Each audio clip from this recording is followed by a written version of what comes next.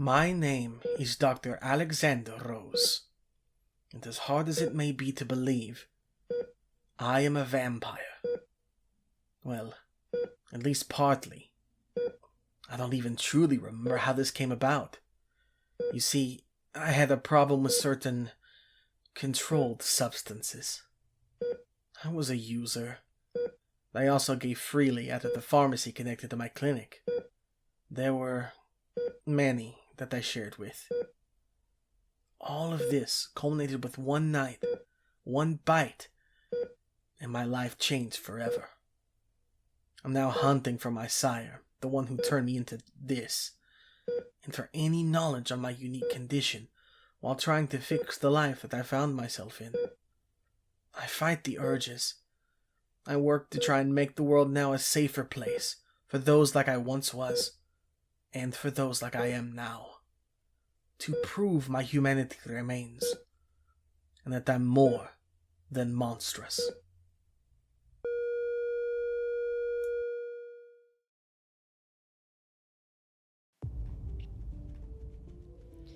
My name is Anne Darelay, and it's lovely to meet you. For the bulk of my career, I've been a dating coach. This has been a bit contentious for my parents, who think that there are more respectable paths for me to take. What's important to me is that I'm helping people. That's not what got me to where I am now. One day, I stood from a nap with a message from an unseen deity looping through my head. The apocalypse is coming, it said, and it is your duty to ensure it comes to pass. Something inside me had woken up. As silly as it sounds, I had powers. A year has passed, and I'm no closer to learning the origin of these powers, or bringing about the end of days at that, but I've still found a way to put them to good use. If you ask politely, I'll still give you tips on flirting with the beautiful stranger at the bar. But if they turn out to be a shapeshifter, then I'll be the one to take them out. I am the head of Apophis, the Egyptian snake god prophesied to swallow the sun and bring about the end of the world. I was summoned from my slumber about 20 years ago by a group who didn't understand the weight of their actions, by a group that failed to acknowledge my power. And so I was split. I should have been risen as a horrifying, monstrous snake, large enough to swallow the sun, but instead I'm just the head of one. As I wondered, contemplating the life I now had before me, this form couldn't bring about the end of days, I began to appreciate the world around me and see what it had to offer. The apocalypse is my destiny, but I'm not sure it's the future I really want. The name's Chuck Duval, though some people might be more familiar with my old work title, The Silencer. You could say I was a hitman. I used to take out anyone for the right price, be it people or monsters. How many people I killed is a secret between me and God. I've been retired for the past couple of years, but things change. Retirement got boring, and I don't have that much time left to waste doing crossword puzzles in between my daily dose of Vicodin. So might as well use it to silence a few deadbeats on my way out. 1 second, folks. Recalibrating the sonic rifle. Almost there. Hot damn! Oh, shit. Oh, I apologize. Let me introduce myself. My name is Theodore Ulysses Franklin. You can call me Teddy. Born in good old San Antonio, Texas, back in 1959. My mama was Mexican, my daddy a cow rancher, and sí, hablo español. After graduating from MIT with various degrees, I delved into some of the fringe sciences. There, I discovered the existence of the supernatural, and I realized my purpose: researching the unexplained and protecting normal folks from the terrors in the dark. My savings went into building old techs, my mobile base of operations, out of the scraps of a 442 Atlantic steam locomotive. Old Tex and I travel across the country, fighting monsters, protecting people, and riding the rails.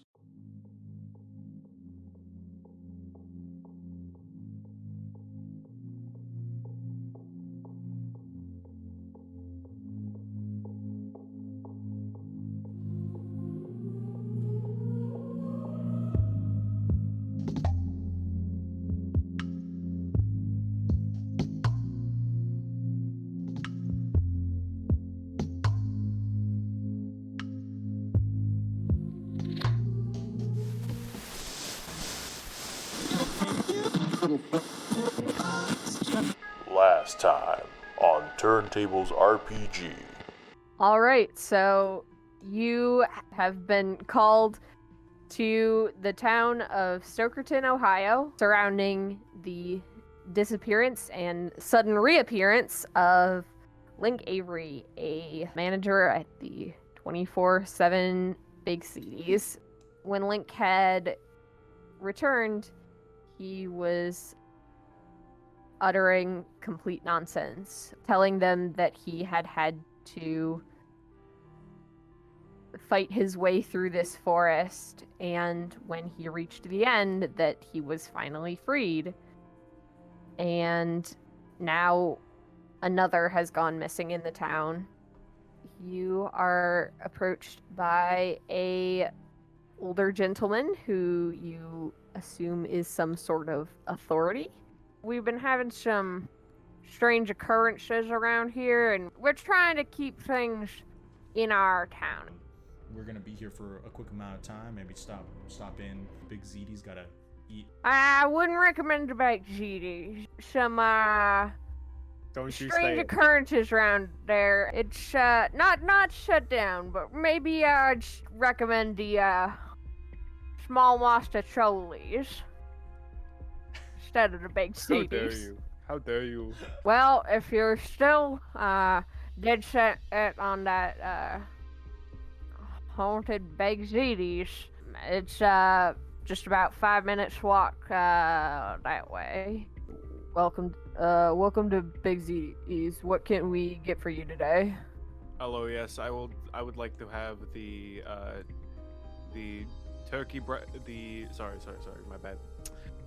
The turkey savory gravy surprise burger, please. The what? Extra guzzard. The cashier gives you your change, and as his coworker peeks out from behind what you can only assume is the kitchen door and ducks back in, the cashier, Simon, says, "Sorry about Link. He's not been the same since, the stuff happened." And I think that she would come right up to Simon and just say, what do you mean he's been weird since Can you tell us a little bit more about that? Simon looks at you and kind of realizes that he hasn't seen you around. Well, I'm assuming you're passing through. Link is the first of now 2 of them who've gone missing late night shifts around 3 a.m. Simon gestures back towards Link. Link kind of looks away and... So, Link, what happened to you? I was doing my job. Guy came in, weird clothes, and he ordered something, I don't remember, just water, I think, and asked for my name. I assumed to file some sort of complaint, I don't know. As I was walking back, I walked into this forest. I remember feeling strange and really hungry, but something in me told me not to eat anything. It was like I was in a video game, but I was the character, and everything was in 3D, and actually attacking me, and I was getting hurt and stuff. But once I made it through the forest, there was some sort of what I guess I would describe as a boss fight, but I don't remember any of it. And then I woke up a couple days later back here. Simon was mentioning that you're the first one to come back. I mean, yeah, I'm the first one to come back, but doesn't matter. I mean, I don't know. There's been the building we're currently located in, and it kind of gestures around uncaringly. It used to be a gas station, but people went missing. No one visited the gas station. That was nearly 8 years ago, something like that. Yeah, supposedly 2 people went missing, one right after another. I'm a little worried about Sora, who disappeared. She's the other manager. You get a text from your superiors saying you cannot end the cycle. I think Anne would turn to Link, write down her phone number on a piece of paper, give it to him, and say, hey, if you think of anything else you need us to know, give me a call. So I think Teddy would probably go back around the counter and take out a test tube and just scrape up some of that like mushroom gunk and flatten it down on between 2 petri dishes and kind of like look at it underneath a microscope to see if there's anything different from a normal cellular structure of a mushroom.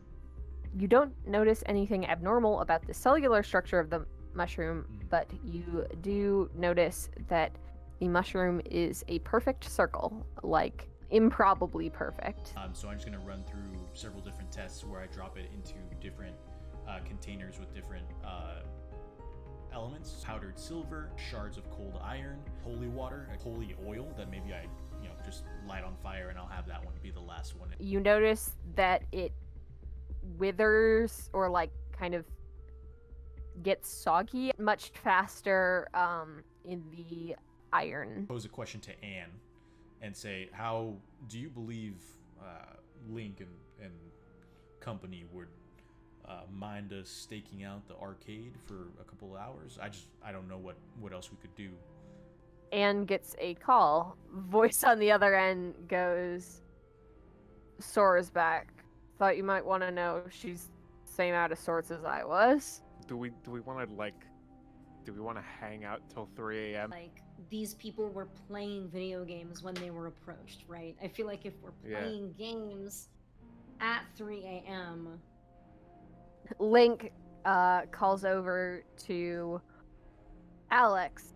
Hey, Dr. Man, I think Sora's having some issues. I really need your help. So I guess Chuck's gonna go on the hunt, but not in a kill way, but I'm trying to nicely hunt her down, Teddy will also go with Chuck.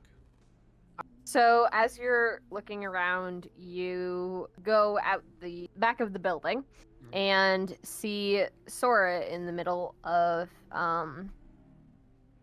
the parking lot, just standing there. Oh, good. My name is Theodore Ulysses Franklin. Can I get you anything from inside? With that, you hear the church bell in the distance ring 3 times, and the big ZDs, like the little entrance bell, jingle, and you see a tall woman with brown hair walk in. Can I have your name? My name, and he just takes a deep breath and just says, he's Alexander Rose. And I'm Anne Darrelay. It's nice to meet you. I'm gonna write down a note on a napkin and leave it. What's the note? The note is going to say, someone came through the door, pretended to be an employee, and gave bread roll.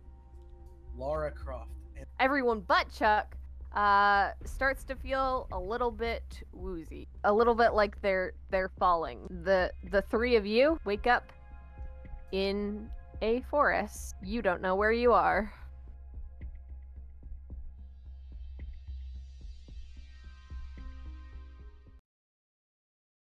It's like, I don't know, you've been tensed up and you didn't. And we Hello. are Yeah, you just have to live. release Oh, hey, it. how's it going? Hello! Oh, hello. I didn't see you there. Welcome back, everyone. Mars. We always do this. Candid Welcome- or planned? Definitely planned. Never. Welcome back to Turntables RPG. We're back. That's what I just said. But we have announcements. First of all, again, as always, thank you to Patrick Costa at PC Inc. _ on pretty much wherever you can find him. I know Instagram and Twitter for sure, for our wonderful artwork. My camera is flipped and I forgot about it. For our wonderful artwork. I don't know if he's still taking commissions. I think he is, but great for commissioning and just wonderful art. So I really recommend, even if you aren't in need of a commission, just following to check out their work. We also have an announcement from Dustin. Oh, also follow us on Twitter and stuff at Turntables RPG. I knew I was forgetting something. Yes, always, please, social media. Anyways, hi everybody, it's me, I'm talking now. And I have an announcement for something that I'm involved in, and have been involved in for a few years now. And that is something called Zeldathon. Zeldathon is a biannual event, so it happens twice each year, once in the summer and once around this time of year. The next one is on December the 27th at 4 p.m. Eastern Time at zeldathon.net. Now, what is Zeldathon? I can hear you asking, but not literally, because we're on like opposite sides of the internet and you're not in this voice call. What is it? Anyways, thank you, Chris, for voicing the question that's burning on everyone's mind. Zeldathon is a charity video game stream. Normally, we gather all of us together as a Zeldathon team into one place, and we play through every single Zelda game. At least we did until we started running out of time. But for 6 days straight, we play video games, and that's 24/7. So that's all the time. Due to pandemic issues going on, obviously we're not able to meet up in person. And so this year we're doing something called Zeldathon Side Quest, where we are actually all playing our own games that we want to play. Again, still on Zeldathon.net, we are going to be raising money for Charity Water this time, which assists in making sure that places that don't normally have good, clean drinking water, they help them to build wells, to get irrigation systems going, things like that.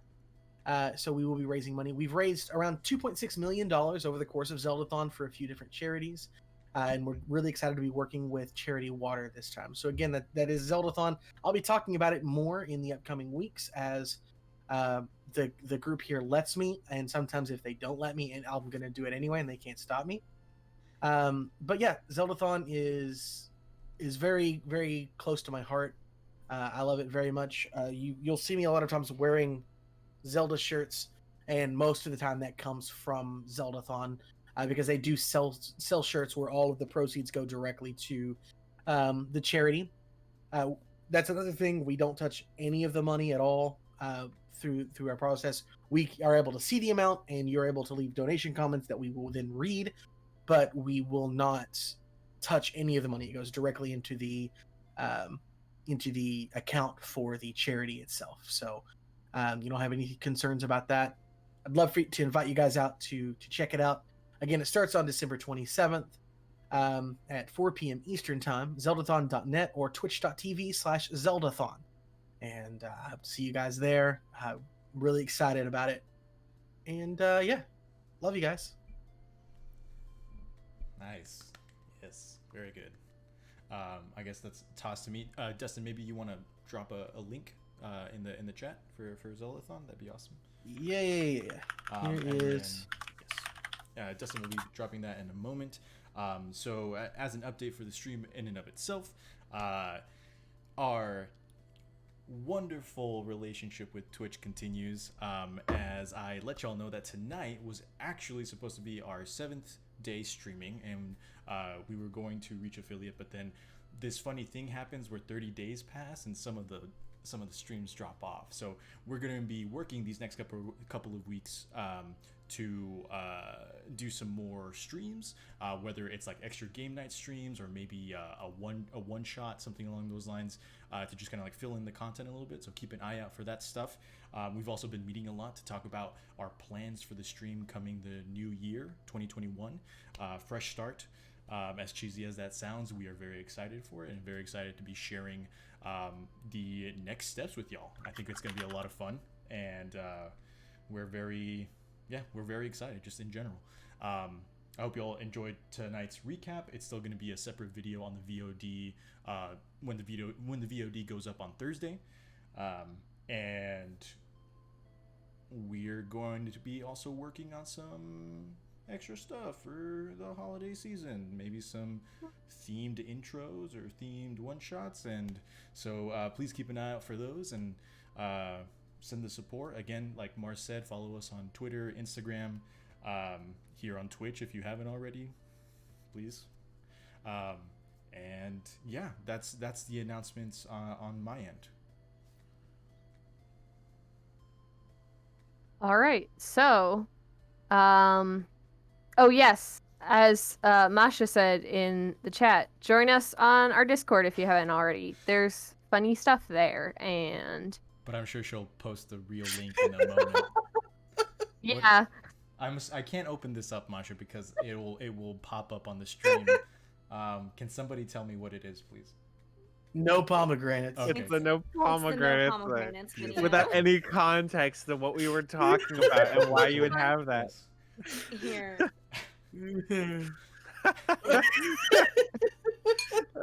Is Masha trying to rickroll me?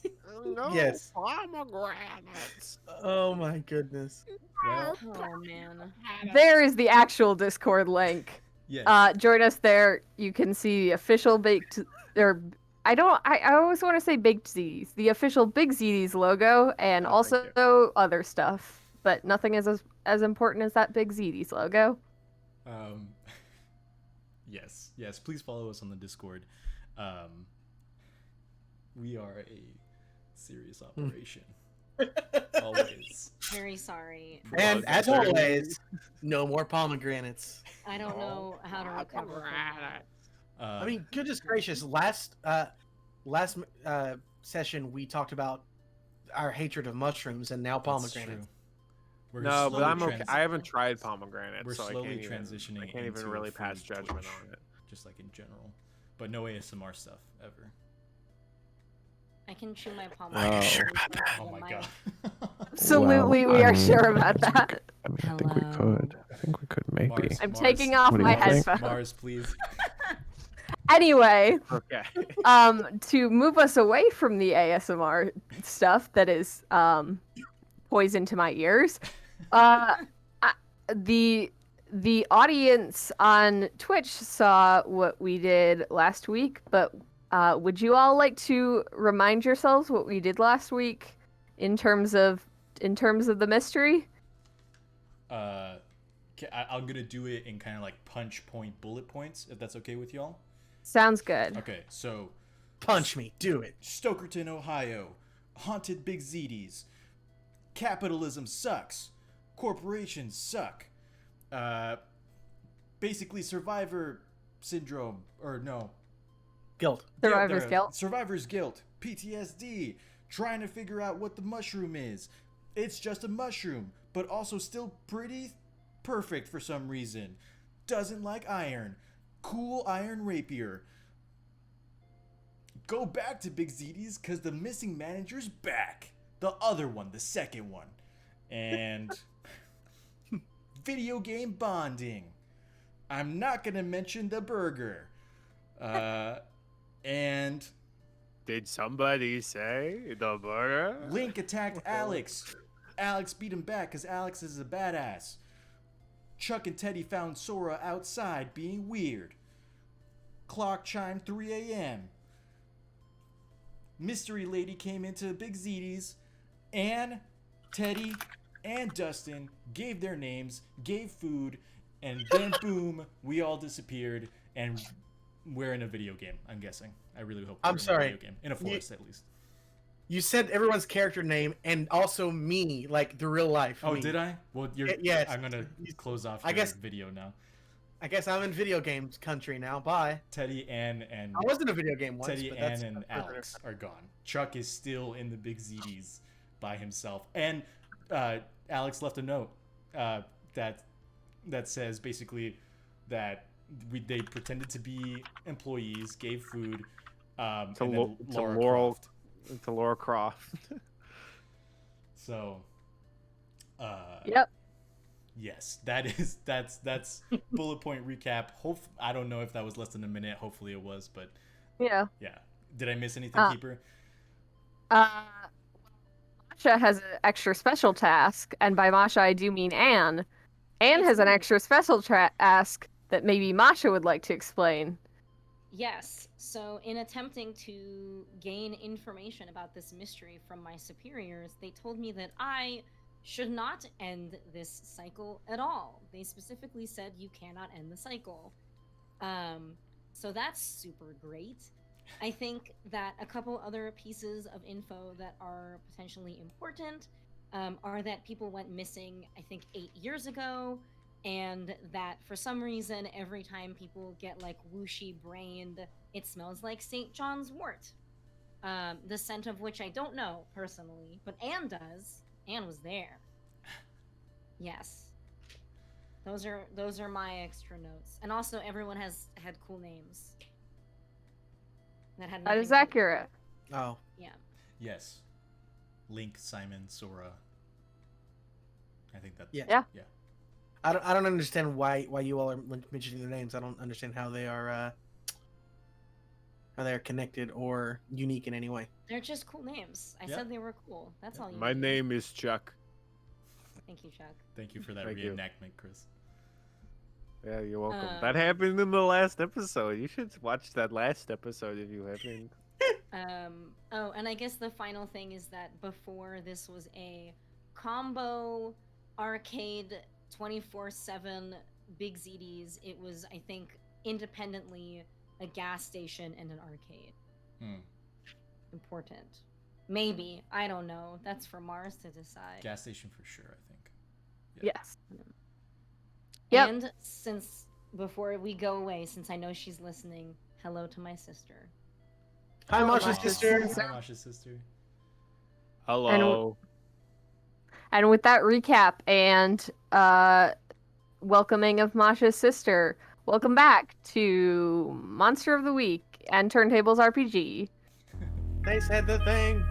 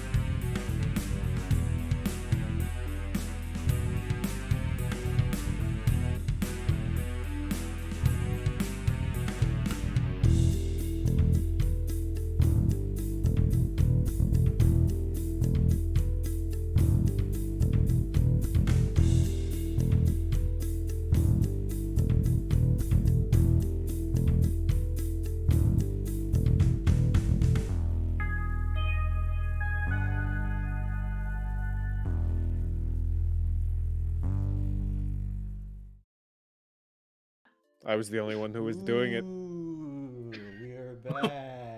And Mars is frozen. Mars is frozen. Oh We have everything together. Okay, guys, so now this is my game. Let's do this. What an expert time, because Chuck is now technically out of the story.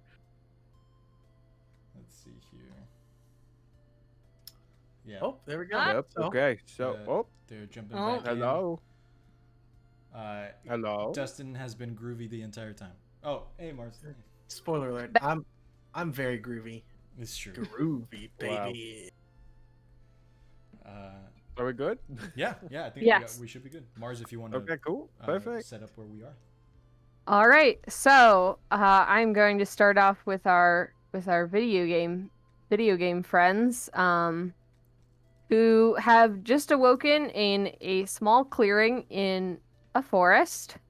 There is paths to your front. There's a straight path, and then a left path, and a right path, and you know that you are not anywhere near that big ZDs, and it is it's about midday, which is a stark contrast to the middle of the night that you just left. The Witcher. What are you gonna do? We're in separate locations, correct? Oh,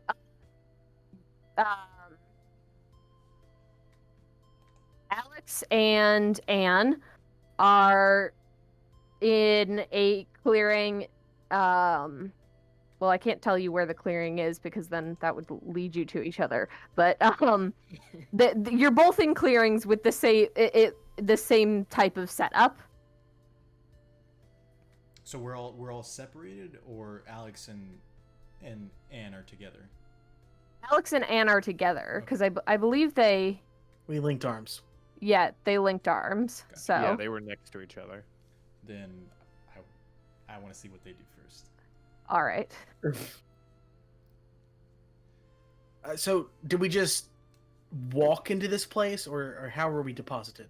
You are deposited as if you had sort of like one of those moving walkways, I guess. If that's like if you're walking on a moving walkway, so you were walking with Anne, and it feels like you have traveled a much farther distance than you have actually walked. But you haven't fallen down or anything. It was just like you were in one place and now you've suddenly traveled a great distance and are in a completely other place. Well, that was weird, right? Yeah. I take it you have a better idea of where we are than I do. A forest? I don't know why you would think that. How's your flying work here? I don't know. With that, I would like to try to angel wings by myself. Yes. Good idea. I would probably try to angel wings to Teddy. Okay. You don't have to roll for that, so you angel wings and you pop over to Teddy. Teddy. Hi, Anne. Teddy? You're here too, or did you come from the other side? Other side. No, I'm here too, and Alex is here. Where's Chuck? Afraid he didn't catch a train. So he's... Oh no, he's by himself? Yeah. By himself in a big ZDs? He did give his name, he just said he was Chuck. He didn't say his last name, so I think that's probably why he stayed behind. Well, let me see if I can get to him, I guess. That'd be And great. I think that Anne would try to angel wings to Chuck. Surprise, you can't do it. You it's almost like you encounter static, if that makes any sense. You try and angel wings, and I imagine you kind of pop out of existence and then it kind of buzz around, I guess, in the ethereal plane or wherever you go to, and you cannot seem to form that link with Chuck, and you pop right back in front of Teddy. Did you see him? No. Well, the good news is I can pop around this place, but I can't get back out of wherever we are. That is good news. So... Do you feel like taking me with you? It's okay if not. I don't mind finding my own way. Maybe I could put a tracker on you and just find you my own way if you don't really want to play with the angel wings today. How much faith do I have in my rolls today? I'm using someone else's dice, so we'll see. What's the worst that could happen? What is the worst that could happen? Well, that's up to Mars, isn't it? Yeah, I think, you know what? You know what, Teddy? I think, why don't we explore around a little bit? I'm gonna pop back over to Alex, and I'm gonna see if maybe we can just find each other the good old-fashioned way. Can I put that tracker on you? Sure. Do you just have one? Teddy's gonna like open up his overcoat and check his pockets. Does he still have like all the items that he had, like all the little doodads and like things inside of his overcoat that he had in the real world? Yep, everything that was on your person, you still have. Okay, then yes. Can I use weird science to create a small tracking device, and like maybe like a small little responder to kind of like just very crudely, like in whatever direction they are at, it'll beep and I can just follow, essentially. You can try. Okay, perfect. So that's plus weird. Okay, first roll of the night. 4 plus 3, 7 plus 2, 9. So on a 7 to 9, I get to pick a requirement, and you get to pick a requirement for what will make this weird science happen. And so the different requirements are: it needs a rare and or weird material, it won't be very reliable, it requires huge amounts of power or fuel, it will take a long time to get it working, it won't work exactly as intended, you'll need help beyond the hunters on your team to finish it. Why don't you pick your requirement first? Sure, I will go with it won't be very reliable. Of course it won't. Stole my requirement. I am going to give you that. It is going to take a while to get working. So either Anne will have to stay away from Alex for a minute, or let Alex know, but it will take a while to get working. That's okay. I will finish it up. And they're just essentially like they're very crude because they don't have casings on me, so it's just pretty much like a little red dot attached to a microchip, kind of like very quickly bolted together and wires fastened and things of that nature. And I hand it to Anne. I say, just pop it in your pocket, and maybe in like a bit of time, I'll get to you. Sounds to me. Otherwise, you're welcome. If y'all get into trouble, you're welcome to pop Alex my way. I'm not trying to pick any fights in this forest. I have a feeling we'll be picking a couple fights before we get out of here, but let me go back to him and let him know that you're here too.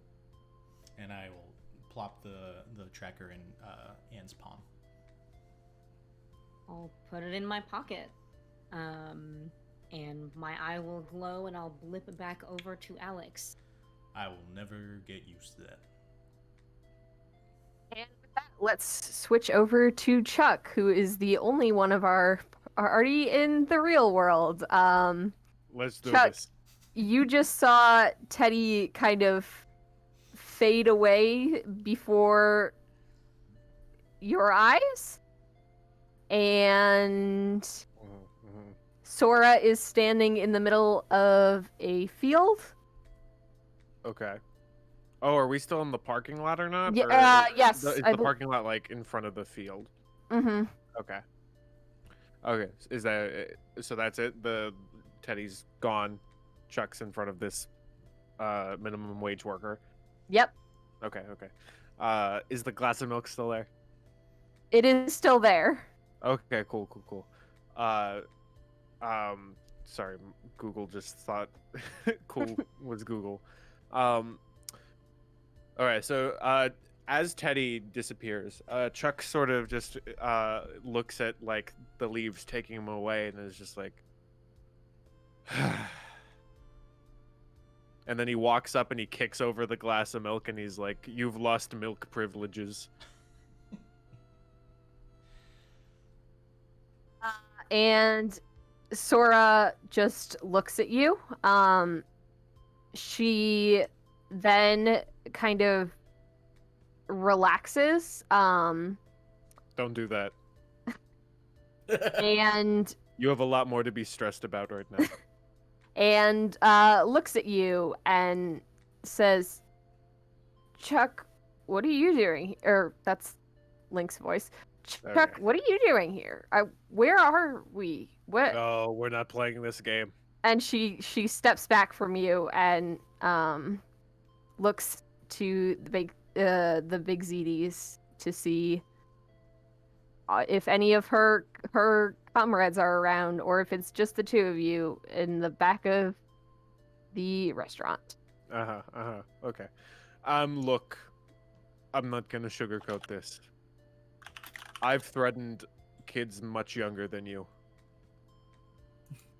I would like to know where you have just sent my friends. I know it's probably the whole like, oh, I don't know what I did. I'm possessed by the monster or whatever, and I'm not having it right now. I swear to God, tell me where my friends are, or there will be problems. Oh, Sora looks at you and goes, "Your friends are missing? I mean, like, yeah, sure. You're the only one here? I don't know, but if I had to guess, I'd probably say a video game." Okay. How effective? Okay, you're completely useless to me. And then he turns around and he walks back to the restaurant. And, does care. oh. Oh no, What was I was just saying he does care. Yeah. Barely. And Sora kind of looks around and follows you because she doesn't want to be standing in the middle of this field. Chuck is just muttering like, I didn't sign up to be a frickin' babysitter.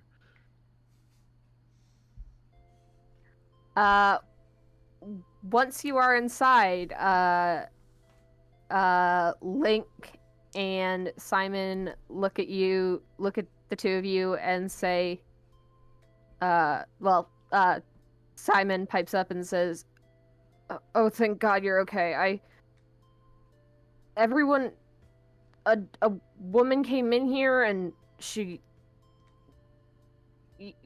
well, I can assume you guys know the rest. Where's Teddy?" It's always where's Teddy. Anyway, Chuck like takes off his coat and like kind of stretches a bit, and then like pulls out his pistol, and is just like, okay, here's how this is gonna go. You've been dealing with the group of happy losers that I somewhat care about. Now you're going to be dealing with the silencer. So, let's get to work. You're gonna all start remembering what's going on here or why you did what you've done, because I'm blaming all of you. You're all culprits, and I hate you all immensely. In my mind, you are just as fault as whatever's doing this. So, let's work this out, young people. You tell me what's going on, and that will decide how the next hour goes for you. And the three young adults look at you and then Children. look away and say, and Link, who appears to be kind of the head Leader. Sure, the yeah, you're leader a of leader, this group kid. around here, says,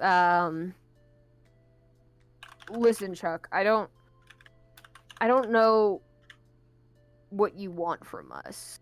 I think I already explained. Well, except for Simon, we've all been taken as well. I don't know how to get back. I don't know how to get back there or how I got there in the first place. I thought it had to do with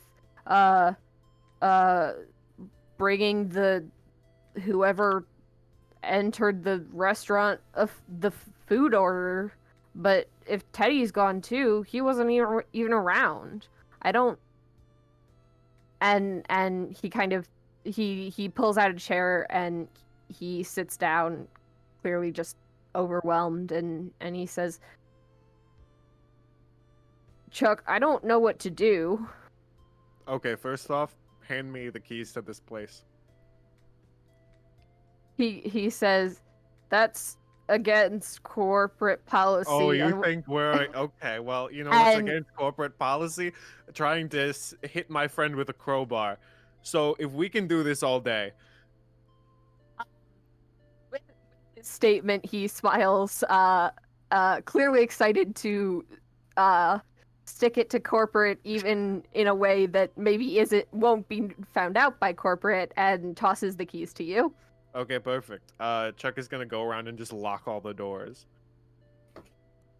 All right. No one's leaving. And Simon looks at you and says, "Man, I have to get home. I've got class." Don't we all? Don't we all? You know, I has to get home, my friends. So let's take our priorities here. And he like turns over the open sign to close. And Simon just sits down and shuts up.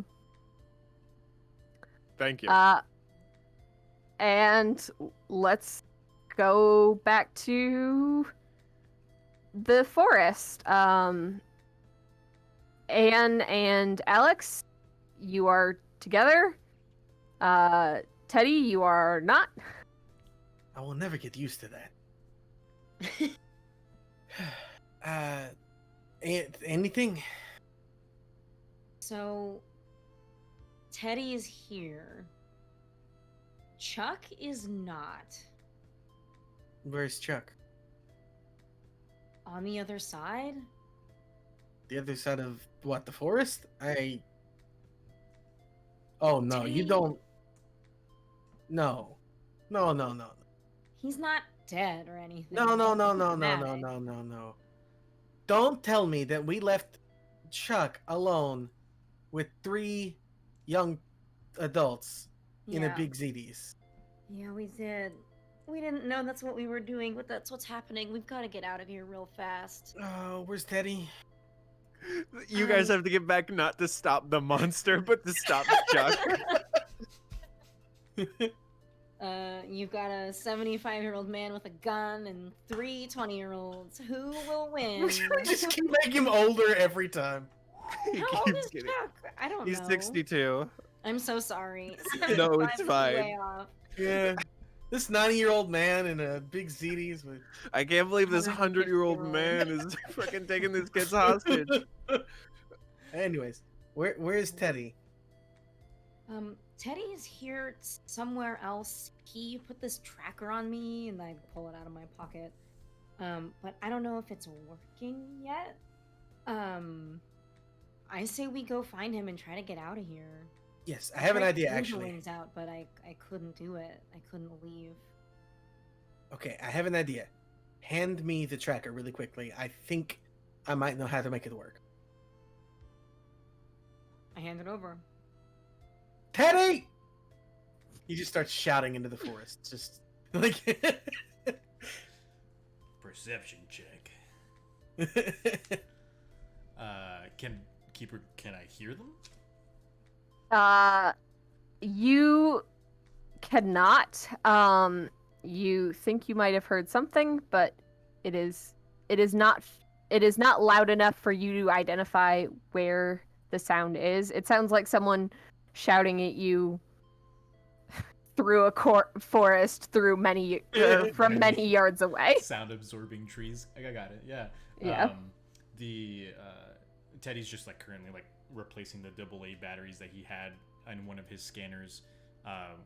He has like an entire pocket that's just filled with different types of batteries, and he's just kind of like combing through them, trying to find another AA battery to like pop in there. Mm-hmm. But I do not respond to Alex. Do our cell phones work here? You can try. I mean, Alex will pull his out and look. It does not work. You attempt to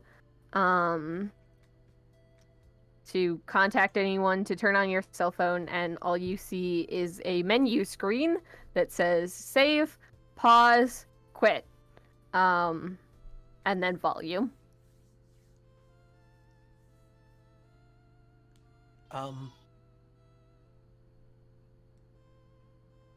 No, like, outfit customization options or.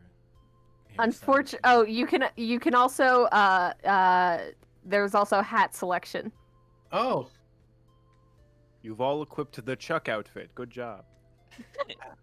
It adds -1 to charisma. that is.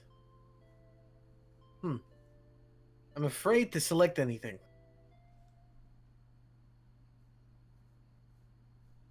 Happy with how I look, at least right now, so that'll be on you. I meant any of the other options, and Oh, like pause? yeah, like pause what? And what does quit do? If I select quit, do I leave?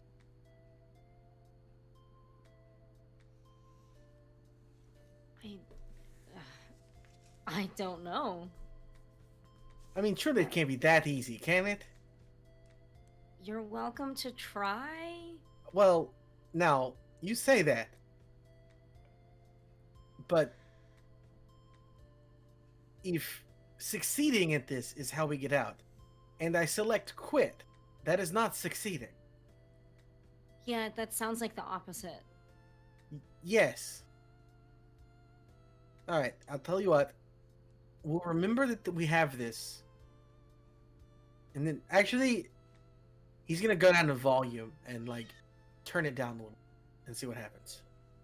And the rustling of the wind and the chirping of the birds and the various forest sounds all become quieter, and I guess you haven't talked yet. No, but he's going to. He's like, did it do anything?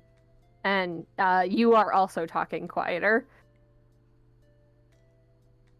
Is it just me or is it Anne as well? It's Anne as well. It's everything around you. Okay. Well, this would be useful with Chuck here. Super weird. Yeah, if only Chuck were here. That's the first time that's ever been said. This would be useful if Chuck was here. He's gonna turn the volume back to normal. And everything goes back to normal. The birds are louder. You are louder. I would like to do something that none of the three of us have done yet, which is look around and try to figure out what I can gain from where we are. All right. With my +0 sharp. Yeah, enjoy your investigative mystery. Yeah. Would it be investigative mystery or read a bad situation? Oh, good question. I'm gonna go with investigative mystery on this one. Okay. Oh, okay. Why am I the one saying this? Why is this? This is the rule of RPGs. The person with the worst stat always does that roll. True. Big money. That is a 7. On a 7 to 9, I get to hold 1. Nice. All right.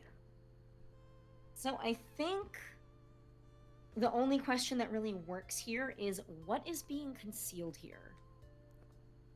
Well, the as you are searching around, you see the 3 paths leading in separate directions, and you also find between some trees you find a little hut, and other than that, that's about all you can see that is being concealed. There's nothing. The world feels real. It does not feel illusory, or at least it is a very convincing illusion. But other than that, that is the only thing that you see that is obviously being concealed. Alex, I found a hut over there. I don't know, like with our settings, I'm kind of scared to touch or do anything here. Well, I mean, if we don't do anything, we're just going to stay here. So we might as well say hi to the locals. You know? That's fair enough. And Alex is going to start approaching the hut that Anne pointed out. All right, so I'm assuming you enter the hut, and He's gonna knock first. Oh, okay. Hang on, he's not rude. All right. The door swings open. I mean, and you don't hear anything inside. Nothing pops out at you. There's no light inside the house. There's like it's not pitch dark or anything. There's just no candles or anything. hello? And from inside, you hear a voice go, "Huh? Is someone here?" Yes. Well, are you a traveler? He looks at Anne, and then shrugs and says, yes. What you out there for? Well, I mean, I feel like entering without permission is rude. So Huh? What? Come on. Yeah, okay. And he looks back at Anne again and then shrugs and moves into the hut. And as you enter the hut, you can see that it is just this man who looks like he is old. He has a long white beard and a red robe, and he has appeared to have just woken up. He was sitting in basically a dining room chair that's kind of worn down, and in front of him is a table with a sword on it.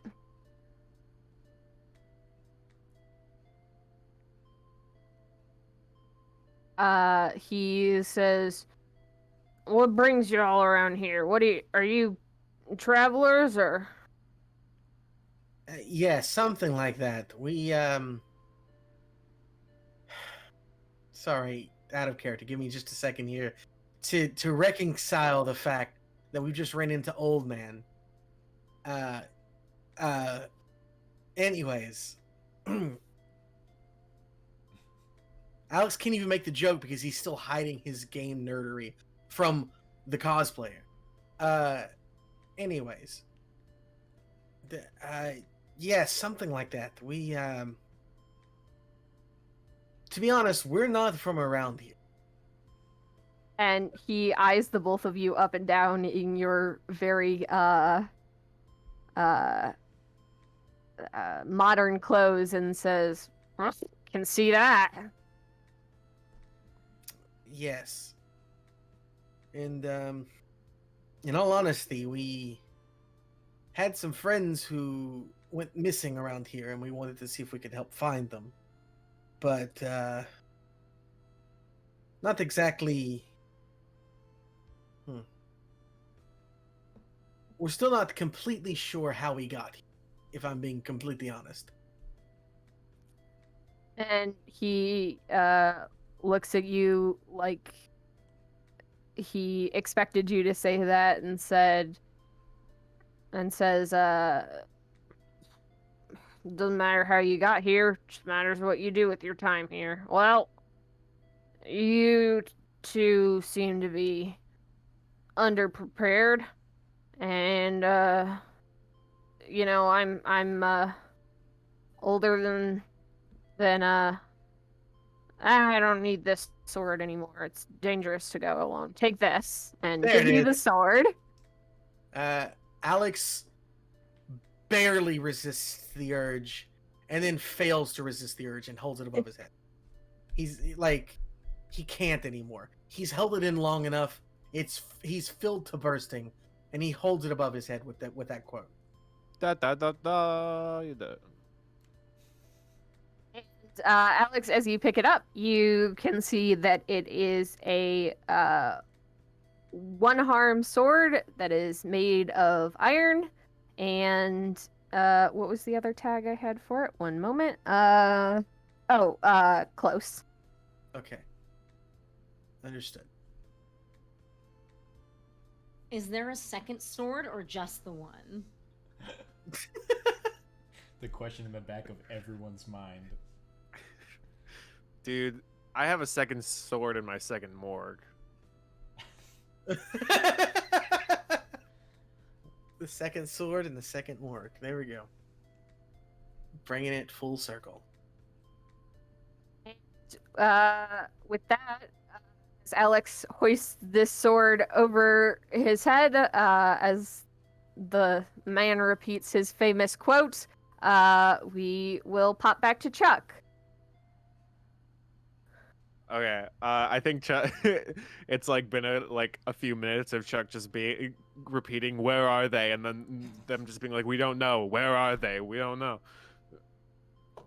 And I think Chuck has like he sighs, and is like, "Okay, so I'm going to assume that you do not have any memories of being creepy." All three of them nod at you, even Simon, who was not creepy. I He know was y- just there. But all three Okay. of them silently just like, Okay. Now, let's put this to a vote. Let's make the democratic process here. Who votes I should destroy every arcade machine in hopes that that will free my friends? none of them raise their hands. Now the democratic process is interesting because you see, this guy is worth at least 270 electoral votes. So it's very sad that that's how that worked. Anyway. Link looks at you and says, Chuck, I get it. Like, you gotta save your friends, but for real, if you destroy those arcade machines, all three of us are so fired, and But you hate your job though, right? So I'm really doing you a favor. Yeah, I might hate my job, but I also enjoy paying rent, and well, I don't enjoy paying rent. I enjoy having a Yeah. place to live and food, so In I would all prefer... honesty, take it from a homeless man. It's not really that. It's not really all that's cracked up to be. I mostly bunk in my friend's transportation vehicle. So just find a friend who has a train and live there. That's my advice, kids. In this digital world, Teddy's just like, I think it's time they started paying rent. So And they look at you and go, "We're you ever not." read the books, The Boxcar Children? I don't know, might apply. And Link looks at you and says, "Dude, I'm 25. I'm far too old to be a boxcar child." No, but they go around and they solve mysteries. I mean, really, they're only in the boxcar for the first book.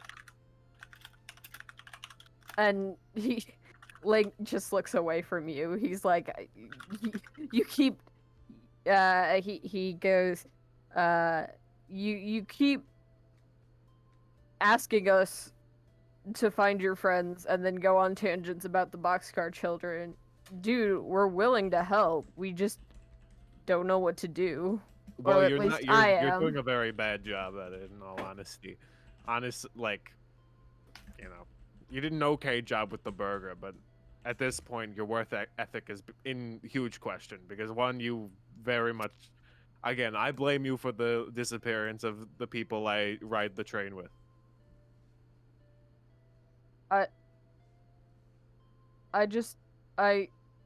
And they all kind of look away from you, and Sora, except for Sora, who pipes up and goes, "Dude, we just don't know what to do. You're clearly more versed in this than we are. That's why I was throwing out ideas. I wanted to see what your opinion was, specifically the idea of destroying every arcade machine. Well, we said that that's a bad idea. Do you have any other suggestions?" Well, I'd rather not wait for another rando dressed up in a weird costume to come in here and try, and then I have to give him a glass of water, milk, or bread, and then hope that I get transported to whatever hellscape my friends are in. I'd rather just get them out. I'd like to avoid being turned into leaves as much as I can. And Sora goes, "Well, let's investigate around, I guess. That woman Okay. had to have gone somewhere." Oh, you want us to? Okay. Here's the plan. You guys will stay here, locked in this room. Maybe if you're lucky and you behave well, maybe you'll get some milk privileges back. But if not, we'll see. So you stay here. I'm gonna go investigate and do, I guess, as my weird southern friend would say, my job. Was there an accent on that? Barely.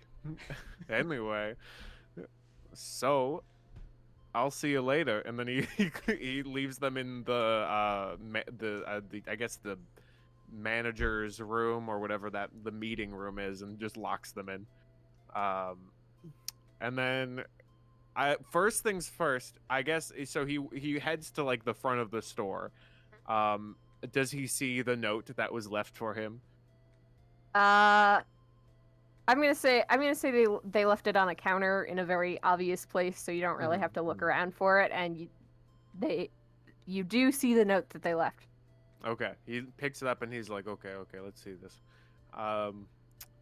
Okay, I was an English major. So the gave person food, Laura Croft. Okay, I don't. Is there like a yellow pages here? There is a payphone with a phone book. Okay. This is it. This is my moment. I will now master you, technology. And then he goes to the book, and he looks up Laura Croft. You as you are reading down the list of names, you see oh, I have to think of random names suddenly. You read through the names, but the closest you find is Lehman Crunt. No. This Lehman Crunt might have the answers, but I don't have time. And he closes the book and he throws it to the side. He very much does not care about the Big ZD. He's now that now he has to work in it. And so I think he goes in, and before he's gonna go, I think he's gonna first unlock the front door and peek outside and see if the lady is still there. He assumes she's gone. There is no lady around. There is no car or evidence of. I'm reading chat who just keeps saying Lehman Crunt. Not my best moment of improvisation, but I'm I'm gonna make a mundane character. Comes named around. Lemon Crunch. There's no woman around. You do not see anyone outside. Okay, he closes the door and locks it. I think first things first, I think I want to I think I'm just going to investigate a mystery just in the main room first. If All that right. is okay. Mhm. So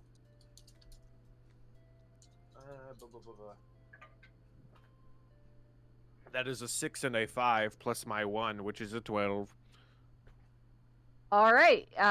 So you get to hold 2, and I'm just for sake of having you find stuff, I'm going to say that you're looking around the front and like the front of the store as well. Okay. Okay, so first I'm going to see I want to ask what sort of creature is it?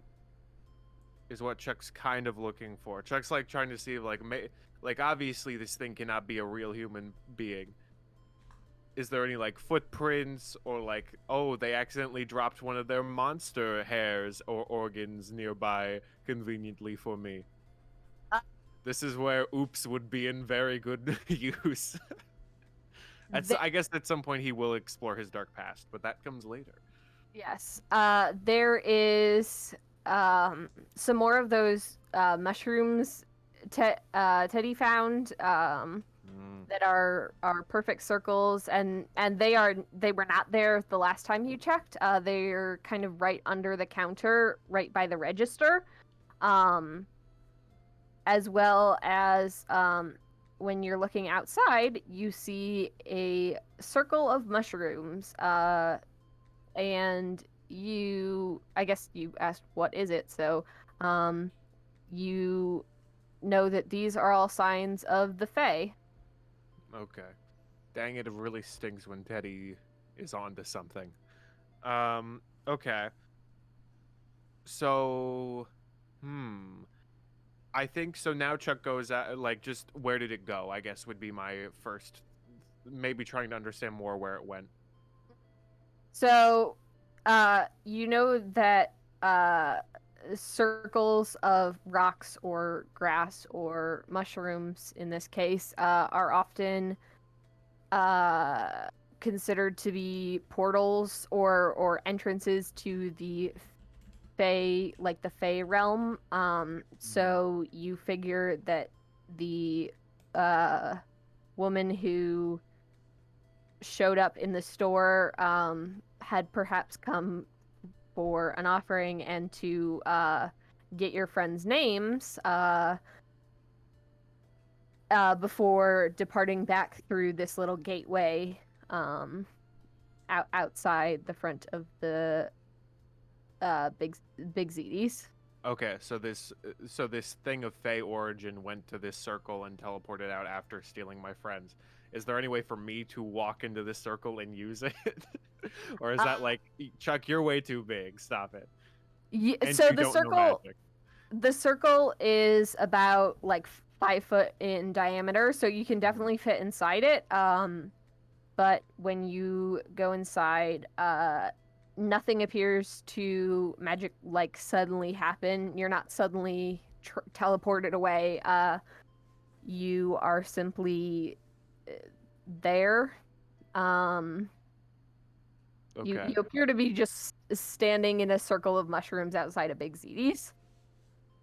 Not the weirdest thing I've ever done, but also doesn't seem very effective. I think Chuck. Yeah, okay. I think Chuck. I don't know. I feel like there's a couple things I could do. Chuck, here, you can go to other people while I'm thinking this over. All right, sounds good.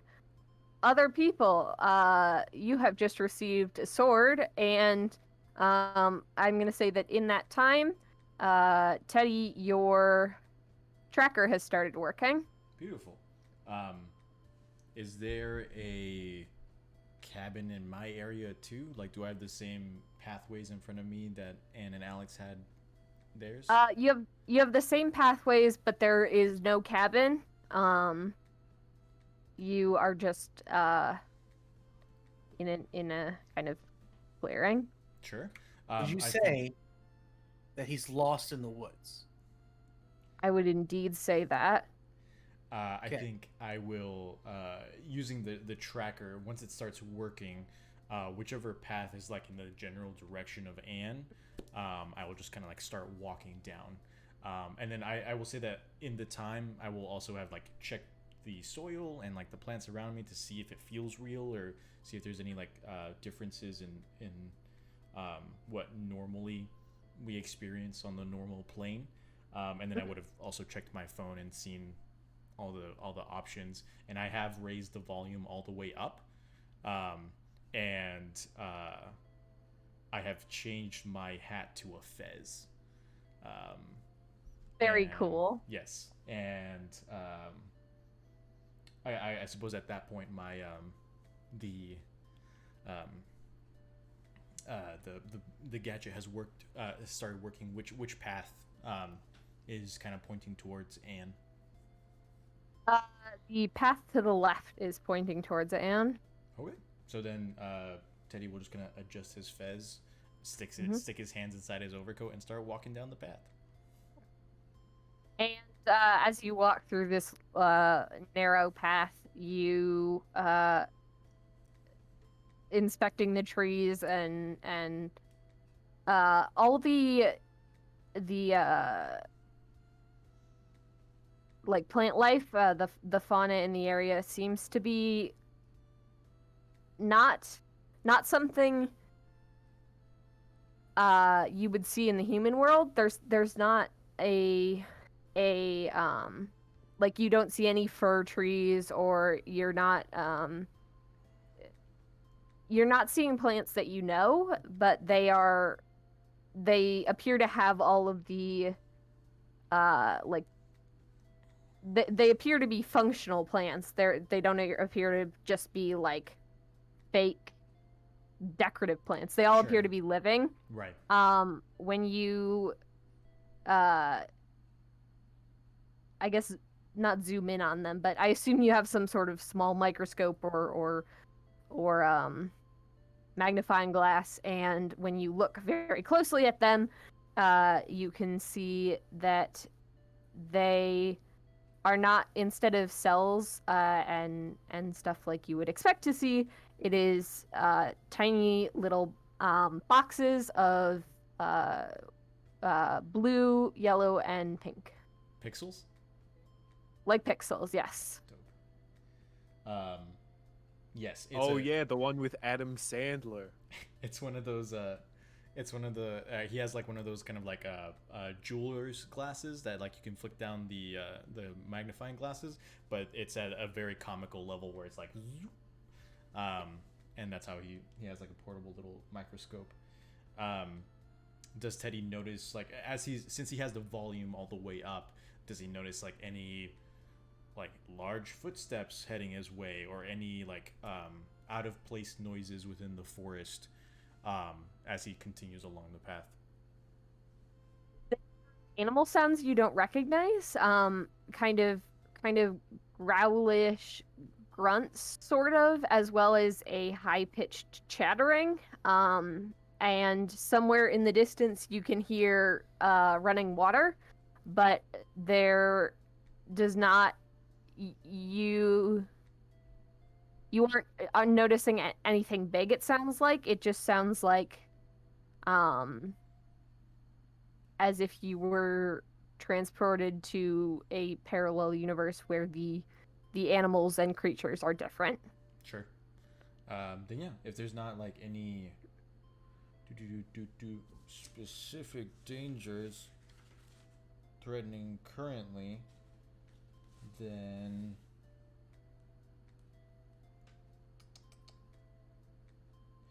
I think Teddy will try and investigate a mystery if possible while examining the plant life, the soil, and just the surroundings in general, if possible.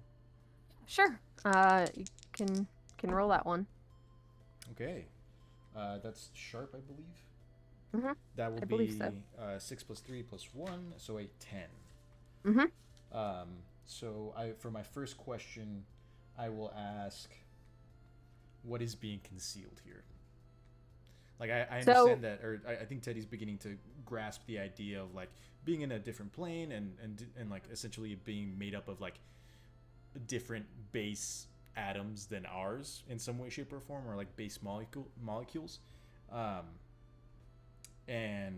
But I guess what he's trying to figure out is maybe if there's like any back doors or like a glitch that he can abuse, I suppose. There it does not appear to be any sort of hidden glitches or exploits or anything that you have found as of yet. I don't know why I said as of yet. There's no glitches. There's no. This appears to be a very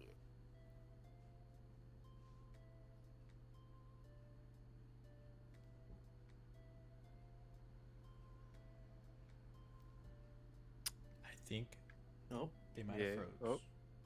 again. Apologies, Oh. everyone. I'm sure we'll jump back in just a Glitches. second. Just for the game, not for us. But in the meantime, I'm pretty sure, and I want to make sure I get this right, but this amazing music, we forgot to mention it in the beginning, You bet. is by Mars's friend Martian Boy on SoundCloud. So please go check him out and check out his music, because these beats are very cool and chill. I'm old and even I think this is kind of cool. Got the Chuck. someone Palahniuk say these tunes are lit. Some Yeah, lit. Okay, where's my check?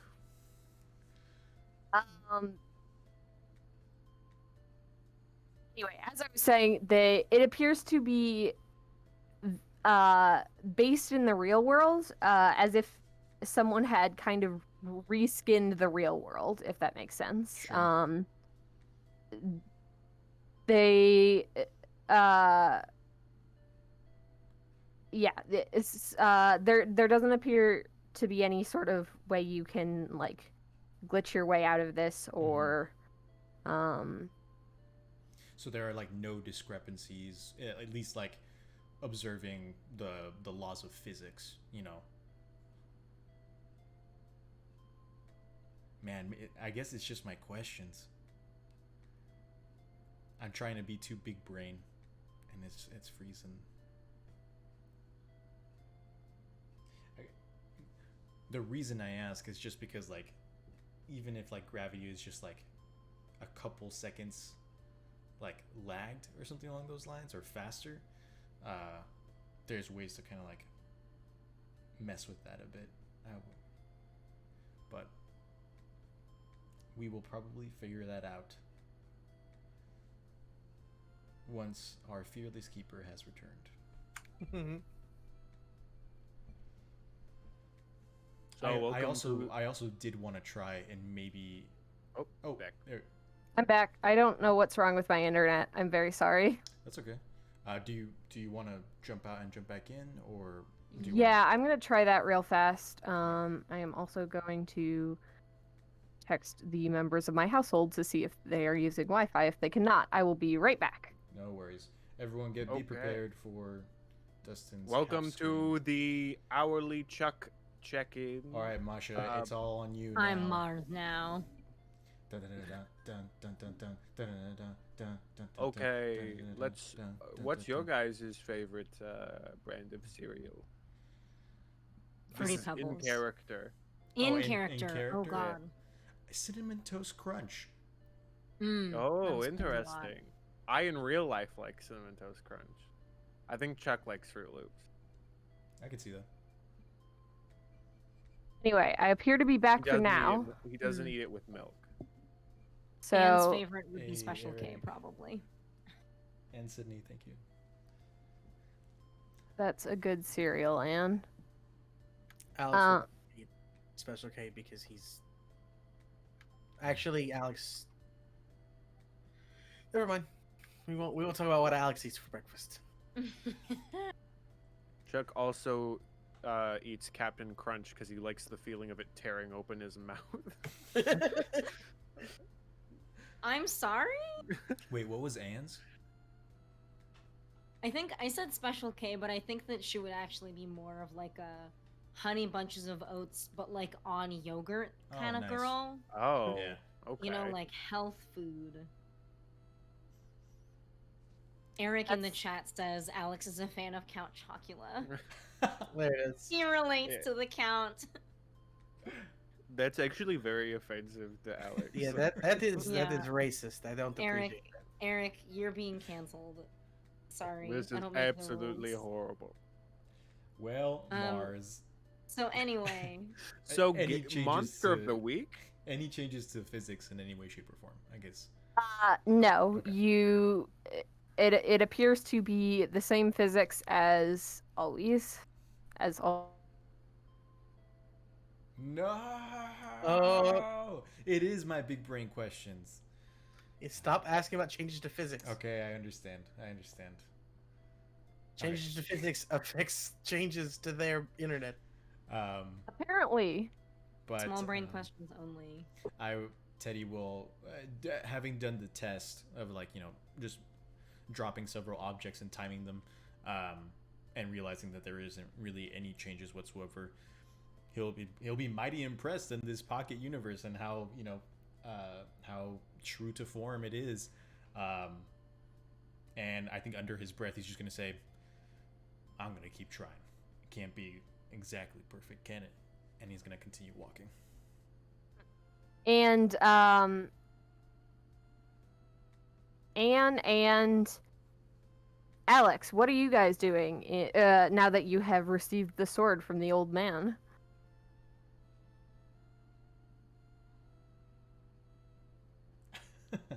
You've become Kirby.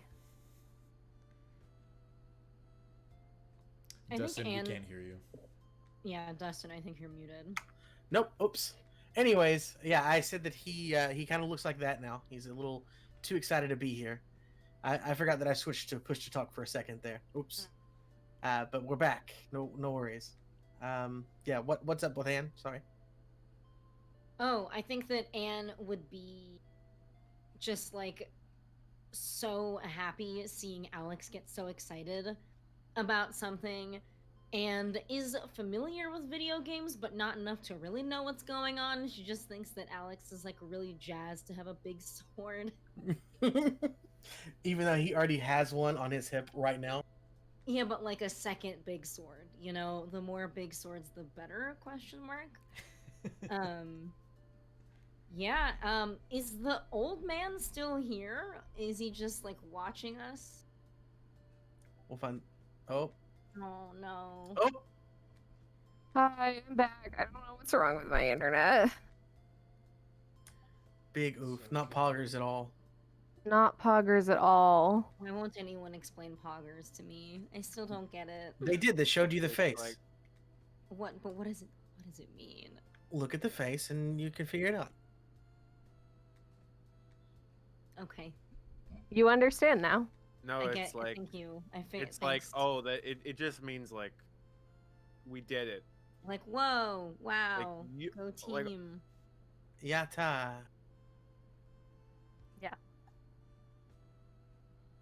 Um, So my question, I guess, before you may not have heard it was: is the old man still there, or is it just Alex and I in the hut now? the old man is there, but he has fallen back asleep. Awkward. In Okay. his chair? Yes, in his chair.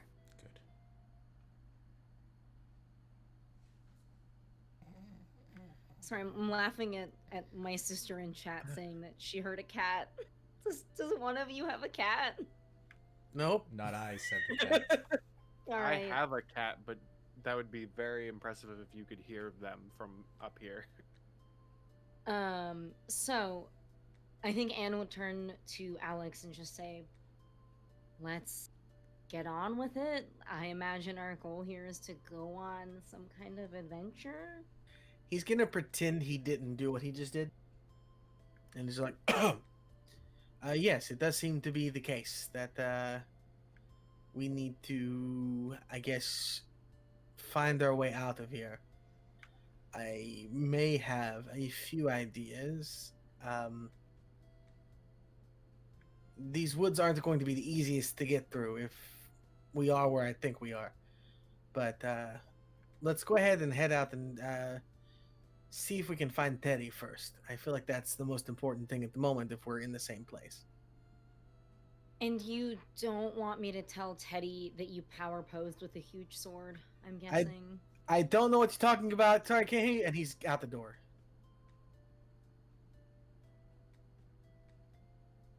I think Mars is frozen again. It's okay. Were y'all wanting to continue to RP, or did you want to hop over to Teddy? I mean, So Chucky's, hanging out. Maybe he every now and then the minimum wage workers say something stupid and he like is just like, no, stop. Shut up. So you're um, you're still holding them hostage, essentially. Yes, I am still holding them hostage. Oh, I appear to be back. Yes. If it is okay with y'all, would we mind taking our break a little bit early so that I can go fix my internet? If it's too early, that's fine, and I can hold out until then. Sure. I just appear to be pausing every 30 seconds, and I don't know why, so I'm gonna check my router and stuff. Yeah, absolutely. Chat, audience, just so you all know, it'll be about 15 minutes away from now, so feel free to kind of jump back onto the stream around 8:30, and around that time we'll come back, and hopefully we can figure stuff out. Yes. Sorry about the very early break, but it is better than having to re-explain things every 30 seconds because I missed them. That is very fair. But we'll see y'all in about 15 minutes, so get some snacks. We'll see you soon. Hasta la vista. My name is Dr. Alexander Rose, and as hard as it may be to believe, I am a vampire. Well, at least partly. I don't even truly remember how this came about. You see, I had a problem with certain controlled substances. I was a user. I also gave freely out at the pharmacy connected to my clinic. There were many that I shared with. All of this culminated with one night, one bite, and my life changed forever. I'm now hunting for my sire, the one who turned me into this, and for any knowledge on my unique condition, while trying to fix the life that I found myself in. I fight the urges. I work to try and make the world now a safer place for those like I once was, and for those like I am now. To prove my humanity remains, and that I'm more than monstrous.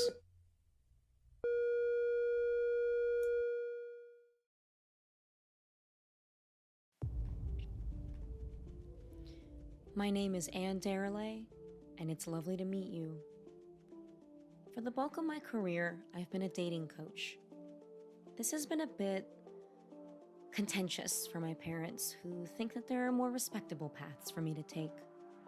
What's important to me is that I'm helping people. That's not what got me to where I am now. One day, I stirred from a nap with a message from an unseen deity looping through my head. The apocalypse is coming, it said, and it is your duty to ensure it comes to pass. Something inside me had woken up. As silly as it sounds, I had powers. A year has passed, and I'm no closer to learning the origin of these powers, or bringing about the end of days at that, but I've still found a way to put them to good use. If you ask politely, I'll still give you tips on flirting with the beautiful stranger at the bar. But if they turn out to be a shapeshifter, then I'll be the one to take them out. I am the head of Apophis, the Egyptian snake god prophesied to swallow the sun and bring about the end of the world. I was summoned from my slumber about 20 years ago by a group who didn't understand the weight of their actions, by a group that failed to acknowledge my power. And so I was split. I should have been risen as a horrifying, monstrous snake, large enough to swallow the sun, but instead I'm just the head of one. As I wondered, contemplating the life I now had before me, this form couldn't bring about the end of days, I began to appreciate the world around me and see what it had to offer. The apocalypse is my destiny, but I'm not sure it's the future I really want. The name's Chuck Duval, though some people might be more familiar with my old work title, the Silencer. You could say I was a hitman. I used to take out anyone for the right price, be it people or monsters. How many people I killed is a secret between me and God. I've been retired for the past couple of years, but things change. Retirement got boring, and I don't have that much time left to waste doing crossword puzzles in between my daily dose of Vicodin. So might as well use it to silence a few deadbeats on my way out. 1 second, folks. Recalibrating the sonic rifle. Almost there. Hot damn! Oh, shit. Oh, I apologize. Let me introduce myself. My name is Theodore Ulysses Franklin.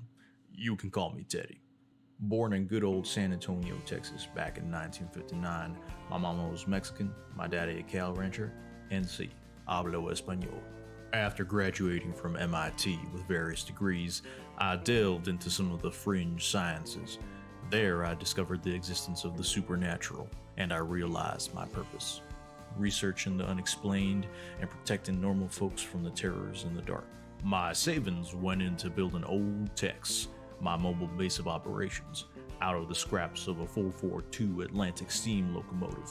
Old Tex and I travel across the country, fighting monsters, protecting people, and riding the rails.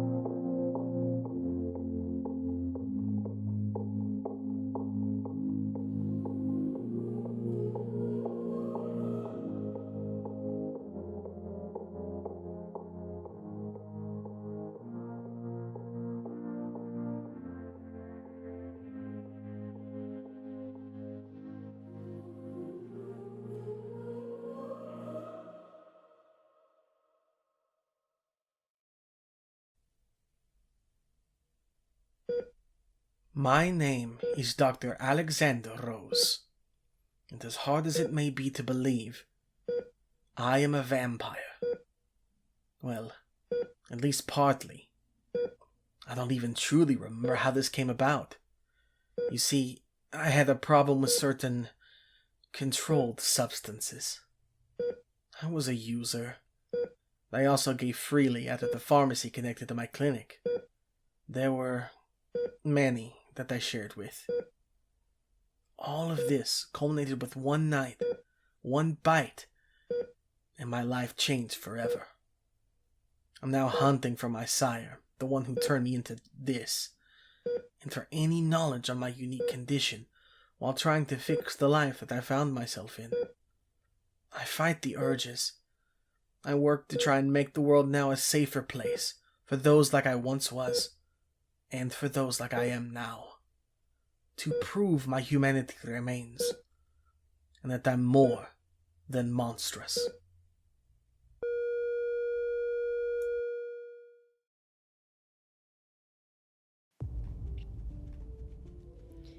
My name is Anne Darelay, and it's lovely to meet you. For the bulk of my career, I've been a dating coach. This has been a bit contentious for my parents, who think that there are more respectable paths for me to take. What's important to me is that I'm helping people. That's not what got me to where I am now. One day, I stood from a nap with a message from an unseen deity looping through my head. The apocalypse is coming, it said, and it is your duty to ensure it comes to pass. Something inside me had woken up. As silly as it sounds, I had powers. A year has passed, and I'm no closer to learning the origin of these powers, or bringing about the end of days at that, but I've still found a way to put them to good use. If you ask politely, I'll still give you tips on flirting with a beautiful stranger at the bar. But if they turn out to be a shapeshifter, then I'll be the one to take them out.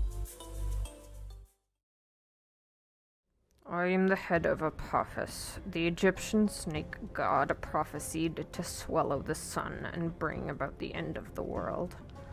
I was summoned from my slumber about 20 years ago by a group who didn't understand the weight of their actions, by a group that failed to acknowledge my power. And so I was split. I should have been risen as a horrifying, monstrous snake, large enough to swallow the sun, but instead I'm just the head of one.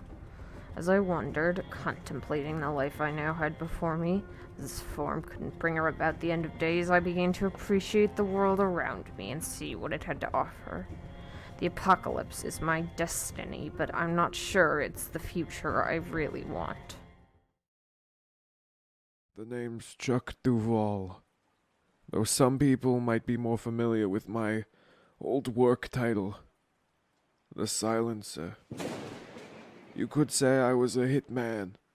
I used to take out anyone for the right price, be it people or monsters. How many people I killed is a secret between me and God. I've been retired for the past couple of years, but things change. Retirement got boring, and I don't have that much time left to waste doing crossword puzzles in between my daily dose of Vicodin. So might as well use it to silence a few deadbeats on my way out. 1 second, folks. Recalibrating the sonic rifle. Almost there. Hot damn! Oh, shit. Oh, I apologize. Let me introduce myself. My name is Theodore Ulysses Franklin. You can call me Teddy. Born in good old San Antonio, Texas, back in 1959. My mama was Mexican, my daddy a cow rancher, and sí, hablo español. After graduating from MIT with various degrees, I delved into some of the fringe sciences. There, I discovered the existence of the supernatural, and I realized my purpose: researching the unexplained and protecting normal folks from the terrors in the dark.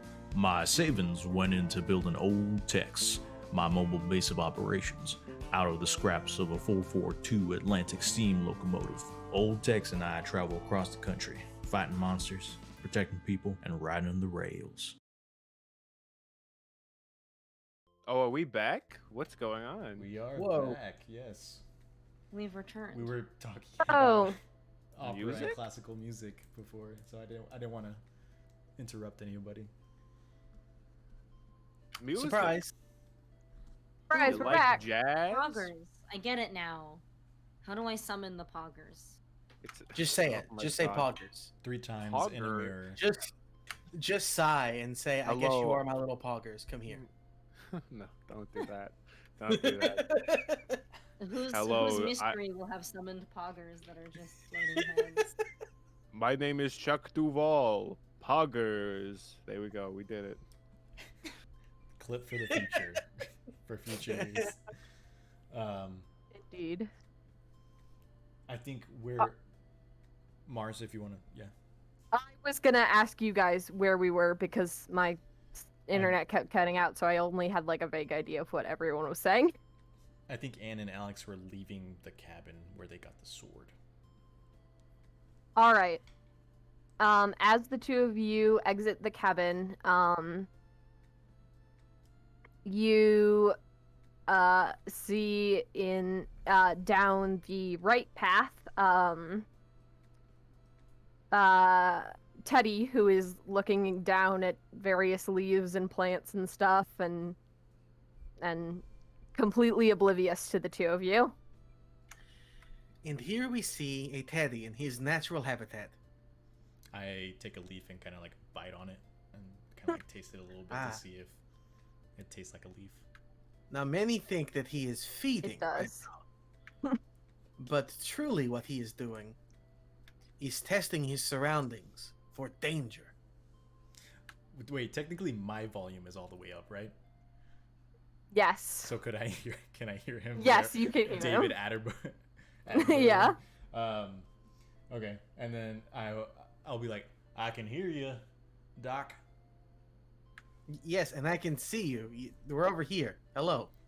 He turns around and sees. Anne me. is like waving and turns to Alex and is like, he really likes dirt. Like, have you noticed? He's always putting dirt into jars and like taking it places. I've got a jar of dirt. I've got a jar of dirt. He keeps it in the same place he keeps the kids' toys. I'm not even gonna touch that one. You're not here. I am in your brain.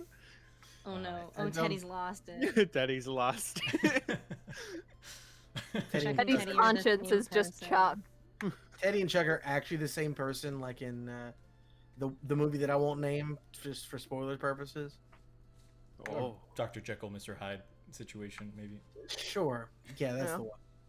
But- We don't talk about the other one. I But- can't even. I don't even know what we're talking about. Me neither. Good. Before we continue the conversation, then let's. Teddy will walk up and will be like, well, other than the power to freeze time and maybe leave this dimension, it's pretty damn similar to the makeup of our world. And how did that leaf taste? The same as a leaf in our world. And what does that taste like? I've never put a leaf in my mouth. You ain't ever had a salad?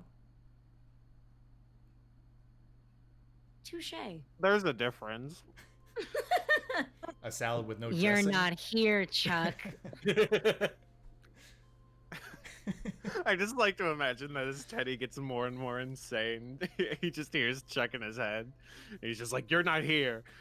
At some point, I would love to see art of like a devil Chuck and like an angel Teddy on Teddy's shoulders.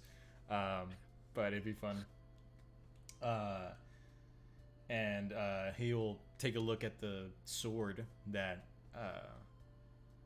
that Alex is now carrying and be like, "Oh, we got a new toy." Yeah, this is Sword 1. And are you planning on giving the rapier to Anne or? I mean, it's a good question. I mean, Anne does have the whip. Yeah, what That's is your right. whip made out of, Anne?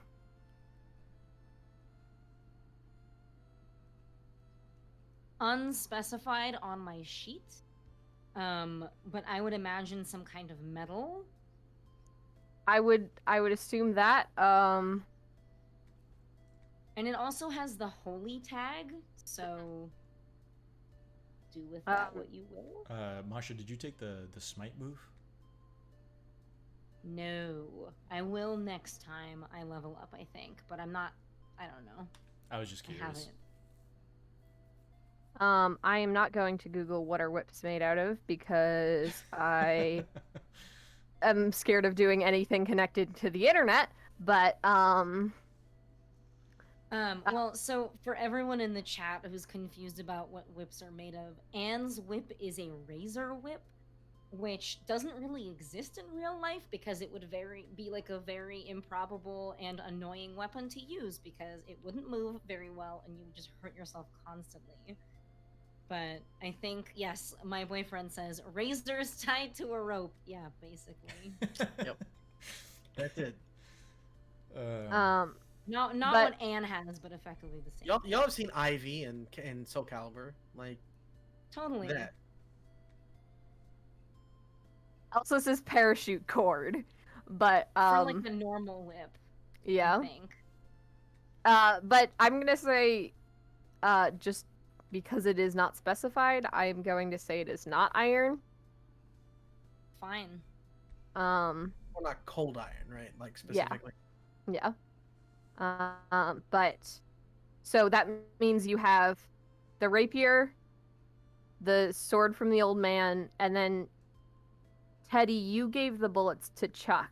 Yes. I did give the bullets to Chuck. So you have two weapons that you know will be effective against the I only offer it up because whatever. I really don't think I should be holding the swords in any way, shape, or form. I'm more of a behind the scenes guy. You mean you're the one with the gun? Well, I mean, I'm not sure. And he like pulls out his revolver, and he's like, I don't think he pulls out just like the normal, bullets, and he's like, I don't think these are going to be really useful, against fairies. Although I guess we could always just say, oh man, I don't even want to say it. But y'all know what I'm talking about. You've seen Peter Pan or read Peter Pan. Anyone? Your parents maybe read it to you? I read it to my girl. If only you guys were English majors. I mean, I watched the movie. What are you talking about? You know, the Do thing. you mean like telling them you don't believe in them anymore? Yes. And then they die? Yeah, that one. I Be mean, careful how you use that, okay?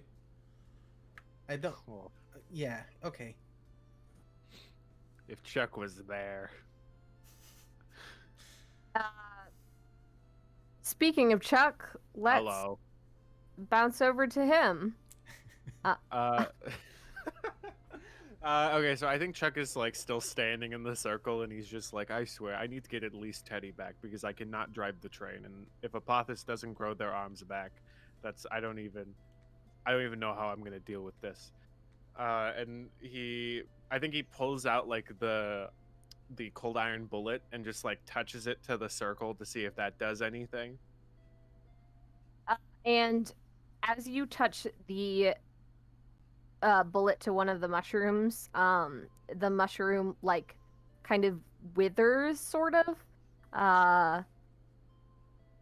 But you don't see any reaction as far as like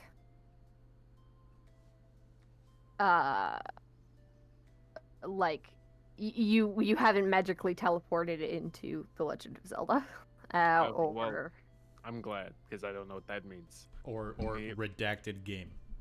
yes, a or yes, game or that exists with sword. yes, or Could sword be many. game number 1. Okay, Super redacted bros. Yes. cool. Chuck stands up and it just sort of like kicks the grass half-heartedly, and it turns around and walks back inside, and like locks the door behind him when he enters and just hollers like, "Okay, well, ideas have been exhausted. It is time to take out my unexpressed anger on technology." And then he walks into the arcade. And as you walk into the arcade, you see Sora standing there. I locked the door, don't you? I swear, this is why I don't trust kids. And she said she is very like stiff and says, "Chuck, you can't do that." Oh, really? Really? So are you telling me right now that a 20-something-year-old child who works at a fast food restaurant is about to tell me what I can and cannot do? Bold. That's all I can say. He says as he slowly starts loading the bullet into his gun. And with that, she pulls out a magic wand of some sort. Okay. And waves it at the nearest arcade machine, which happens to be the original Mario Brothers, and it becomes a large turtle thing. It's a Koopa, which It's redacted. begins. Yes, it's a redacted, unspecified large turtle enemy, Bipedal. which begins to walk towards you, threateningly. Well, this is very sad, and he shoots the turtle with the cold iron bullet. So I roll to kick some ass. Yes. Okay. I assume it's gonna be expecting it, so I cannot use Yes. my assassin ability. Yes. So it's gonna be a 4 plus a 3, which is a 7, plus my already 3 in tough, which will be a 10. So you get to choose an extra move. Okay. I am going to I think they are going to take an extra +1 in harm, which will bring them up to 3 harm. And the minute you shoot the Koopa / large redacted turtle enemy killed by plumbers, it just kind of disappears. It kind of folds in on itself where you hit it. It's almost like all of it is going into the bullet wound, if that makes sense. Like it's Okay. folding in on itself and just pops out of existence. You could say I'm an expert, and then he moves the gun over to her. And Now, do not move your hand with the wand, or I will. I think you understand. Sora looks at you and smiles, but it's it's very forced. It's very like unnatural, and says, "Oh, Chuck, you're not as strong as you think you are. You wouldn't hurt me. I'm just a kid." And then waves the wand towards another arcade machine. Okay, well, this is sad. And then he shoots her in the arm. Or All right. Why don't you roll for that? okay, very cool. We're doing it. 2 and a 4 plus a 3. 6 plus 3, 9. That's All right. math. Are they expecting it? Yes. Okay, cool. So that'll just be that'll just be 2 harm. All right, and she kind of looks down at her arm, and then suddenly like completely like untenses and like loosens up, and the smile falls off her face, and she is screaming in pain because you just shot her in the arm. And Does she drop the wand? as she loosens up, she drops the wand, and before it hits the floor, it like falls out of existence. Well, isn't this just the worst? Can we take a moment and just take a step back and look at Yes. this from the eyes of the investigating officers of this crime in general that's occurring? You're not here. You're correct. I'm not. But this 62-year-old man has locked minors. 75. Some 105. Some he has 200? He has locked some partial minors inside of a room. Well, well, Fired on legally they're not property. minor, besides alcohol. But I think Simon's a minor, isn't he? Did Yeah, Simon's 17. well, I didn't shoot him. and then shot one of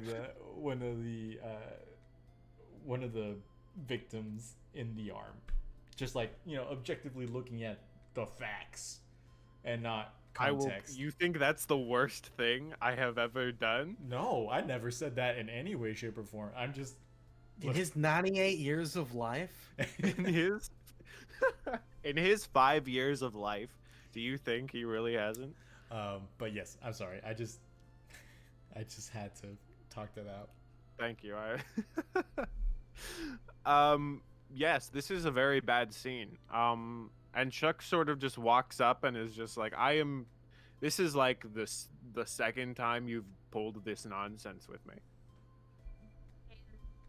Sora looks at you and goes,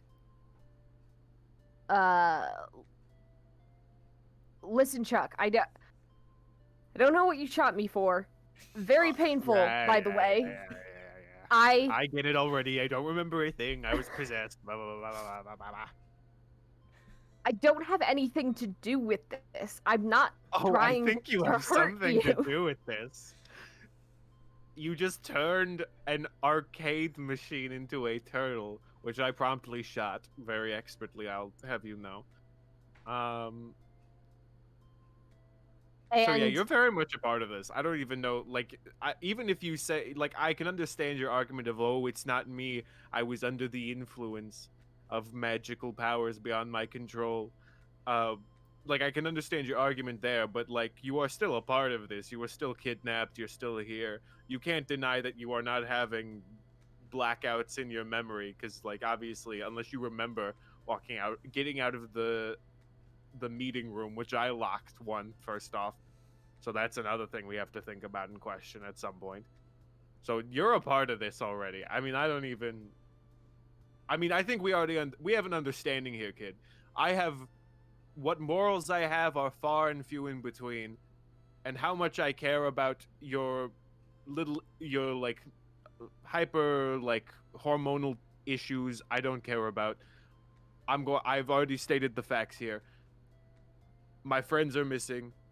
I am going to get them back. And if you keep fucking around with me, there will be consequences.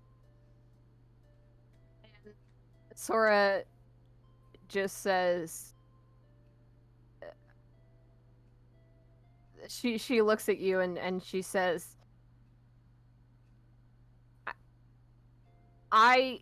Sora, I'm not trying to get in the way of that. I don't know who is, but it's not me. And I would appreciate it if next time you didn't shoot me. You're asking way too much from me. And he like takes off his tie and he throws it to her and he's like, try it. Like, the doctor is not here. So I wrap that up. I don't know. I don't do the medical stuff. Usually I shoot people and they're dead. So consider yourself lucky. She she sits.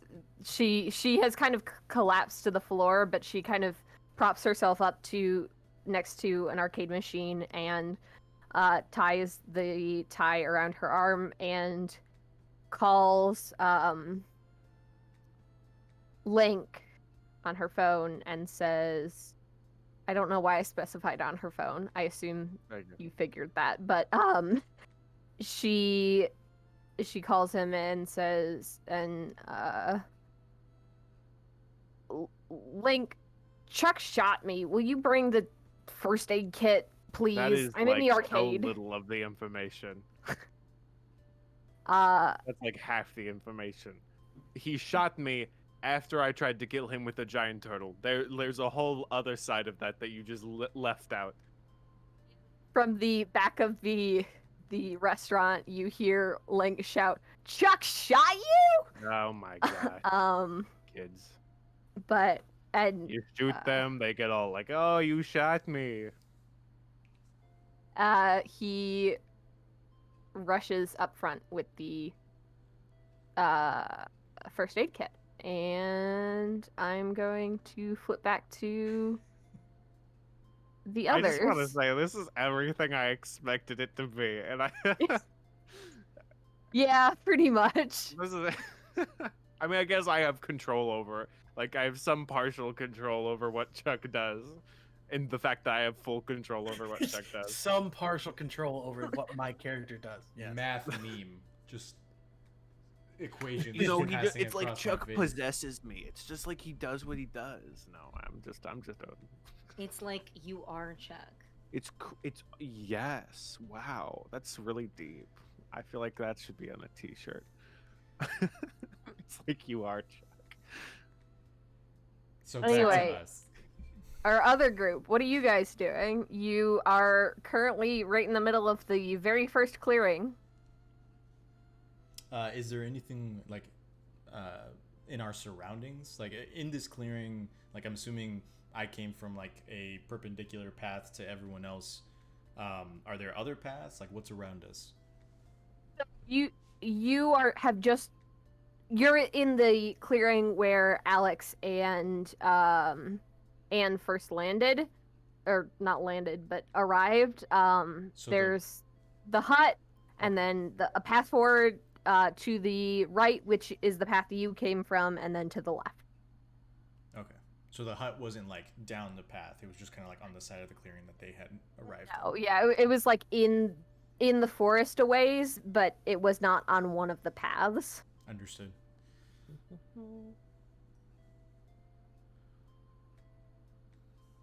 I mean, I feel like we have to walk the path, right? I mean, you're not wrong. It's just a matter of taking the right path at the right time. Well, I just came from that path, and it just goes back to where I landed from. Well, if we are where I think we may be, I don't think that actually matters this time. Fair. I feel like, and correct me if I'm wrong, do you think that we're inside of a video game? I mean, that seems to be... I can't believe I'm saying this. That seems to be the most logical course of thought. I agree. Anne? Any thoughts? Just two scientists talking.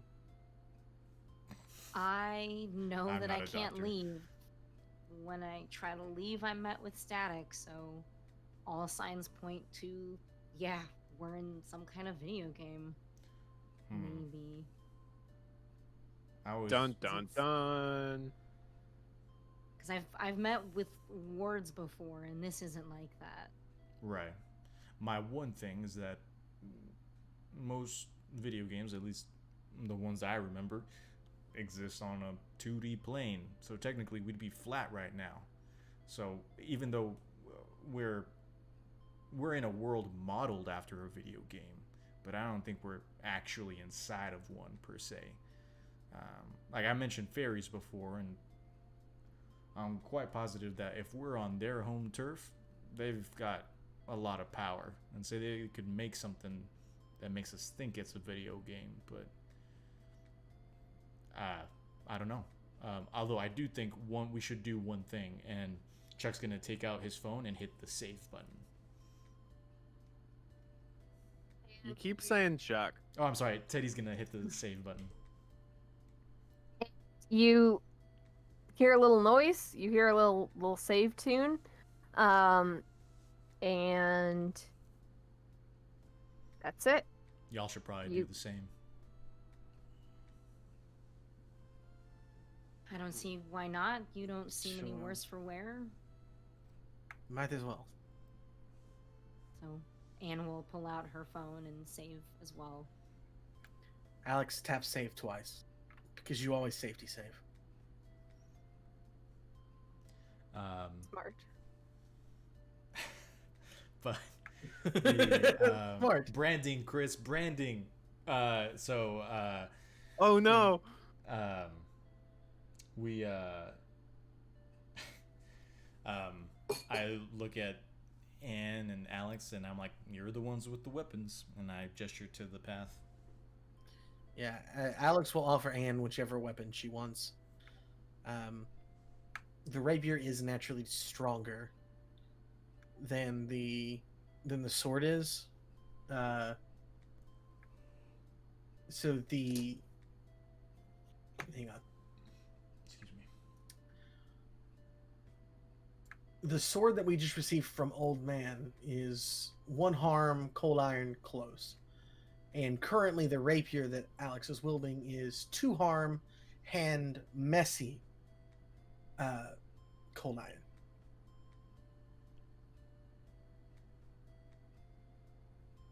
I feel like both of those. Hold on, I have to remind myself what a rapier looks like real quick. Oh, right. Okay. That's not the image I had in my head at all. For some reason. Neither of those are really like in Anne's wheelhouse necessarily because she uses a whip. Whip. So Whip. which one of us is? You know what? I always fail my rolls. Give me the thing that does less damage. Although I don't want to take the sword that you like away from you. Give me the rapier. I mean, either of them are fine. But yeah, whichever one you want is the one you take. And he's like offering both of them, so it's just whichever one Anne grabs. Anne will take the rapier. Okay. Although with her divine armor, it makes her look like a professional fencer, and I don't know how she feels about that. And are you guys going to take a specific path? Forward? Teddy came from the right path, you said? Yes. Okay. So unless you want to backtrack to where Teddy was, which also had a forward, right, and left path. The ways you haven't gone are straight and left. Give me a second while I Google Legend of Redacted Walkthrough.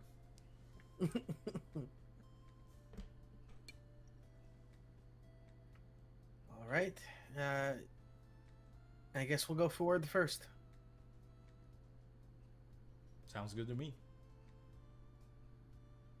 All right. So as you walk forward, you come into another. You walk through a short, kind of grove of trees, and you come into another clearing with some bushes in the middle, and 4 creatures, which make kind of a growl / grunt at you and rush towards you. Guess that's our cue, huh? I'm gonna try for a mercy run. You would. I have trouble understanding how much modern culture that you've been exposed to and how much you're just being really lucky at this point. You know, it slips me too, but they're seconds away from jumping on us, so this casual conversation might have to hold. And Teddy's gonna back up a little bit farther back. And Alex will take a swing. All right. Why don't you roll that for me? Yeah, okay.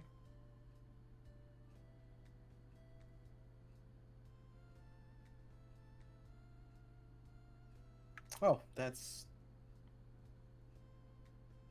gonna be 10 exactly. I rolled a 9 plus 1.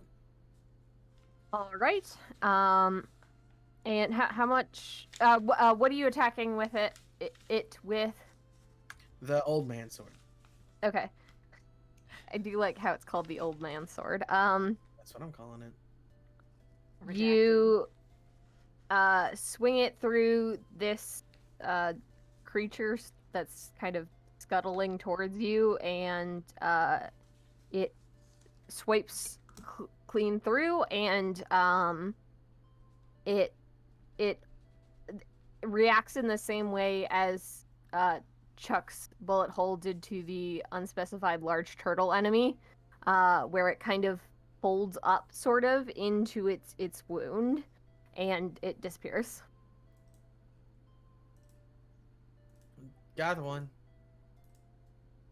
And there are 3 more of them, correct? There are 3 more, yes. Okay. Yeah, I think Anne is gonna look back at Teddy and say, it doesn't count as a mercy run if we're killing them. Just because you're standing there doesn't mean they're not dying. But we all have individual scores. And I'd like to try and help out Anne on her attack roll. But I think that Anne is just going to kind of like toss the rapier in her hand and then just stab at whichever one of these creatures is the closest to her. All right. You can roll that one. Afraid. That would be 9 plus 2 is 11. That's an 11. All right. That the same thing happens where you stab it, it kind of folds up into itself and disappears. Also, you get an extra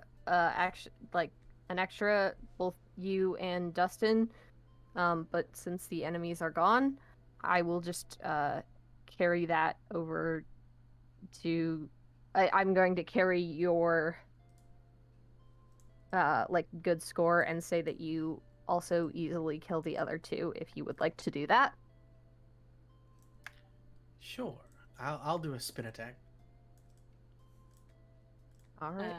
Yes, the less times I roll, the better, so I will take that. All right. So now you are in another empty clearing with some bushes. Question for the keeper. Yes. At some point during that fight, I think Teddy would have tried the pause button. To see if it freezes everything or if it just freezes for him. So when you tried the pause button, it froze everything. You were the only one who was able to move, and I am assuming you tried to probably attack one of these things. You could not attack it or damage it in any way. What about like shifting and like the blades in any way, shape, or form that my comrades were using? You were able to shift them in when you were paused, but the minute you unpaused, they like clipped back to where they were. So you weren't able to cause any like lasting effect on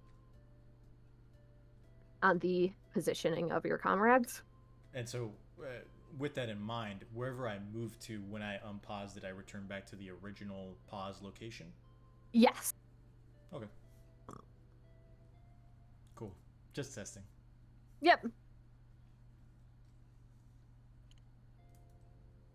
And with that, you hear a large bird in the distance make a bird noise. I was gonna say caw or like whatever, but it makes a bird noise. And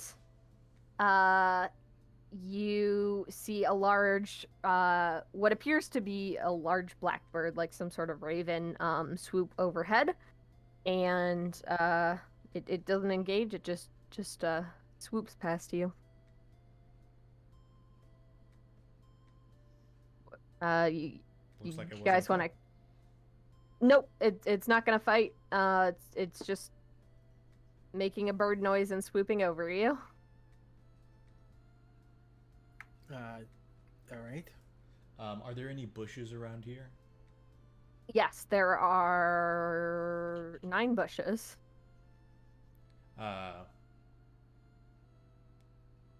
Teddy's gonna look at Alex and say, There's one less bush now. Like he'll catch Teddy's eye and already know where he's going with this. Slash. And a small gemstone falls out. "What color?" Green. Oh, Lame. I doubt we'll be able to. Hey. I doubt we'll be able to take that back. Don't even know what the transfer currency would be. I mean, it's named after another currency in the world that's not very valuable, so probably not much. So what you think is like a Canadian penny? Those don't exist. Exactly. Well, Doesn't matter. Alex is gonna cut all of them down. You collect 8 more of these stones, 7 of which are green, 1 of which is red, and a bottle of milk. I get I the can empty carry bottle. No, it's not empty, but yeah, right. I always wondered how the inventory worked. and Teddy will tuck it into one of his pockets, All right. insulated pocket. Keep it nice and cold after it's been sitting out in a forest all day. I mean, is it cool to touch? What's it's- it taste it's- like? It's Come on, like Teddy. lukewarm. You'll eat a leaf, but you won't drink mystery milk. Come on, bud. I mean, I'm not. Technically, humans aren't supposed to drink milk after their developmental stage, right, Doc? Yes. Well, that is true. I mean, I'd be surprised if any of us really count as like normal humans at this point. I mean, not you two, but He's just old. I'm just an old man. Yeah, how much radiation have you worked with over the course of your life? Okay, Teddy. I always had lead protection, first of all. Yeah, okay. Teddy, just because you're lactose intolerant doesn't mean you have to push your insecurities onto the rest of us. I mean, are you lactose intolerant? This is a Odds very are, important character probably. decision. I wasn't, but I am now. So I guess we know who this is gonna go to. Chuck? Lord knows he needs it. Needs some help with those bones. He You know how needs much he some talks about milk. his bones? Yeah.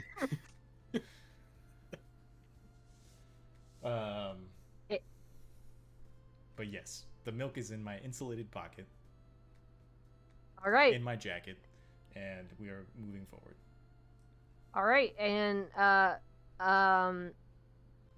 now that you have finished with this little zone, I will pop back in on The crime scene. the Yes. crime scene. Yeah.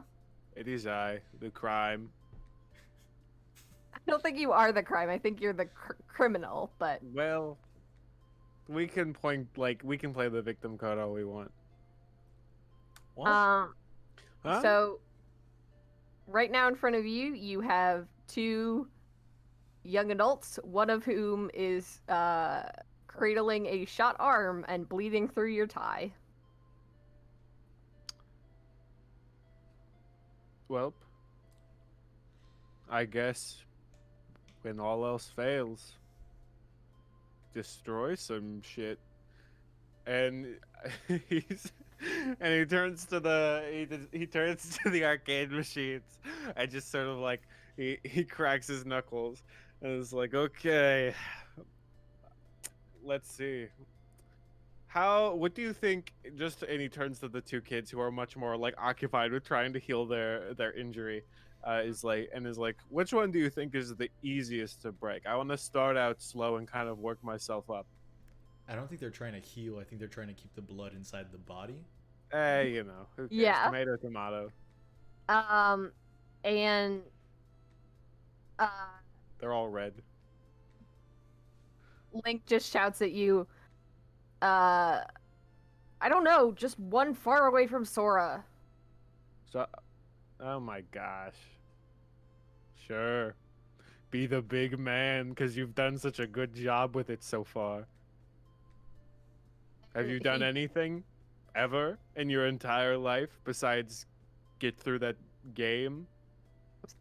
Or is this because I imagine, just because I know your type, this will be the most interesting thing that ever happens to you. You have peaked as a person. Unless you go into monster hunting, which I know you're not gonna do it. This is it, kid. So you can go around and be like, you just shot my friend. But I have lived much longer, and I understand what happens when you take a chance. And if I take a chance for a moment, then I'm going to die. And I don't want to die just yet. So, kid, you're either gonna mess around for a bit and keep being like, oh, I'm a minimum wage kid worker, or you can put on your big kid pants and actually get something done. And Link takes a box of band-aids from the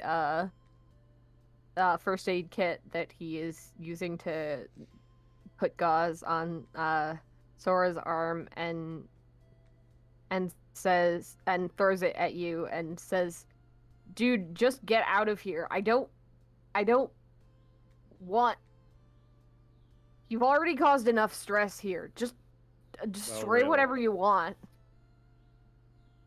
Yeah, sure. You bore me. And then he goes and I think first he's going to like, are all the arcade machines like on? Like, is any of them like weird, I guess? Or should I roll investigate a mystery? Or should I just And yeah, they're all functioning fine. You hear a million little arcade jingles beeping at you. Okay. Okay.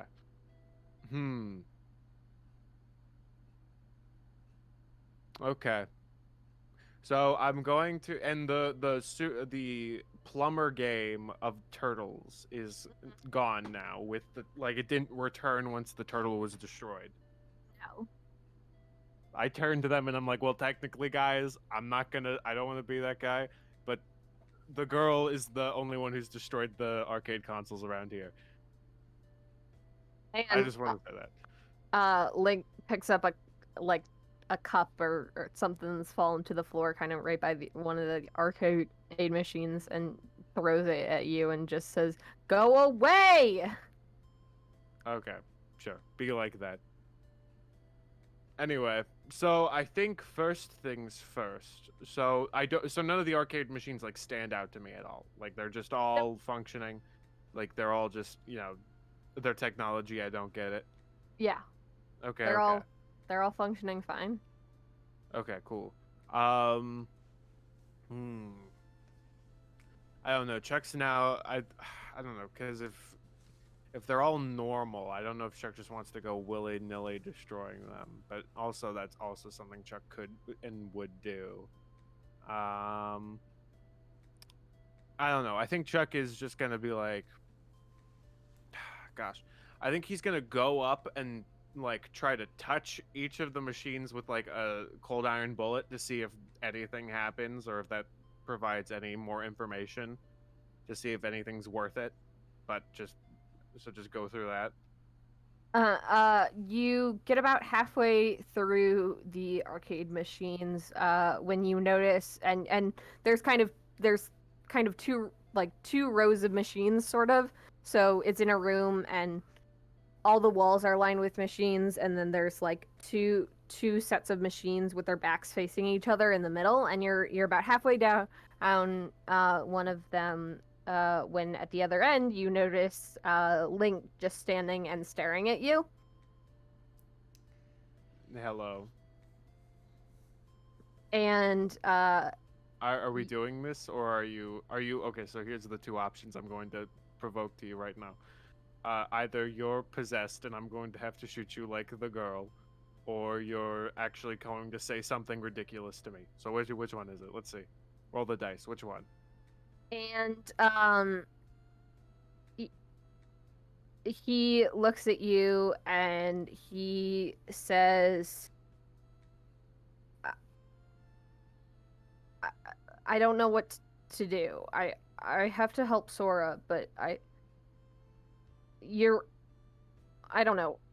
I figure you know how to hurt people. Can you help at all in trying to unhurt her? Wow.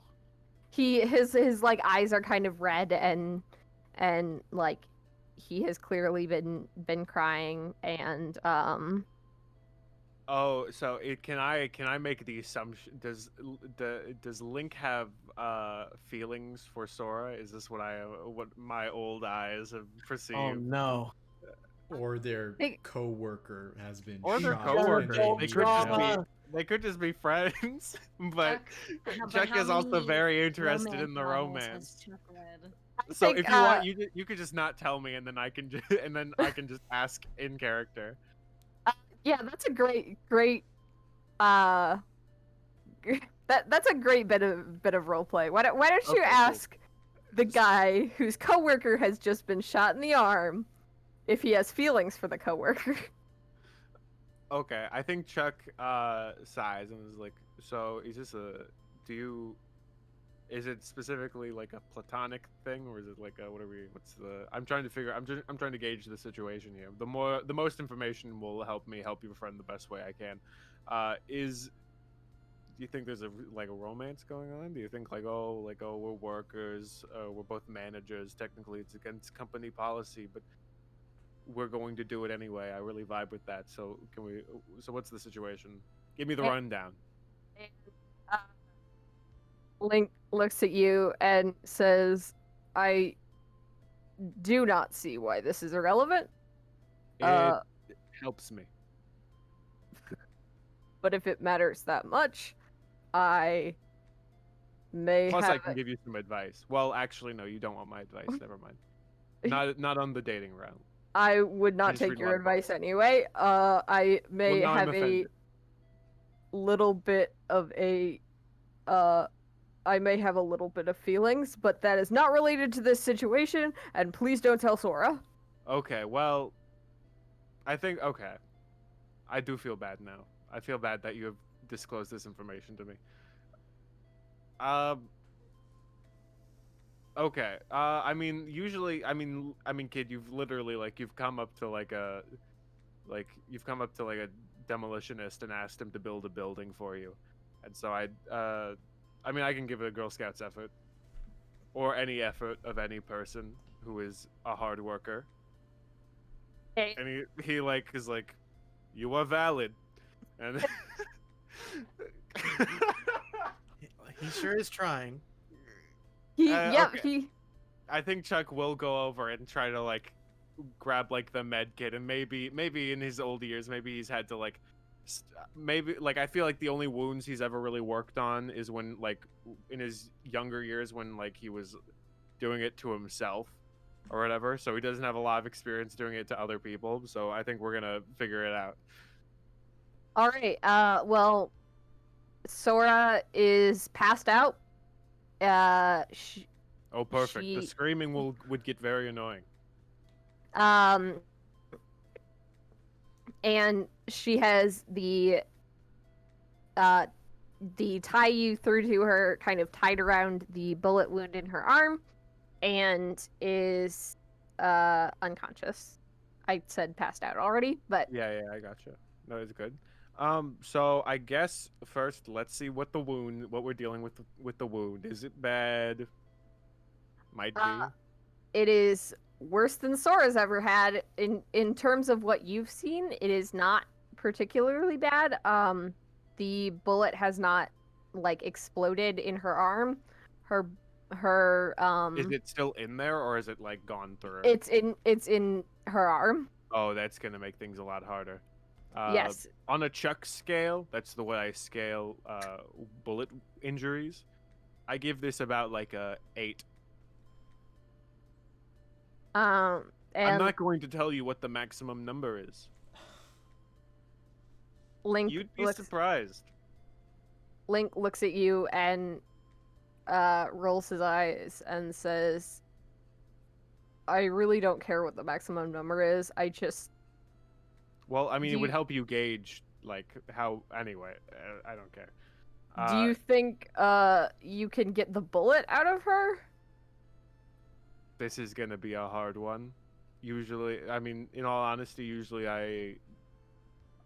Okay, fine. Well, I mean, maybe we'll figure it out. Okay. So are there like, gosh, because I'm gonna have to base this knowledge off of what I understand, and my medical knowledge in real life is not the best. So I think. So are there like tweezers anywhere? Yeah, Link Okay. says, looks at you and says, I tried, but my hands were shaking too bad, and she was shaking a lot, and I think I hit, some nerves, and that's when she passed out, and he looks Wow. away. Wow, and now you're asking the old man. He holds up his shaky hands to do it. Hey, we're doing good. What a pair, you and I. So I think Chuck, hold on, memes. Um, I think Chuck gets down. He's like, okay, first off, let's get a rag just in case like she wakes up and needs to like bite down on something. First off, let's do that. That's probably a good step. And then has he like tried to clean it all? Like has he done any like hydrogen peroxide? I don't know. That seems like it would be a lot bad. He has tried to kind of wipe her arm from some of the blood, but it is Okay, cool. still bleeding. So I assume the like med kit he brought like has like cleaning stuff. yes, it's got hydrogen peroxide little wipes. So Okay. Oh, just like so not even. Okay. it does okay. not have like a bottle of hydrogen peroxide or Okay, anything. cool.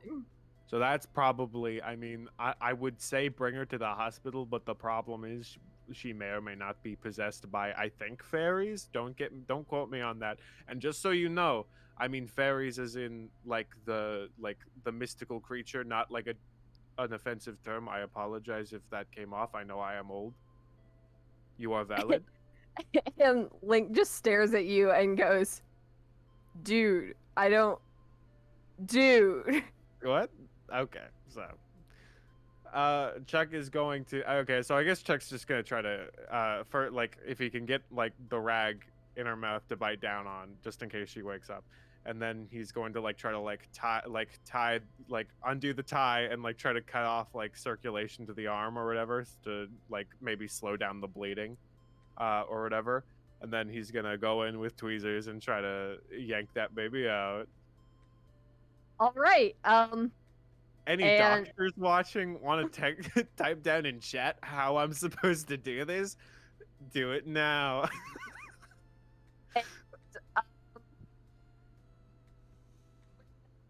So we will jump cut over to the other I was about to say the other half of your party. The other 3/4 of your party. The majority. Yes. Ugh.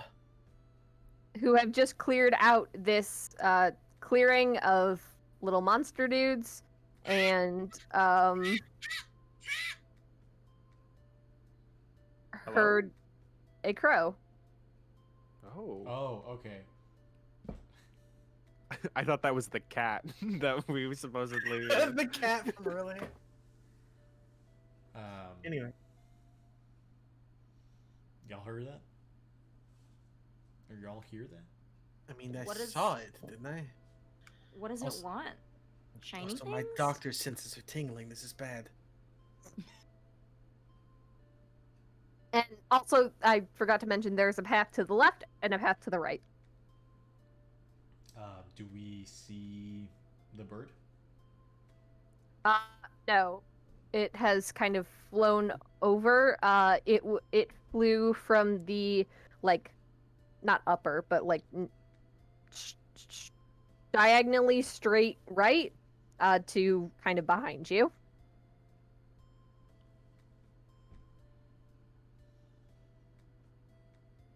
Well,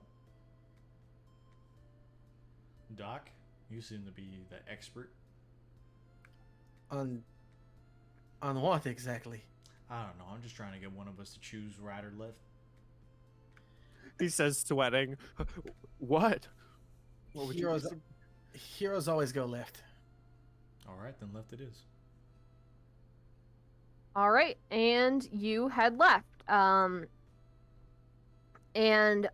this time it's a much shorter like path, and you arrive into a much longer not room, but like clearing with some rocks is kind of a beachy area, and a river, and 6 of those little creatures. The ones that we faced before? Yes, the unnamed Legend of Zelda creatures Legend that of Redacted. can shoot rocks at you, that haven't gotten the chance to shoot rocks at you yet. Gotcha.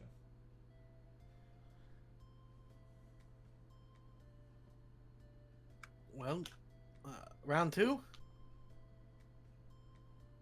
I don't see why not.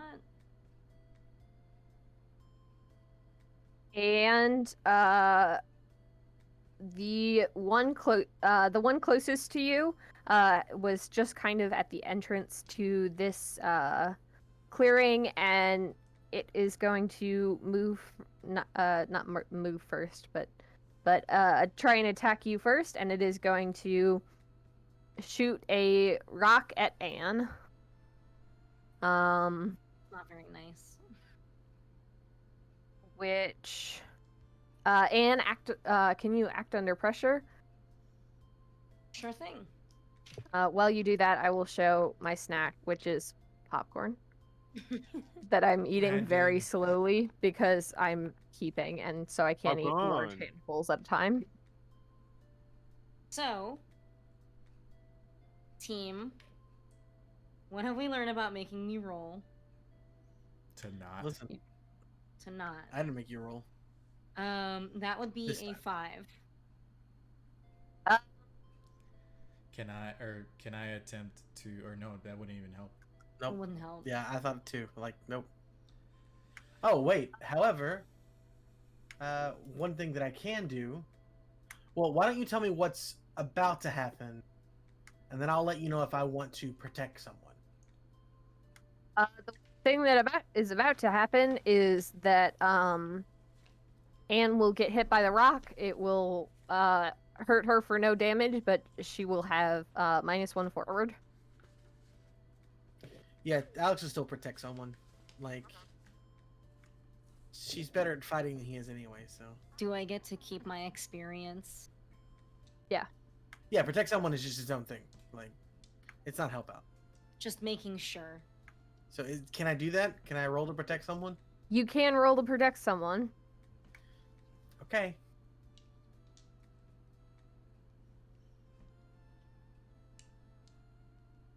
I get to mark experience for once. Oh no.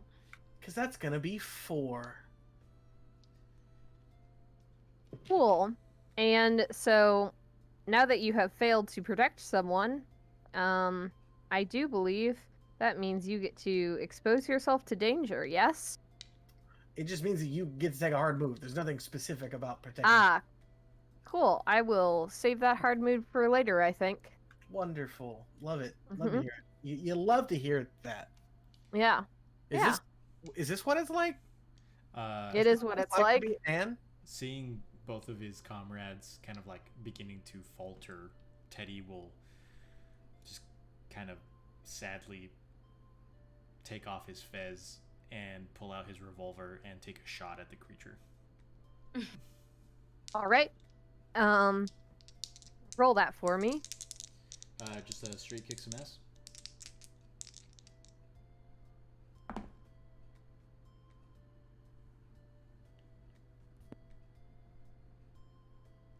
All right.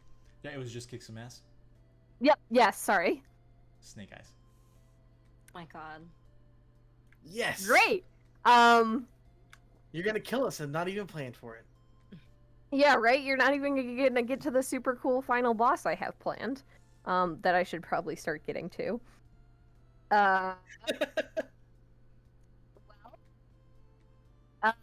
From behind you, you see, or you don't see because it's behind you, but two of the others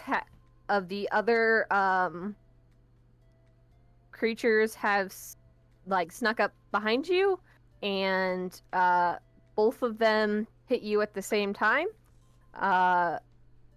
which causes you to fall over, and you drop the milk, and you Not the milk. you will also Milk take. privileges have been revoked.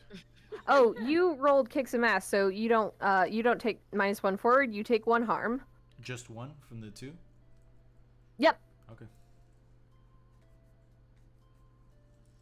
And They're not particularly strong creatures. I do level up. That was the last one I needed to level up. Very cool. If you end up taking a move, just let me know. I'm just gonna take the holding cell feature. We already talked about how Okay. I was using like little lock boxes to hold like the feather that Apophis gave me. This is just gonna be like an extension of that in some way, shape, or form. Like mechanically, I have a place to hide these kinds of objects now. Okay, sounds good. And there are still 6 of these things. 2 of them are in front of you. One of the 2 of them are in front of you. 2 of them are behind you, and 2 of them are way over by the river and have not seem to have not noticed you yet.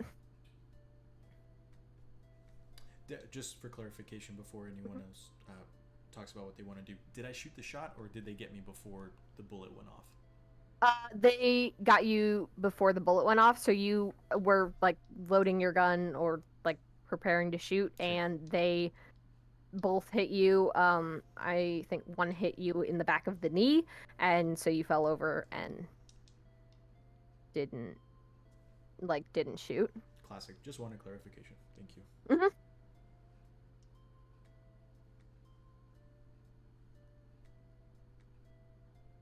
My knee. I think My leg. Sorry. I think Anne would just turn around and try to stab one of the ones that's behind the group. All right. Unfortunately, I do have to make you roll for that one, so I know. good luck. That is okay. That is it would be an 8 minus 1 is 7. All right. So you stab it with your rapier, and it poofs away. I guess it doesn't poof away, but it does that same like folding away into its wound.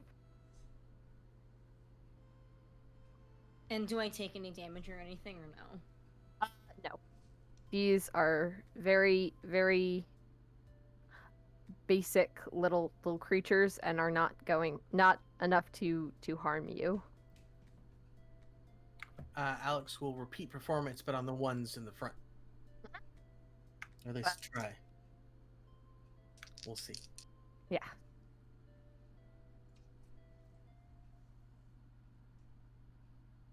So that's a 6. Very cool. No chance that I could help out, perhaps? Yeah, you can help out. I think... trying to think about how I would do that. Anne is volunteering to roll. Yeah. Yeah, I know, I forget that's a bad idea. I think that Anne would probably, like, angel wings right to the side of Alex. And... you know, I think she would actually angel wings, like, behind one of the creatures to try to catch it off guard while Alex takes his swing. All right. That's how she was going to help out. Or at least how she's going to try. All right. That will be an 11. The power All right. of friendship prevailed. Yes, you have succeeded. You helped out. I'm also remembering that Dustin wants experience, but you know what? It's okay. It's too late. No, you're fine. It's okay. I will get experience one way or the other. You get, Dustin, you get one +1 to your roll, so you with Anne's little surprise distraction, the creature falters and you are able to vanquish it. Get vanquished. That's 2 out of the 6 or 2 out of the 4?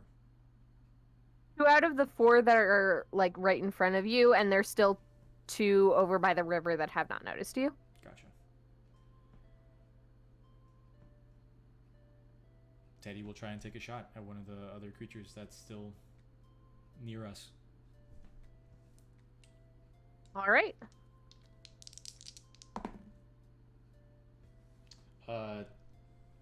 Plus tough. That is a 6. Can I try to help out? You can try to help out, yes. As long as you describe to me what is happening. Which ones were Teddy shooting at? The ones behind or the ones in front? You said the ones in front. Oh, Yes, sorry, Teddy. The ones that are still like Yeah. around us, because there was Right. 4 around us. Only 2 have been killed, so just one of the ones that's still in the front here with us. Well, there's 2. Well, I guess 1. There's now 1 behind us, and 1 in front of us. Sure. Then So- Teddy will go for the one behind us. Okay. Let's see.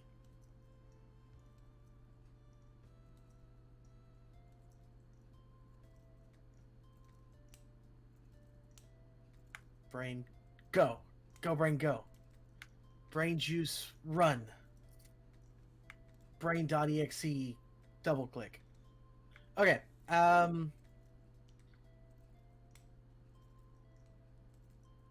Alex. And I can't use magic because it's not fast enough yet right now.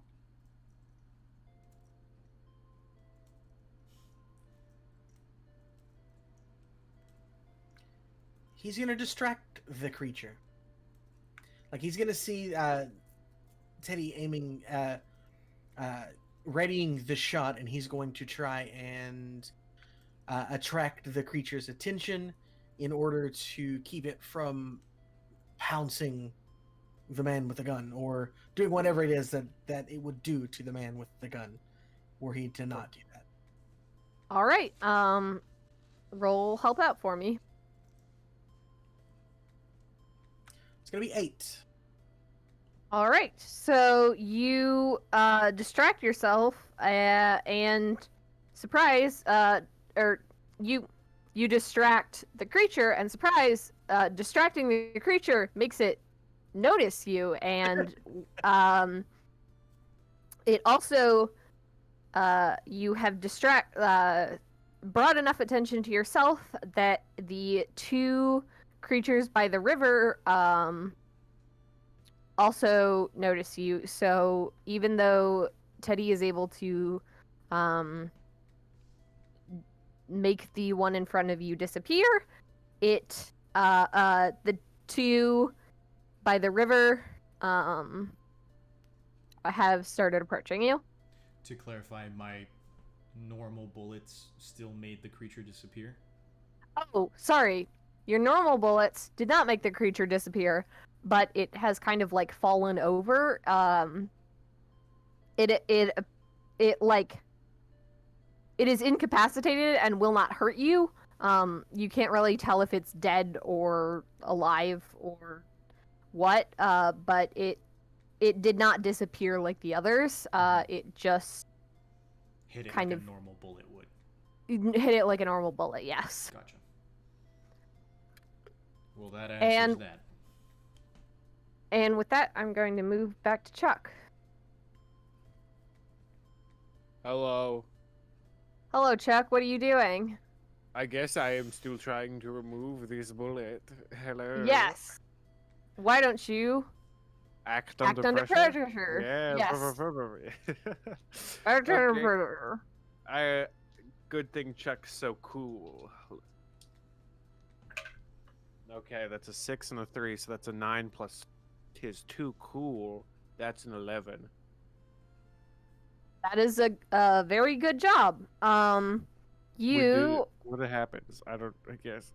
you do what you set out to do. So you are able to remove the bullet from Sora's arm, as well as you said you were kind of trying to block off the blood flow, so you create a little tourniquet for her. And I know how to do that. It's so good. I'm so good at this.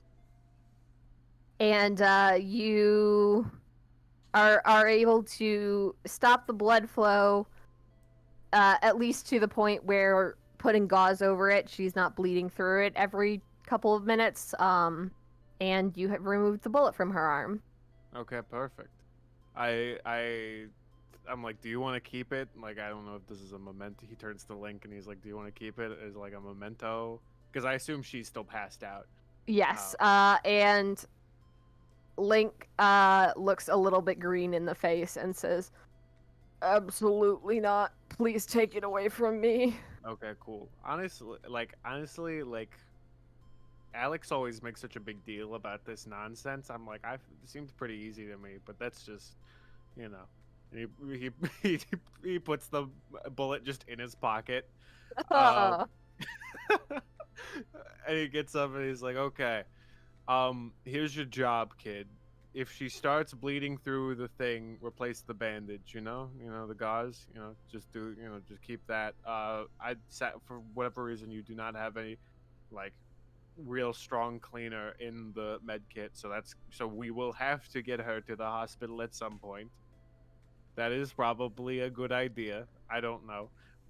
But a part of me doesn't want to send her because maybe she'll summon her magic wand and start turning people into turtles. But also a part of me thinks that maybe if she did that, she still wouldn't give me any information that's useful.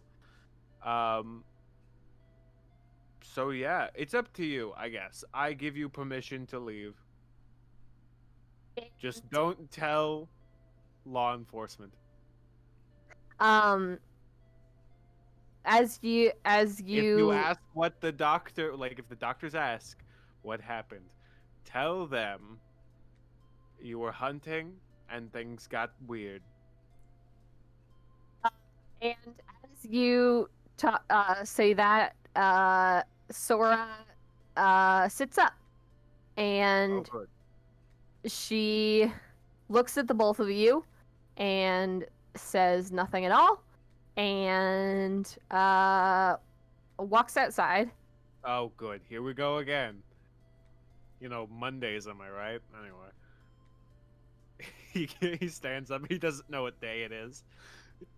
That is clear. And Link also kind of stiffens up and looks at you and follows Sora outside. Oh gosh, I swear. You give like the moment I help the kids, that's when they turn on me. I see. Anyway, I guess he goes out and follows them. The door. Do they just like are able to open the doors that are locked? Like, Yes. Okay. They restaurant doors typically don't lock from the inside out crap! I or the forgot they outside do in. that. So No. they just kind of turn the lock and then exit the door. Because the freaking triangle factory. Oh no. I was wondering if they were going to like Terminator 2 it and just like bust through the glass like walking through. But yeah, no, they just unlock the door and walk out, and you can see the two of them standing, staring at the moon, and they're in the center of the mushroom circle. Oh my gosh, I swear. Kids doing shrooms, staring up at the moon. Ugh, I remember when I was young. Okay, so kids. Yeah, and Chuck's are like, can we move this along, please? I'm kind of. Can we please, I don't even get this. Like, can I speak to the creatures infesting these children's bodies? Are we gonna play that game? I'm going through all the books in my head. I've yet to explore my dark past because I preferably don't like to do that. Because I don't know how it would apply to this situation, but The two of them look at you and say in unison,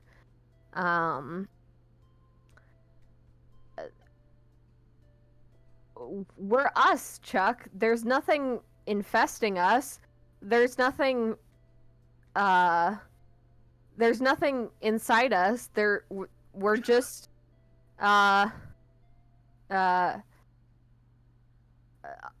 under a specific, or it's just out of our control. Can I have your name, Chuck? Oh my gosh. Chuck just chuckles. Chuck. And he's just like, oh, honestly, kids, I am very tired. I think it's time we all take a seat and we reflect on our decisions.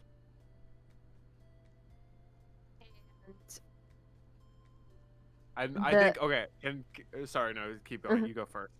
Well, the two of them look at you again and say, Chuck, can I have your name? You said Chuck already, so you kind of answered the question there. First off, so I think Chuck's going to explore his dark past. All right. He's going to enter the mind palace of the Big Zedis in his head, and maybe he will discover something new about this mystery. So let's freaking do it. Okay, that is an 8. So that's on a 7 to 9 ask 1. So cool. So Chuck like enters his mind palace and is like trying to think of similar situations. Maybe he's dealt with fairies in the past. Maybe he's like had a run-in with like possession of some kind.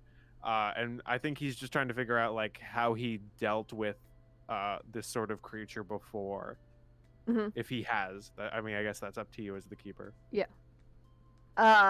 So Chuck, you have maybe not, fairies probably aren't your something you've come across a lot in your days, specifically because you know that they have a kind of parallel realm. It's almost like a world on top of ours, like how certain the layers animals of can a burger. We are parallel and yet slightly touching, yet we are not one and the same. You see? exactly like a burger. You know, that's better than the metaphor I was gonna use.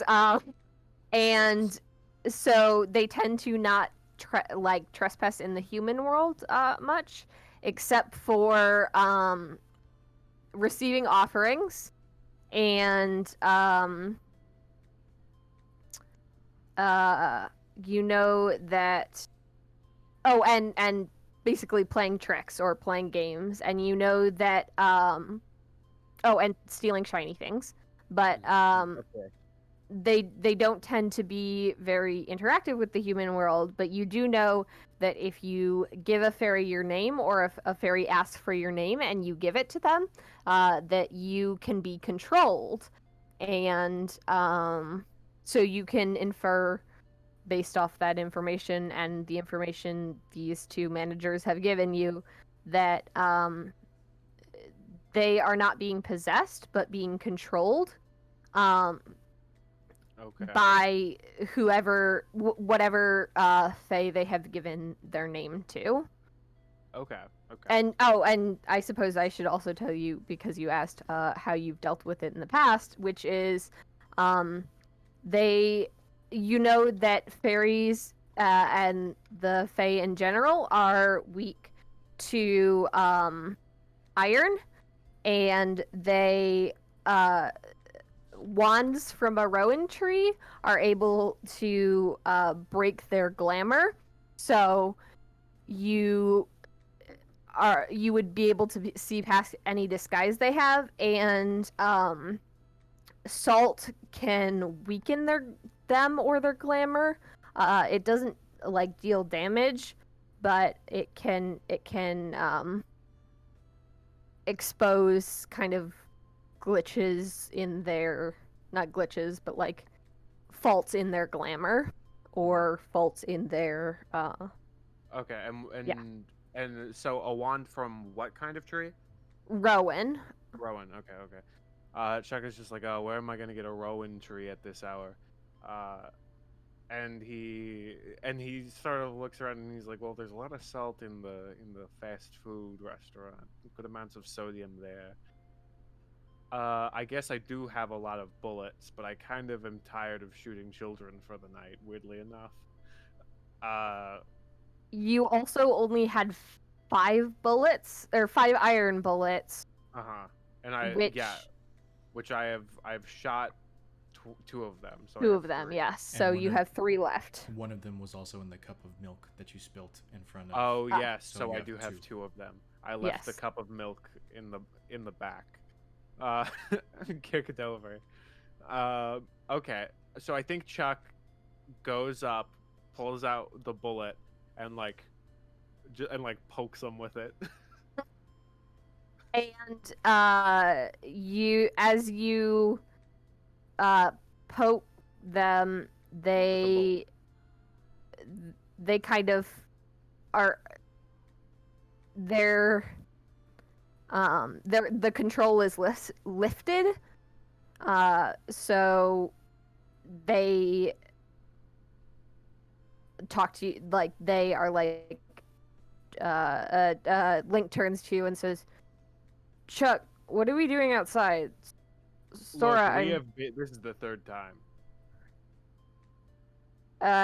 and they both look at you, and Sora's like, yeah, at this point, or yeah, at this point it feels a lot like deja vu. Yeah, it's crazy, huh? You know, you kind of get, it's weird. It's like I don't get used to it. I just get very tired. Which I am. And so to run down here, I entered in my mind palace, I'm sure your kids are familiar. That is conveniently also shaped as a big Zedis. And I examined the details of the case thoroughly, and I have come to the conclusion that the fairies are the problem. And when you gave them the name of some kind, so I assume the fairies took the form of the people who were dressing in children's costumes, and when you gave them your names, you gave them permission to control you. I don't know what the food was about. Maybe the food was just an excuse to like be there. Like, why are you here in the Big ZDs? Well, to get a glass of water. What's your name, by the way? Conveniently, which I can understand. You need an alibi. So that's point one. Fairies possession. You get it. I hope you do. I will not explain it again. So, I still don't know where my friends are. This is kind of, I don't know how to get them out. I understand the steel hurts them. Maybe if we throw some salt on the circle, maybe that'll do something. If you have a rowan tree anywhere, that would be really cool. Because I could use a stick. So yeah, that's kind of the situation right now. I guess if you want, go to the hospital probably, because I think I've gotten everything I need from you.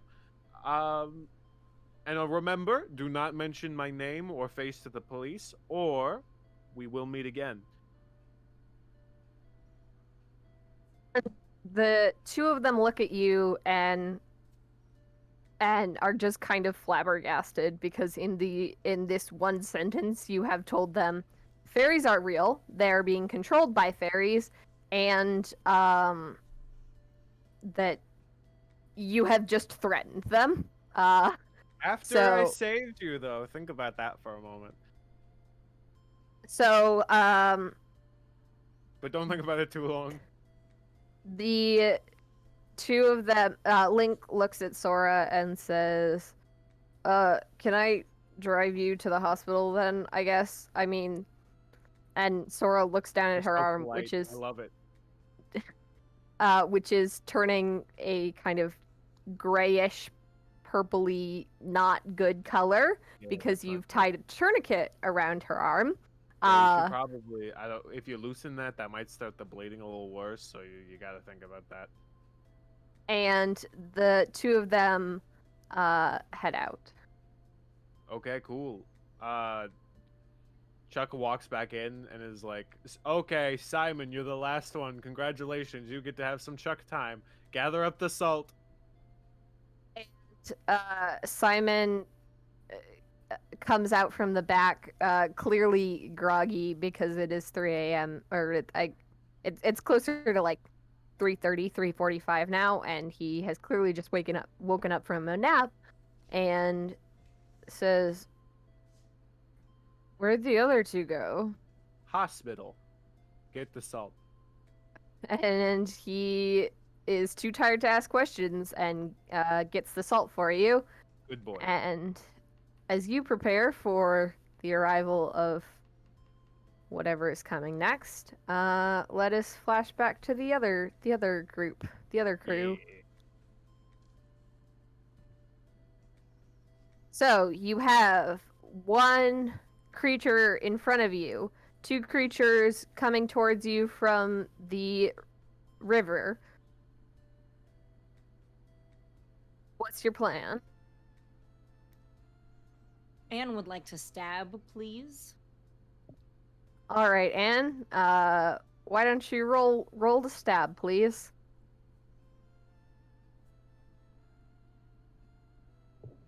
That is a 10 to stab. All right, that is a successful stabbing, and as you stab, it kind of folds up again and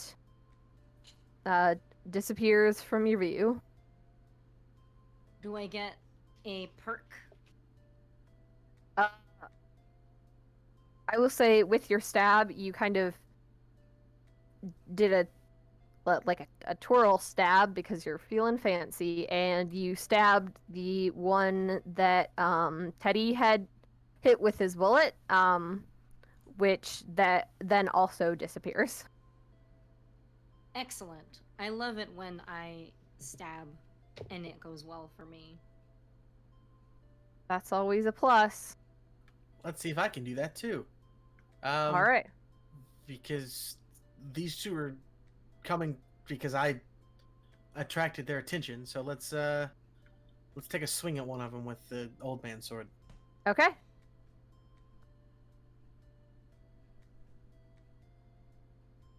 It's It's gonna be an 8. All right, and you are able to swing your sword at it, and you did it. It folds up and it is gone. There's one left. Teddy's going to look at it and say, "I don't stab things," and shoot it.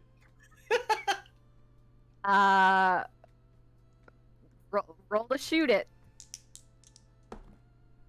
That one's cocked. That'll be an 8. All right, and you shoot it, and it falls over, and it doesn't fold up, but it is not going to cause you harm anytime soon. Could one of y'all help me out and Poke. Poke. And you successfully poke it, because why would I make you roll for that? And it like folds up into that wound, and as it folds up into that wound, you are the area around you transforms. It is like I'm trying to think of how to describe this. It's like when wind washes over a bunch of grass, or wind blows over a bunch of grass, and the grass kind of moves around. It's as if it's slowly transitioning into this other place, which appears to be a warehouse full of like steel girders and yeah. And you hear a voice from the top saying, I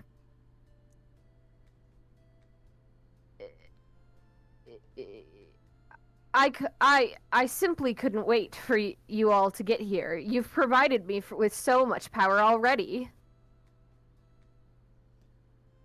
Teddy's. And yeah. I was just gonna say Teddy's gonna look up. You see a big monkey. Wonderful. Monkey. Now, is it a monkey or is it a gorilla? It's a large ape. I don't know if it's a monkey or gorilla. I didn't get it until Dustin got it. Now I get it. Yeah. I can't believe Harambe is here. Oh my god. Yeah, he's there. Rest in peace. Only in my dreams can I See, be with him. this is why this 2020 does not have COVID. It's because Harambe's alive. Yeah, Kong's That's out for correct. Harambe. And as you look up at this ape, it looks down upon you, and you see its mouth moving in sync with the words, but it doesn't sound like it's actually coming from the monkey. And the voice says, I've already gotten so much power this cycle. I simply can't wait for the power that you all will bring me. Glad we could be of some help. I'm not. And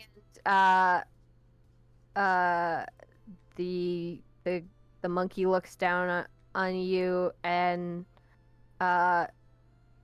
says, "Oh,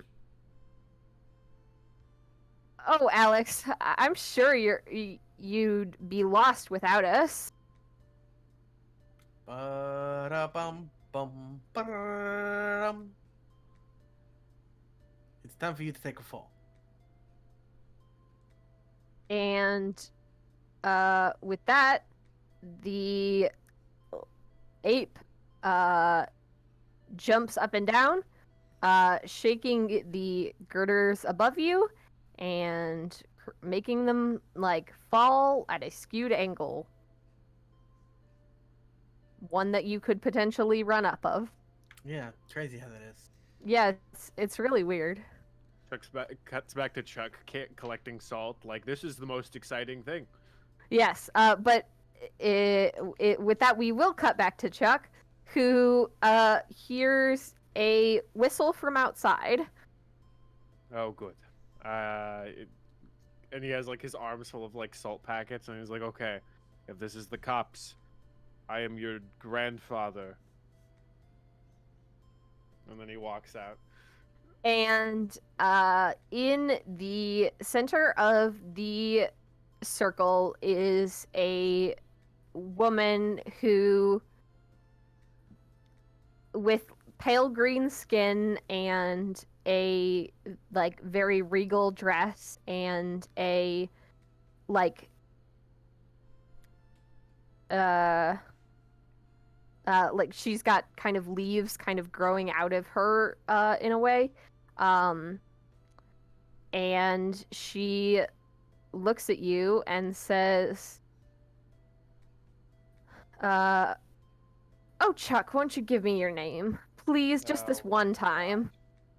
Look, in all honest, like, it took me, like, even with the people I like, it takes a while for me to even give them enough information to give them my last name. It's not even, there's not even like a whole thing here. You're asking me to, like, you got to get to know me a little bit more first before I'm even comfortable enough for that nonsense. Plus, I think I've already gotten the gist here. And she says, well, I don't prefer to take I don't prefer to go on escapades with your kind. So I suppose I shall have to get to know you through battle. And good. she You're speaking my language. This is how you get to know me. she kind of flicks her wrist, and out of her sleeve comes a wand, which she kind of waves in front of her, and three like floating bubbles with kind of brains in them that look like sort of mechanical robotic octopuses, Oh, sort of. I out of character. Understand. In character, Yes. I'm like, oh no, brain things. Float in front of you. Okay, cool. I think Chuck just instantly, I think he has his gun and he like thinks of so okay, so in my brain, like in his brain, he's like, okay, so we have 4 enemies. I have 2 silver bullets, 3 if I try to run to the back and get some milk real quick. Back of the building. I know. I got you, Teddy. Uh, Chuck very much has a Teddy voice in his head. Just normally. I feel like he does. I feel like every now and then he hears the old Southern man judge him, and he's like, "Shut up! Don't get into this." I feel like at this point there's an image of each of us in his palace. in my mind palace. Yeah, we're That's all the only up way there I as get dark them all to history eat at this with me. point. He's just very Yeah. liberal with the mute button is all. Okay, so I think he aims his handgun and he shoots at like the main lady. Well, no, first because he has all the salt packets. I think he chucks the salt packets at them. They're still closed, so I don't think they do much. Do much, but as you throw the salt packets, the woman takes a step backwards, and she is still within this fairy circle. And as she takes a step backwards, it is like she has gone through a doorway because she is not here anymore. God dang it! I missed my chance. I really messed this one up. And I am going to flip back to the others that are in a monkey-based rail climbing game. Thank you. And yeah, Teddy's gonna look at the 2 of them and say, you know, I just got hit on my knee. My legs don't really bend as well as they used to. So. Well, I hope you can jump then, because you're going to be having a barrel of fun soon enough if we don't start climbing. Or I could, and he's gonna take his revolver and shoot the ape. That works wha- too. Yeah, why don't you roll for that? 6 plus 4 is a 10. 0 for tough, so 10. And with that, you hit the ape, and oh, you got a 10 plus. So why don't you first tell me what the extra effect is before I describe to you what happens? I will leave this up. I will say what I intend to do, and I will leave it up to you to decide how it works, because if it works the way I want to work, this will end very quickly. But I'm going to use, you force them where you want them, and I'd like the force to shove them off of the rails and make them fall. All right, I figured you were going to say that. They add. How much damage does your weapon do? Just 2. 2? Mhm. Okay. So the you can see the bullet kind of go through the ape. If it doesn't appear to wound it at all. But it the sheer force of the shot knocks the ape to the ground, where it is now standing about 20 feet in front of you, very angry.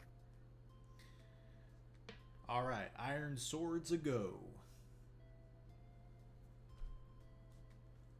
Yeah, thanks. Thanks, Teddy. I do what I can. And he's gonna click the hat thing and bring back his normal cowboy hat, since the fez is no longer inactive. That's important. Yeah. All right, swordsmans, who wants to go first? All right, sure. Alex will rush in first. All right, Alex rushes in. Alex rushes in. Here we go. 6. All right, that Can you want to help out? Dustin, do you want help or do you want the XP? Do what you want. Can I help? You can help. Oh, that sounded threatening. You can help. You I can am just certainly not try. confident in Masha's rolls. But Listen, if Masha fails, me I neither. get to do something fun. That's, well, you know. So I Oh. think that what Anne does is she realizes that Alex has run up to try to stab this monkey, ape, gorilla. I don't remember the differences between all of them. I hope none of my bio teachers Wow. from college are watching. It's definitely not a monkey. It doesn't have a tail. Fair enough. But I think that she would realize what's happening and kind of run a wide arc around and try to stab at the same time that Alex does.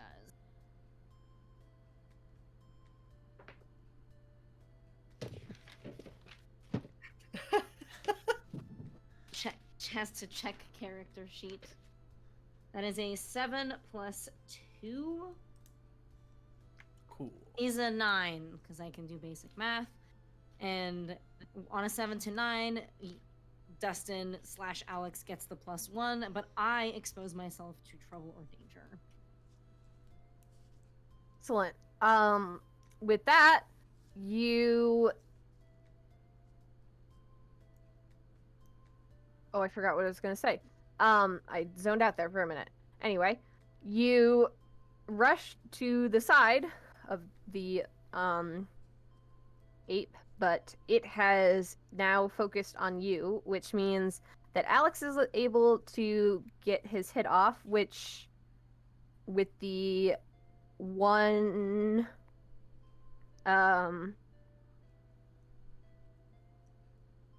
he's using the iron old man sword, I assume. Yes. The old man sword, yes. All right.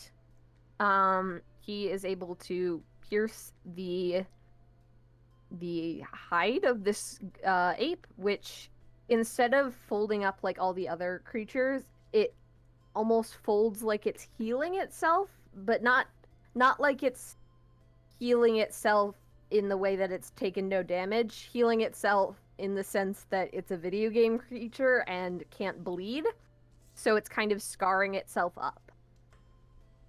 And it takes 1 damage, but as you do that, you are knocked back. Where are you aiming for on this ape? Well, if it turns its attention, then probably around the middle of the back.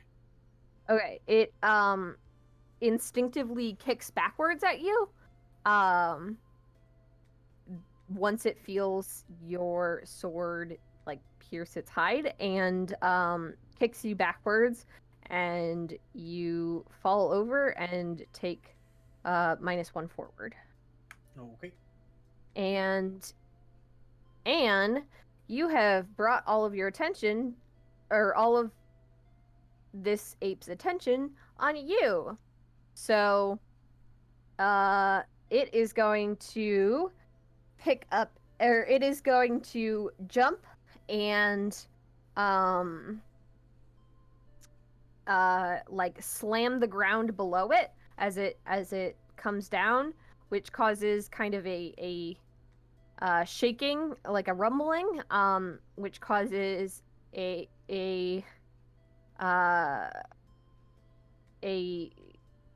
small, like some wood from, or not some wood, some metal from these girders to fall on you, and you take 2 harm.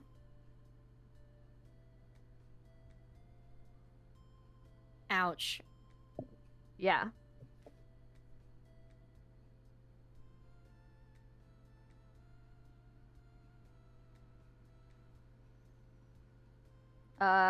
But that was its attack. So if who would I guess we'll shoot back to Chuck, who is surrounded Hello. by Interesting these. choice of words. Yeah, Shoot. shoot back to Chuck. Hey, blah, blah, blah, blah. It's high noon. Boom, boom, boom. Branding. That's a so many things. Just that's a we're gonna get that's a video game thing. so Chuck Okay. threw What are the you salt doing? packets. There's 3 of these little brain dudes in front of you.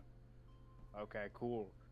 I guess Chuck. I think Chuck wants to. I think Chuck is gonna talk them through this and maybe try to create a peace treaty. I think he's gonna shoot them. Yeah, that sounds like Chuck. Mm-hmm. Okay. So, oh, cool. That's gonna be a 5 plus a 3 is an 8. I rolled Alright. a 4 and a 1, and then my plus 3. Tough. That's 8. All right, and are you just aiming for the one closest to you? They're all kind of in a triangle, sort of. Yeah, I guess just the one closest to me. All right, and are you hitting it with a normal bullet or an iron bullet? I think probably a normal bullet, because I think Chuck is gonna try to save at least one for the green lady. And it falls out of the sky. It is not dead. It appears to be kind of slowly scuttling towards you, but it is not a major threat to you right now. Okay, cool. Actually, how much damage does your gun do? 2. Unless he Oh. wasn't expecting it, then add an extra 2 to that one. Well, since it was expecting it, it actually does just collapse and fall. It does not start moving. I was calculating for 1 damage, but Okay. it's only got 2 damage because it's just a little video game creature. Yes, technology has nothing on the real thing. Uh, My real human brain. and we will. I guess I'm just gonna go kind of in a battle order, and I'll flip back to our friends in the unnamed plumber hurts creature named after another creature game.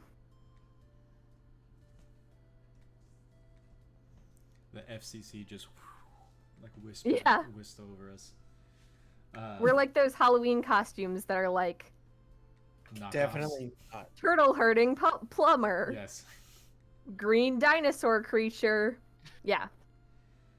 Green turtle herding plumber. Yeah. I guess Teddy's going to. There's nothing Teddy can really do with his normal. Like he saw that his normal bullets didn't do anything to the ape, correct? Correct. But he did see that there was an effect when the cold iron was applied. Yes. So.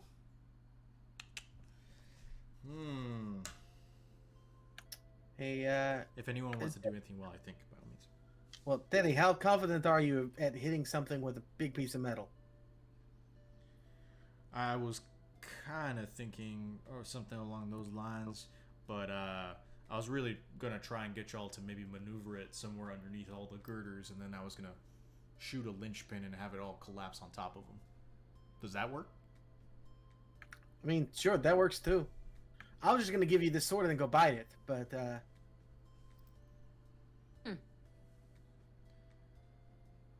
Salt to dust and metagaming. What's your tough?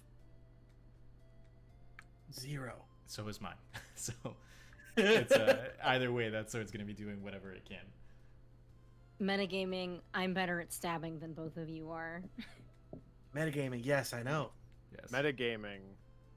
You're not here. Yes. But also metagaming, at least. Apophis is great at stabbing. Yeah. Yeah. Well, Well, And- they're and- not here. at Alex's next level up, he's going to get suddenly so much better at fighting. It's ridiculous. Anyways, the only reason I say that is, at least with the sword, you have cold iron. That's true. But it would also require me to get up close to the ape. Yes, it would. While these two are having this conversation, did Anne actually get like a little bit trapped underneath all of this metal, or did it just kind of like hit her and bounce off of her? It just hit her and bounced off of her, but did not feel very good. Okay. It didn't feel very good, but Anne is just kind of like, monkey, and then runs up and tries to stab this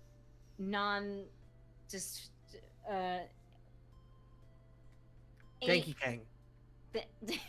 Dinky Dinky King.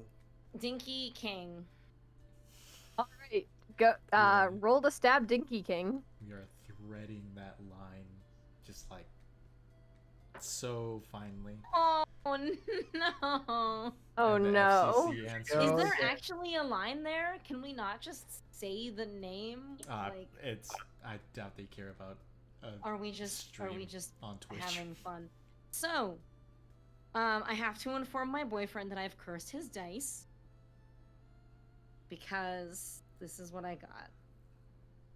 You're doing so well. We're terribly sorry. I Please know, let us know I how was much they doing are, and so we'll well. reimburse you for them. / send you some of our dice for Christmas. I think the course of action here is I just buy like a jar of D6s, and after I use them, I just throw them away. Yeah. You know, like into the dumpster, you know.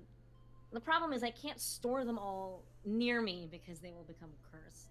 I have That's to go true. get like a safety deposit box at a bank or Yeah. something. This is called the Anyway, Blackbeard that's a method. 4.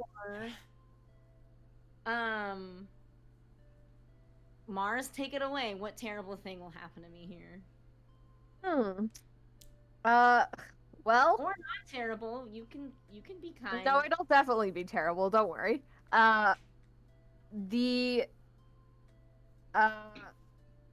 The large ape takes a barrel and throws it at you, and it smashes on you.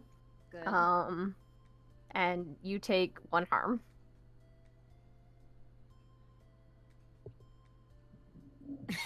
Ow.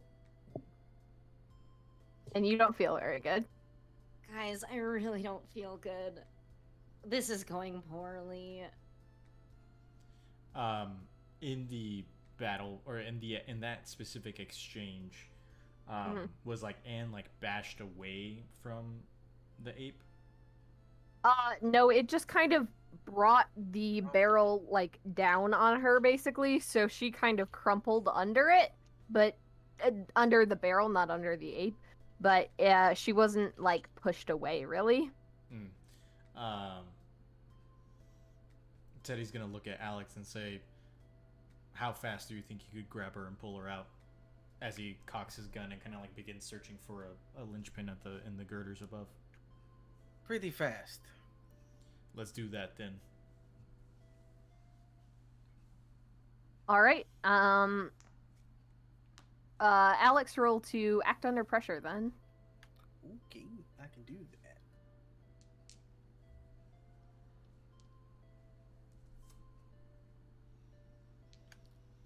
Eight. 8. Cool. Super cool. It's gonna be great. Yeah. So you are going to wait for me to remember what happens.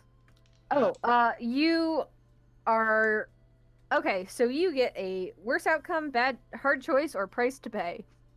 Which means that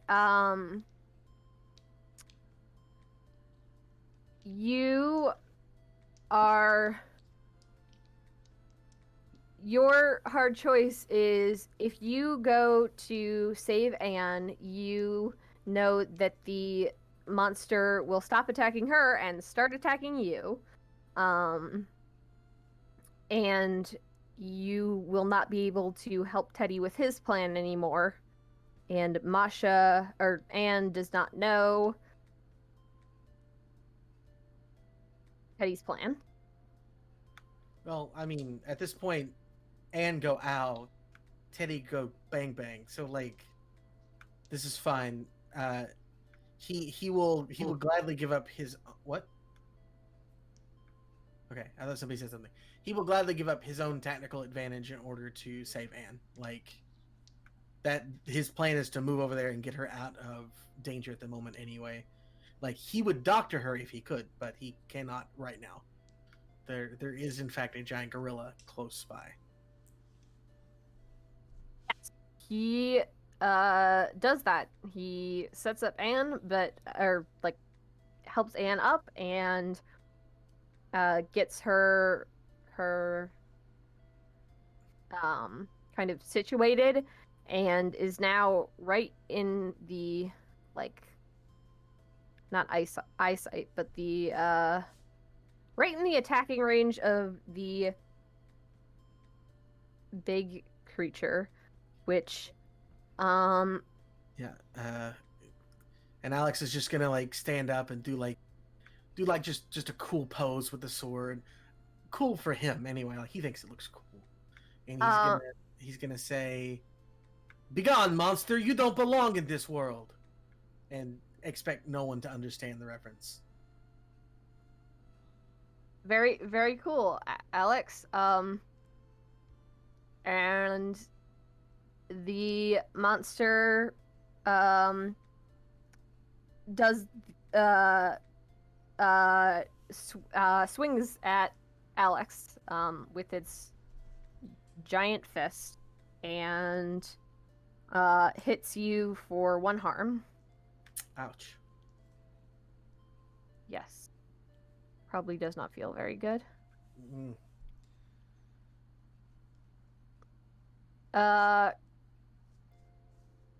Chuck, I believe that means it is back to you.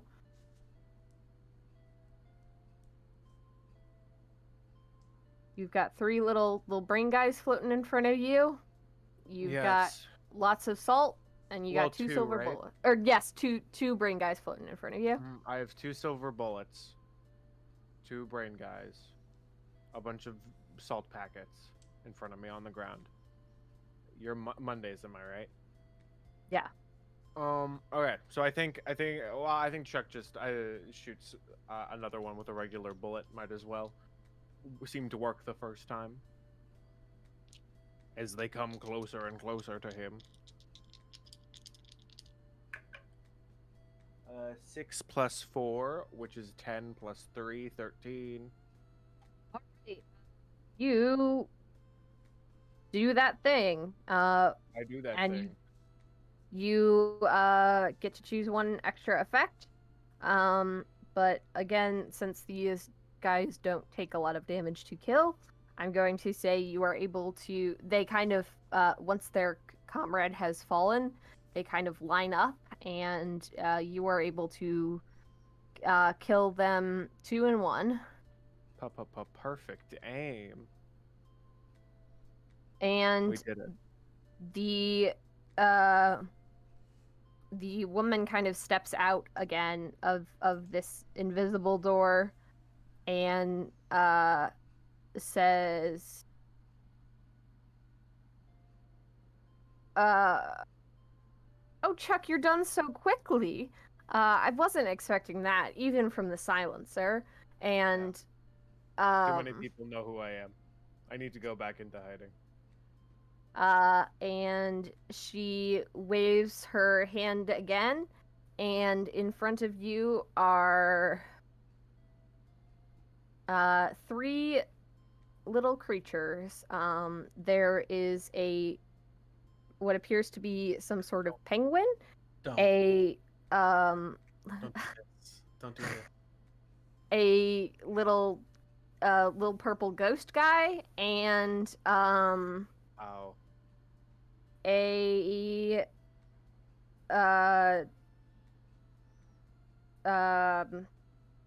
a small dragon with a flame on its tail. Oh, wow. Interesting. These monsters look like they could possibly, and this might seem crazy to me, fit in your pocket. They might be able to, but They might be. not these ones, because they want to attack you, and What else is new? the small fire boy is going to get this, spit fire at you, No. and it is going to hurt you for 1 harm. Owie. Well, dang, that was just rude. And we'll go back to the other group.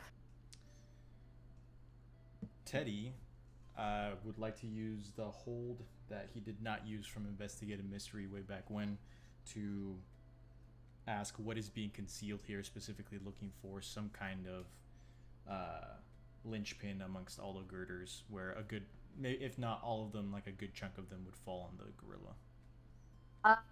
You can see an area about 40 feet up with a loose girder that if you were to hit it with your bullet, a large amount of these would fall on the ape. It is close enough to the edges of the girders that or like to the path that the girders have made, that you could either climb up there or you could try and shoot it. Alex hasn't pulled Anne away, correct? He's doing the hero stance and he got Anne away, and then in the process got hurt. Yeah. He's now standing between the ape and Anne, in keeping the ape where the ape should be. Are they Yes. are they within, like, are they in the danger zone? Like me doing the math, speed mathing in my head, the way that these girders would fall, would it all theoretically or possibly would it also fall on Alex and Anne?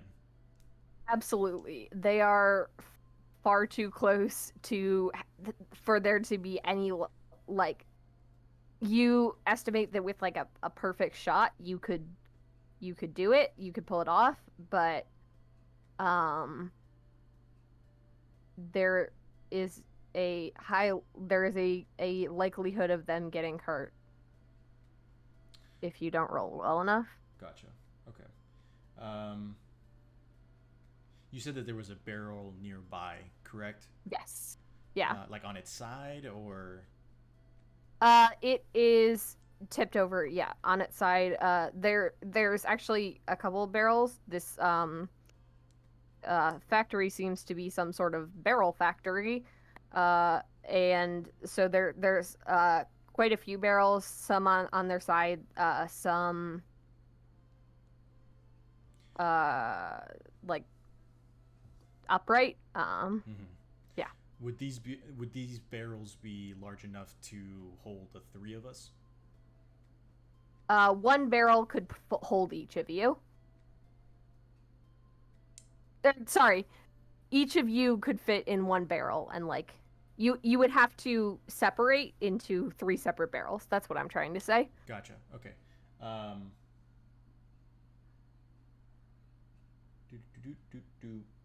That's it.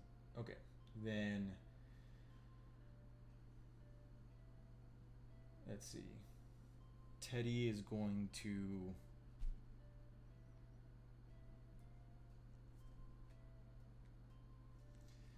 Oh man. Teddy is going to attempt to run forward, shoot the linchpin, and get a barrel on top of Anne. All right. Act under pressure.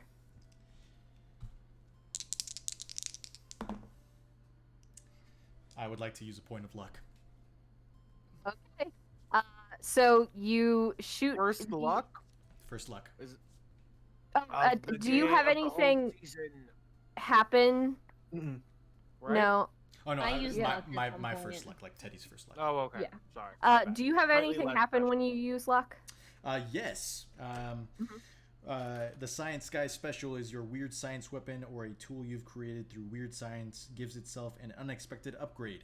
Pick 2 tags and replace them with 2 new ones. You pick one and the keeper picks the other. I'm going to assume most of your kind of gadgets and gizmos are back at your... Yes, I don't even have my sonic rifle on me. But Yeah, if you want your to change train. that, we can. So that can be kind of a later... We'll remember to upgrade one of your gadgets at one point. Yes. But for right now, you perfectly shoot the target and you get the barrel over Anne, but the girders only fall on the ape, and it takes 1 point of harm. Or, sorry, 2 points of harm. And when the girders fall on the ape, the scene shifts into a castle. There's like large windows and heavy drapes hanging from them, and the giant ape has turned from a giant ape into a vampire person. It's just a vampire. It's a very famous vampire. Just One a might say it's vampire. Dracula. You could- Dracula. Dracula's public domain. It's okay. Although you could say Dracula. Dracula's Oh safe. no, it's Dracula. It's Dracula. Cool. Oh no. Surprise, it's Dracula. Dracula. Alex, you're going to I'm going to give you +1 forward during this stage of the battle because it is Castlevania themed. Haha. Redacted themed. Listen, Okay. So, Anne, you are under a barrel. Or I guess now that the scene has shifted, you are no longer under a barrel. But the three of you are all kind of clumped together, and Dracula is there in front of you.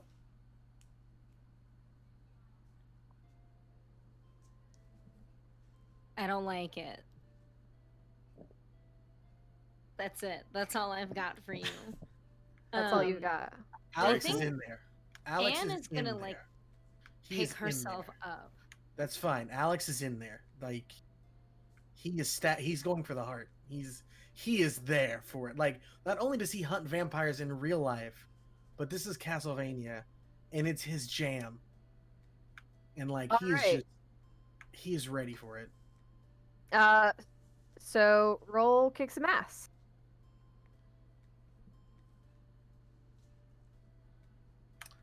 With the +1 that you gave me forward, that's gonna be a 10 exactly.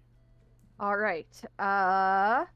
You can, and you are using the old man sword, I assume.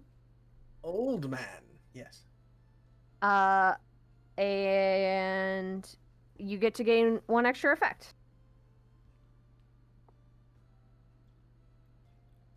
I'm going to inflict terrible harm.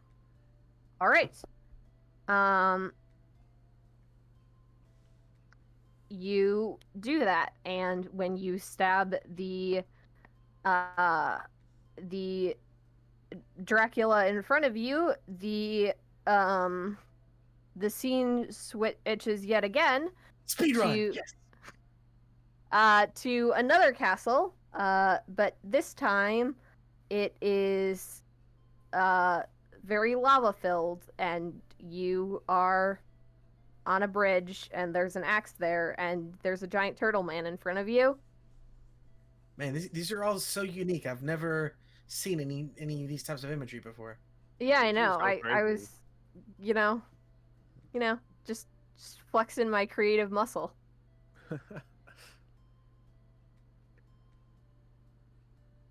Anne? What is Anne doing? I think that at some point in the last couple scenes, she's gotten herself back up. And I think that she would actually try again to angel wings out of here. Mm-hmm. And probably would go toward, like, to Chuck. Is she met with the same, like, static resistance? She is met with the same static resistance. Correct. Okay. Yes. I think she would then try to angel wings back to the first clearing that she was in. She is also not able to do that. She is able to kind of teleport herself away from the center of this action, but you realize as you teleport, the area is a lot smaller than what it appeared to be. It appears to only be like 100, like the size of a football field, basically. That is shifting as you move. So instead of you moving through it, it is moving around you, basically. My biggest fear that nothing actually exists outside of a small radius around me.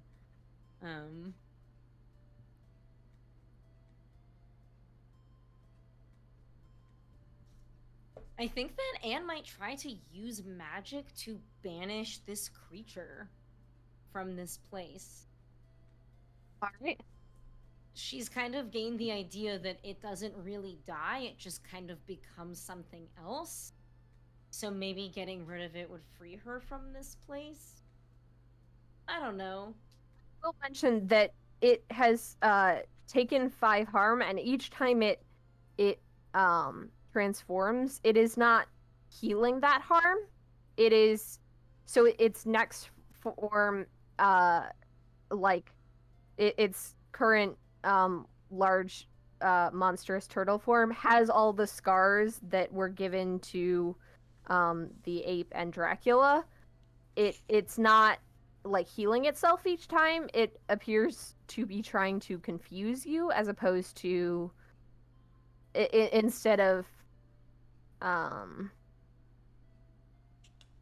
yeah, it appears to be trying to confuse you, not healing itself. So Got it. So I don't think I realized that it was the same creature that we were Yes. just taking more and more chunks out of. yes. I just didn't really pick up on that. Yeah. So in that case, I think that Anne would just take a deep breath, close her eyes, kind of like, you know, like center herself a little bit, and then just try to stab this thing with her rapier. All right. Why don't you roll for that? That would be a 10. All right. You successfully stab it with your rapier, and you get to choose one extra effect. Yes, so I believe the rapier on its own already does 2 harm. Correct? And I think that I just want to inflict. Wait, I'm on the wrong page here. What am I looking at? I think that I would like to suffer less harm myself, Okay. please. That is smart because as you drive your sword into this creature, it spits fire at you, and luckily you are able to angel wings away fast enough, so you do not suffer any harm, but it Hey, So I you just kind had a of- really fun realization, which is that I have armor. I was wondering if you'd been Yeah. taking yeah, that I into thought you account. had armor. Like, I am hardly hurt at all. Just Okay. FYI, guys, after all of that. All right. Cool. suddenly, cool. Anne's like, Yeah, I'm just kind of a moron, apparently, today. It's not, I have to write it, like, on the front of my sheet here. Suddenly that luck seems still I very wonder- tempting. I wonder if I remembered last. It's too late. It doesn't matter. Can I then, realizing that, actually change what my kick some ass effect would be? Yes. Okay. I would instead like to inflict terrible harm, please. All right. You deal 3 harm, and but you do get hurt 1 harm, 2 harm from the firewall. Okay. it's feeling hot. And Chris, Chris/Chuck, let's Hello. flip back to you, who is fighting some cool little creatures. Some multi-elemental type of things. Yes. Yes. I shoot them in the best way God intended. Which one are you aiming for? I guess I shoot let's shoot. So there's a penguin, a ghost, and a lizard, correct? Yes. Okay. I think he shoots the penguin. All right. Roll kick some ass. Okay. Very interesting. 5 + 3 is 8. All right, and you hit the penguin, and it collapses. Just another day of killing endangered species. Yeah, Uh, everything penguins are endangered. and the ghost kind of rushes up to you, and it doesn't like punch you, but it kind of goes through you, and you take 1 harm. Ignore armor. Okay. I don't have armor. Okay, well, I know Then you- that for sure. Unless I had armor and I'm just not aware. Let's go back to the the three of you who have now finally this other castle falls away, and instead you are outside the big ZDs, and you see Chuck, and you are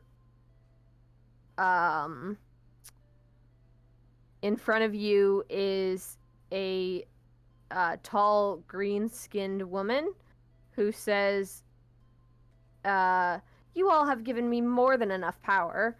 I don't and this scene outside the big ZDs is it's slightly different than you remember it, in the sense that there are like tables and chairs and like little houses within kind of 100-meter radius, because you well, the woman explains to you, pleasure to meet the three of you. I'm Una, the Queen of the Fairies. I use captives, I suppose, such as yourself, to generate power for my little town here. Welcome to the fairy realm. And she gestures behind you, and as she gestures, she steps out, or she steps through into the fairy ring, and Chuck, you see her again, and also Chuck, you can't see your comrades. They can see you, you can't see them. But she kind of waves her hand down, and everything disappears. And she says, Does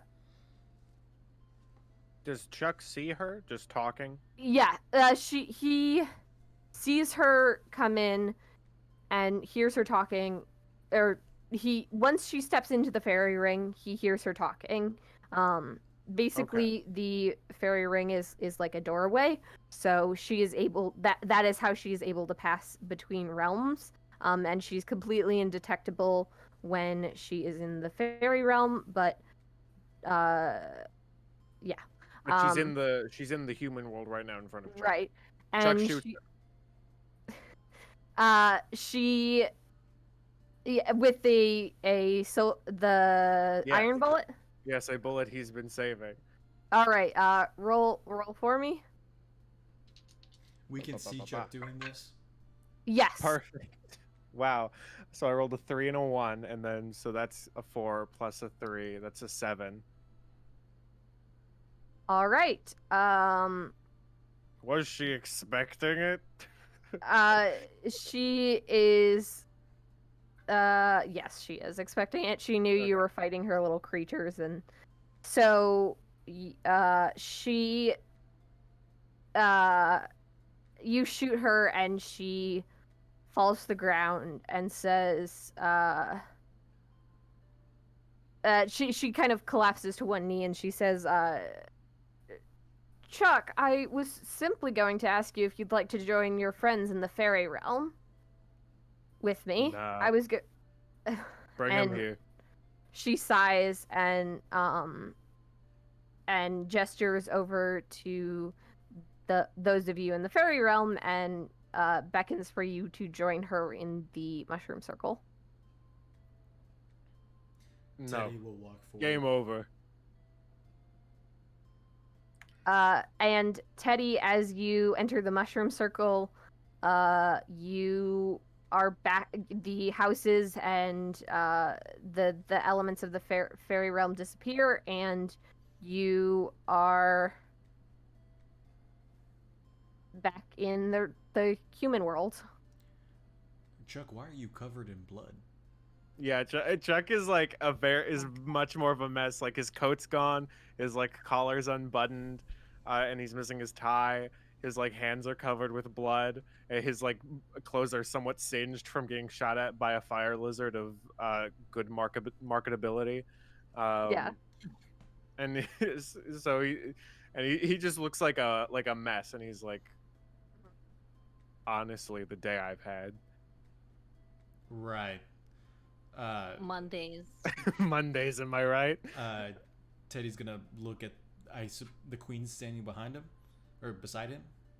Yes. He's gonna like take his hat and just kind of like take it off her for like a minute, and then step out of the circle like warily, as if like this might also be a trap. But She looks at you and says, no need to worry, Teddy. You've defeated my game. You've beaten me. You've given me all the power I need. And I still have one more bullet. no, you don't.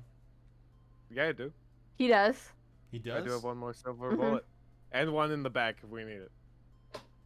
And Trek says it. He doesn't fire it. He's just like, I have one more bullet.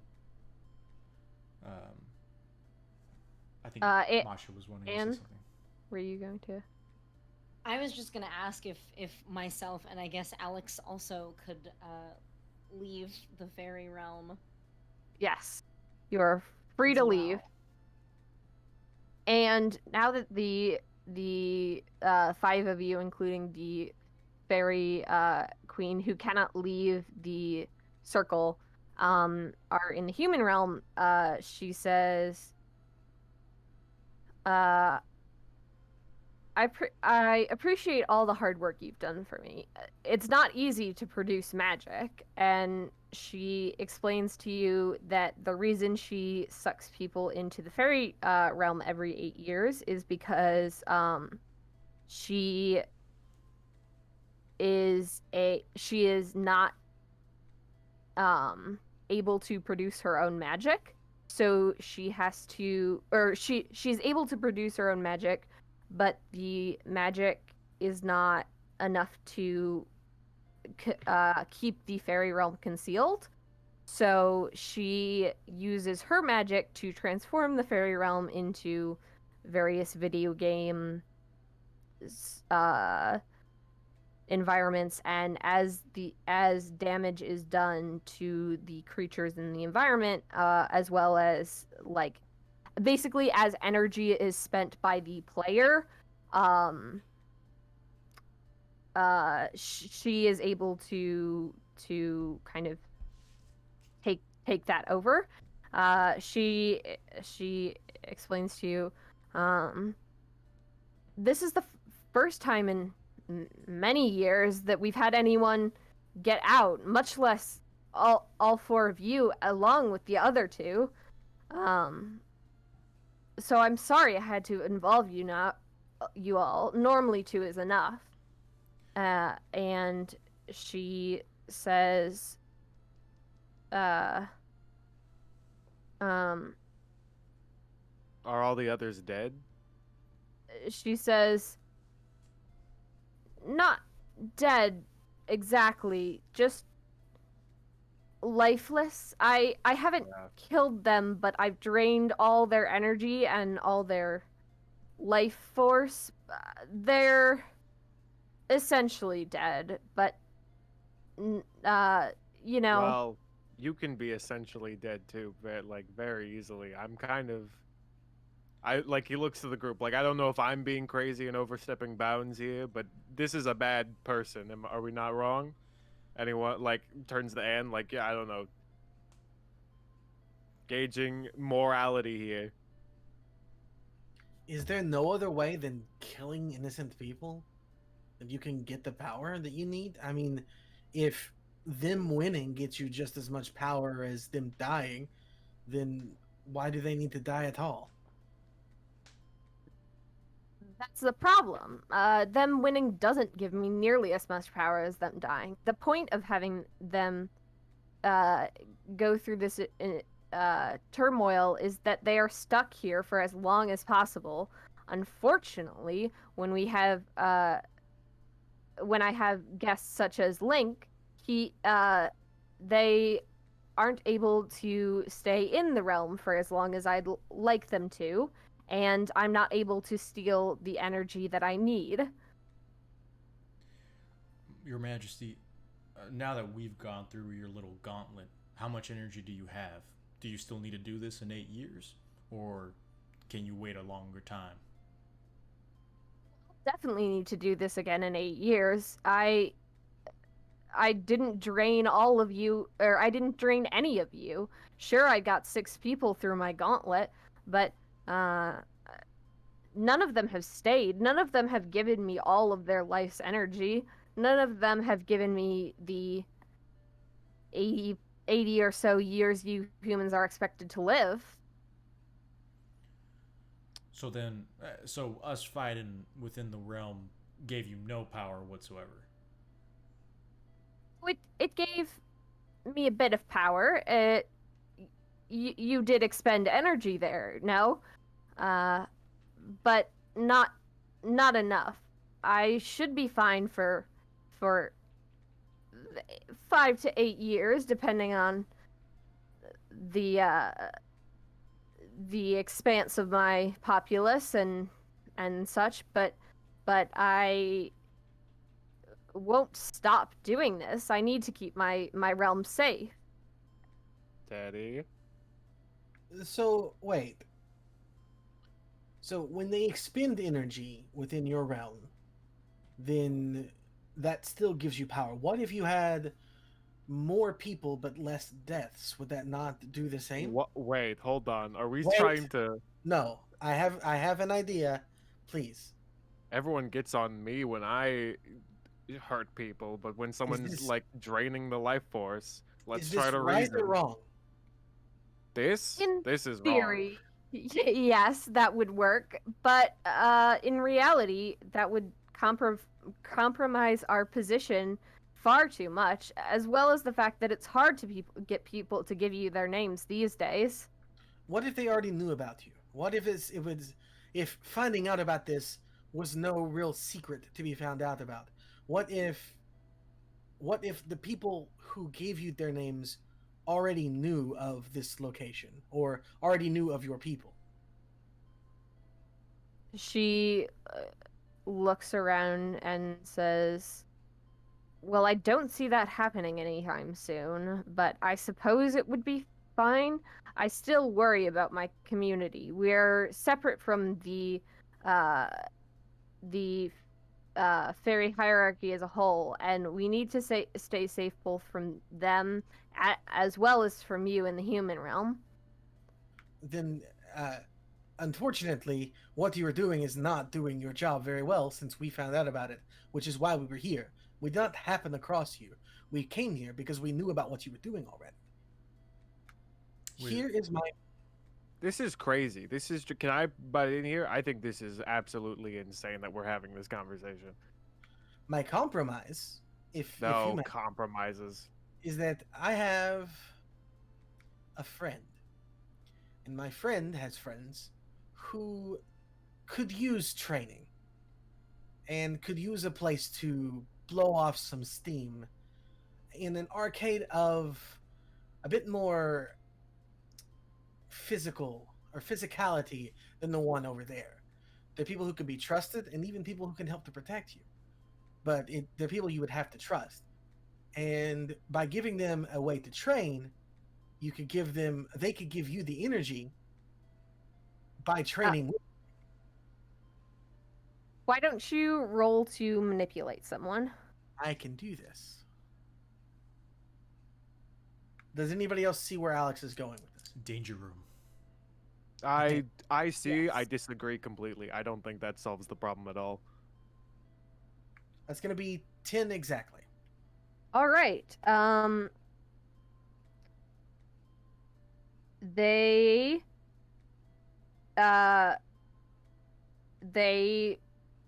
The fairy queen smiles at you and says, "I suppose I see what you're saying. If you, well, I suppose I can't do anything right now, but if you give me a picture of her and tell her to come this way, then I suppose I would be able to negotiate that out with her. Right. Picture. I don't exactly have that on me. Give me a moment. And he's gonna step away and make a phone call. Is this what we do now? Is this what we do now? Do we, like, after the monster who kidnaps and kills people, and kidnaps people and threatens our lives and puts us in a gauntlet with the goal of killing us or draining our lives for all they're worth? The point we're at now is these guys are okay. We need to help them keep doing the things they're doing. Just kill less people. Chuck, bloodshed is not the first answer with us. We have to, That's what there they is do. Always there is, and when we choose that, we become like them. We never asked Jack-o'-lantern Spirit Man what his motives were. We never asked him his feelings because it or why didn't he seem... did the things he did. Chuck, you think of things way too black and white. And I'm going to turn to the Majesty. I'm going to turn to the Queen. I'm going to say, Your Majesty, are you using those bodies anymore of the people that you've taken? And she kind of gives you a look and says, You said they were lifeless. They're lifeless. They're worth nothing to me. Return them. Yes, of course. I mean, I'm not using them anymore. Then I would beg you to consider that for the ones that are already gone, you should return them to their families so that they can get proper burials and proper rites. Because they've been too far away from them for too long. Again, for the amount of times people yell at me about morals and being good and saving people, we are just going to completely wipe the slate clean here. Chuck, remind me why you're covered in blood. Because they attacked me. Who attacked? You know the things that they do? Who attacked? This is exactly what I'm saying. I defended myself compared to this person who is exactly killing people. I never killed anyone. Here, at least. I understand I killed people for money, and I understand I'm a bad guy, and I deserve to die. So I'm saying that this person is not as good, or does not deserve anything Chuck. less than what I think everyone deserves here. Chuck, did you shoot one of those teenagers? We're not talking about that right now. We're talking about How the do you actual know? person who's been murdering people for how many years do you know now? that they're still alive? It was Where in are the they arm, now? and I helped them. I sent them to the hospital. We're not doing this. We are literally. You are deciding right now who is the enemy and who is the friend here. You guys are not.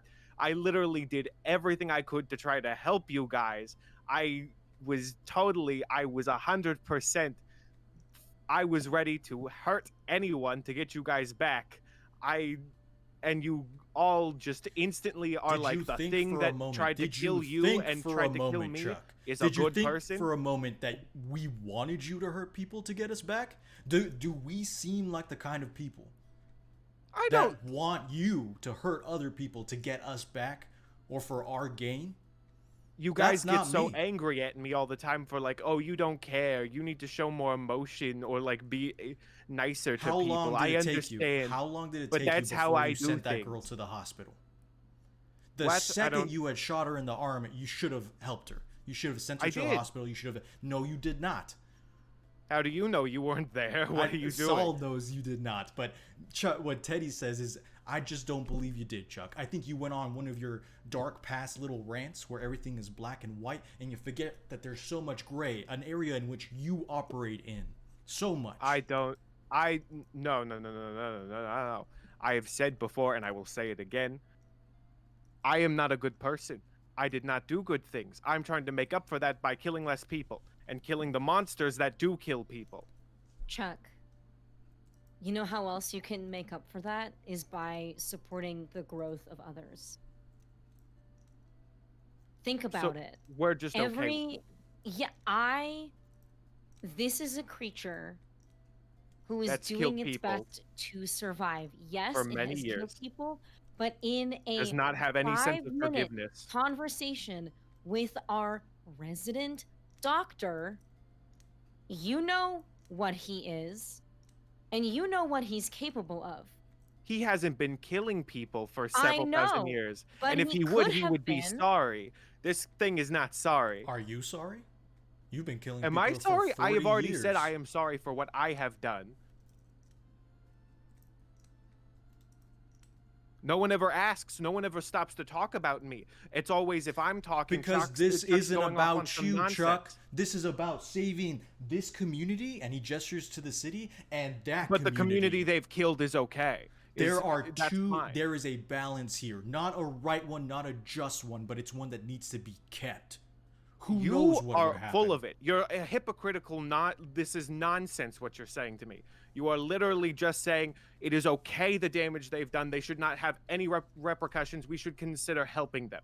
Chuck, have you apologized to the families of all the people that you've killed? That would be literally impossible. I didn't know Oh. any of their names. Okay. And I that didn't makes it have right. the time. You didn't. Okay. So I am if trying to spend we- my future helping other people And that's actually exactly making. what this fairy queen is doing. That's not. No, she never said that once. You're she crazy. said that she would. And you No, know she what? said she'd be okay as long as we didn't kill her. I swear, you're all wrapping this around. This is not some happy ending where any bad guy can instantly be converted into a She's good clearly person. not just any bad guy.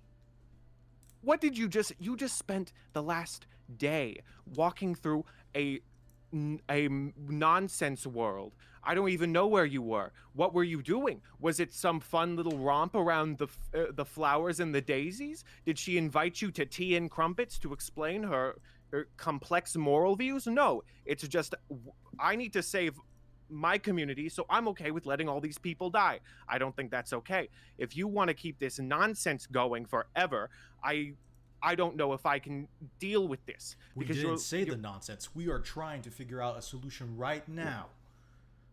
I'm pretty sure Alex is talking to the Eclipse team right now.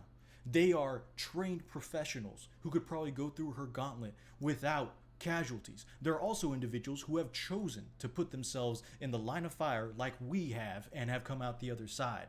Link and Sora are examples of individuals from this generation who are able to get past this gauntlet because of their video game know-how. I don't know. But and if they were to just say die in the gauntlet, fact you think that's okay? They didn't die in the gauntlet. And neither and will that's those what matters. Eclipse agents. We need to focus on the people We are who stopping it now without any bloodshed. We need to stop it now. I am telling you to stop it now, not help them do it. We are stopping it with no bloodshed. I will stop it right now.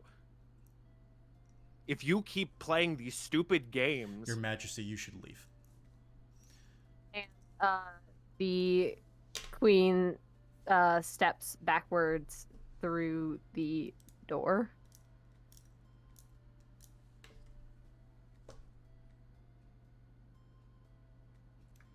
Teddy's gonna walk back to Old Tex.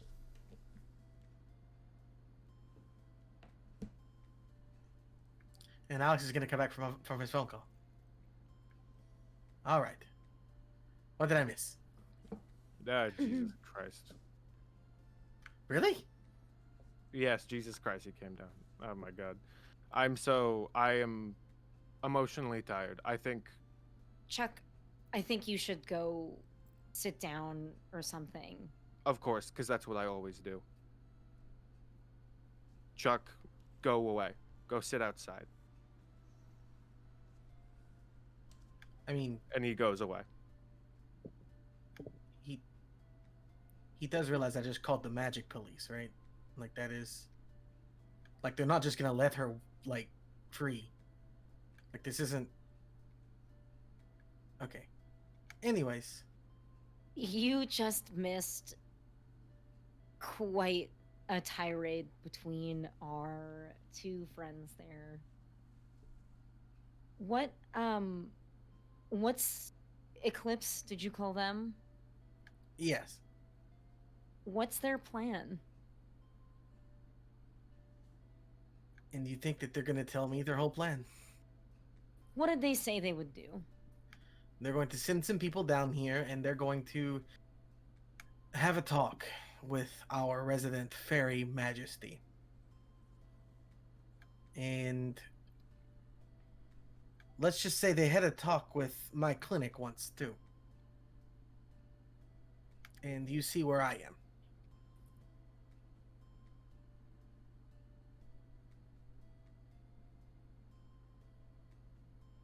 Well, Chuck's not gonna like it, but I mean,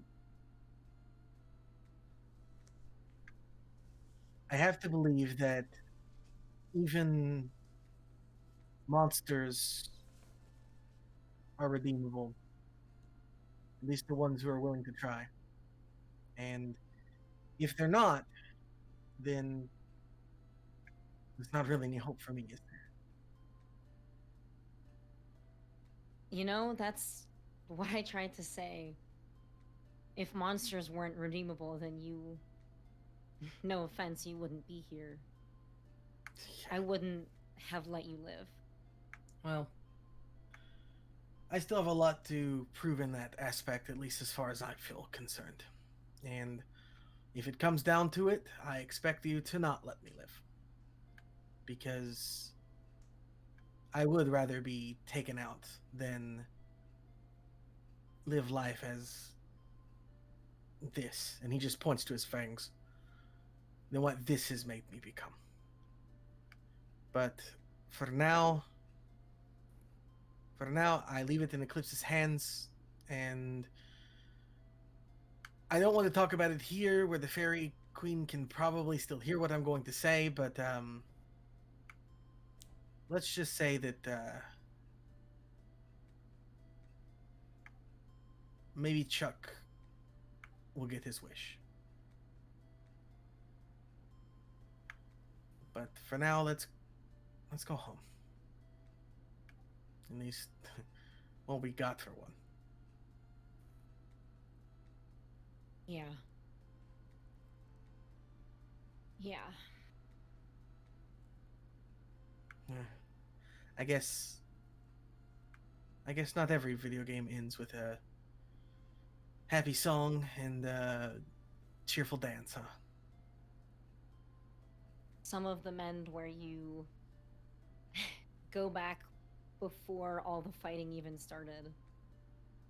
I wish we could have a little bit of that right now. Not really, though, Anne says nervously as she looks at the ring of mushrooms. Yeah. He takes a picture of the ring of mushrooms, and an upload image upload appears on his phone. Well,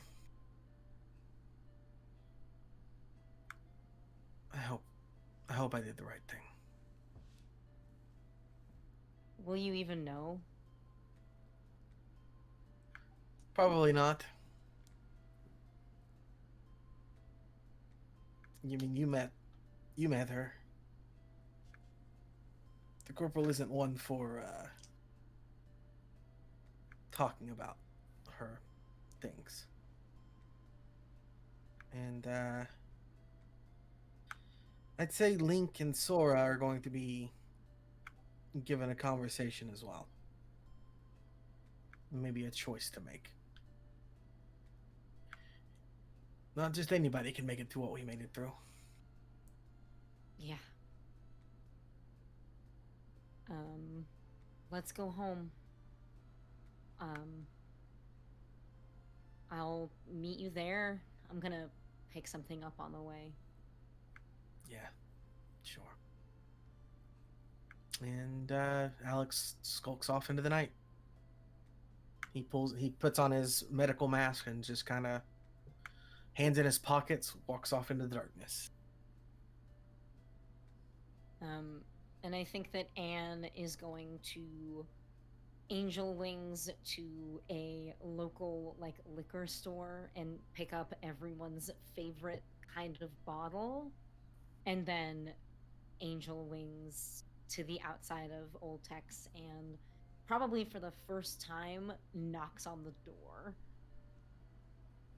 And as you are knocking on the door, you receive a text from that mysterious number, which I imagine you have saved in your phone as as like big boss or something like that. Oh, it's But definitely like a series of emojis with like wings, a halo, a book, like who knows? yeah, and Lots of it's question marks. Yeah. it says good work, thank you.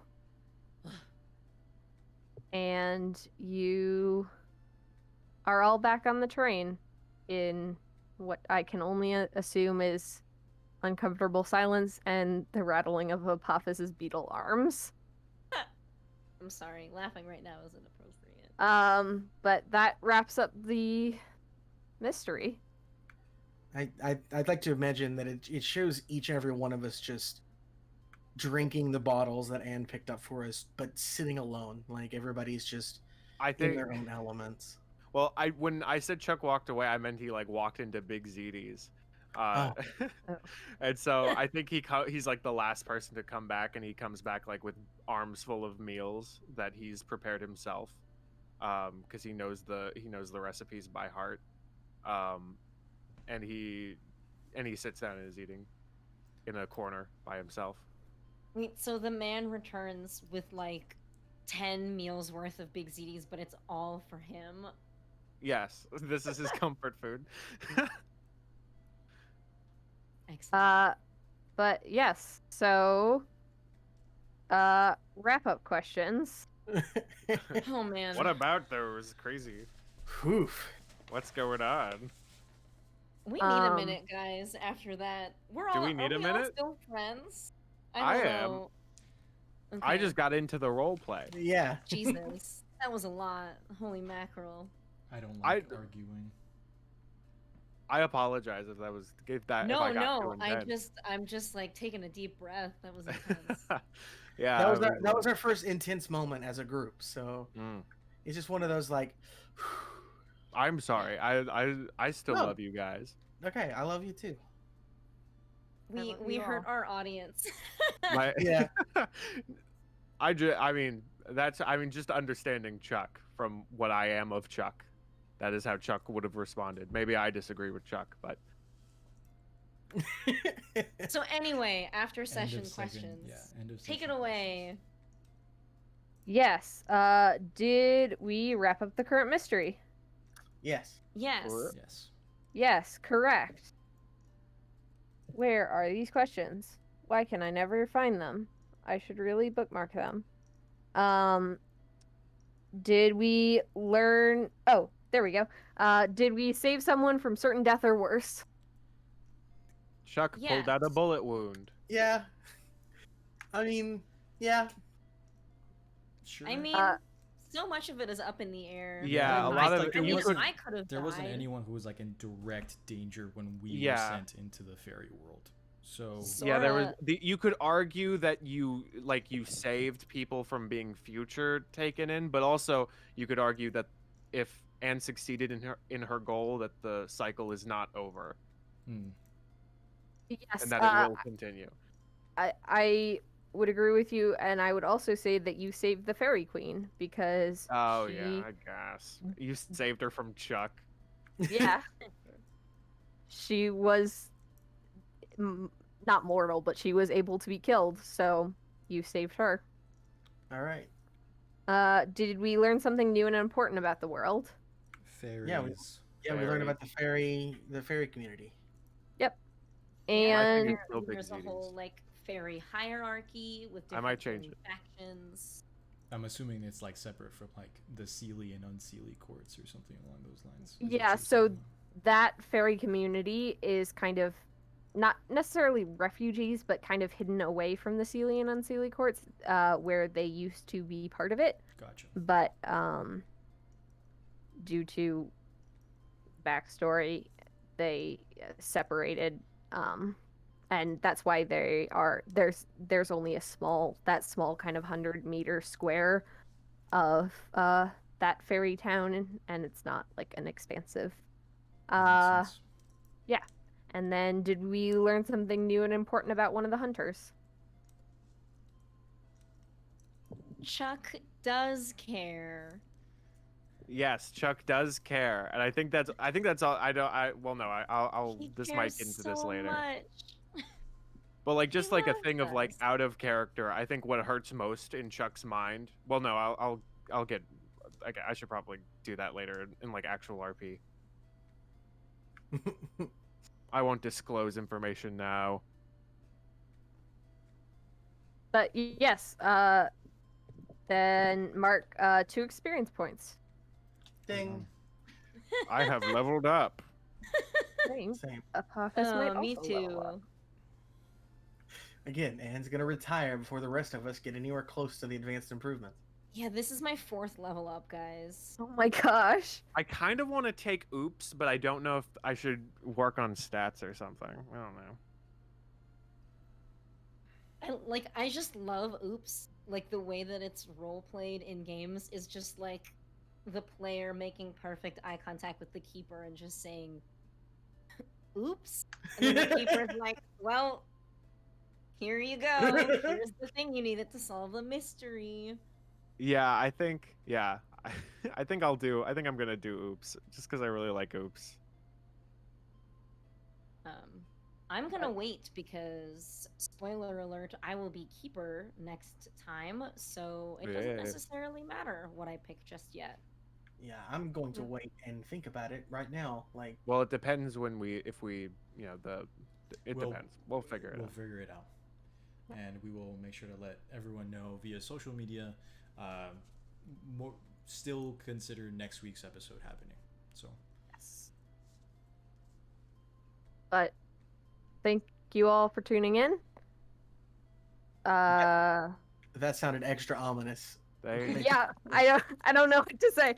I thank you for listening to my mystery. I had fun keeping. I don't know how to end these. It was very good. very good, Morris. It was amazing. Very good. Thank We you had so a much, great guys. time. It was a really fun mystery for sure. Thanks for coming out, team. We did it. Yes, thank you for everyone who came on. We hope you enjoyed the emotionally charged ending, and hopefully we'll see you next week to see how it all role plays out. So thank you all so Yes. much, and we will see you next week.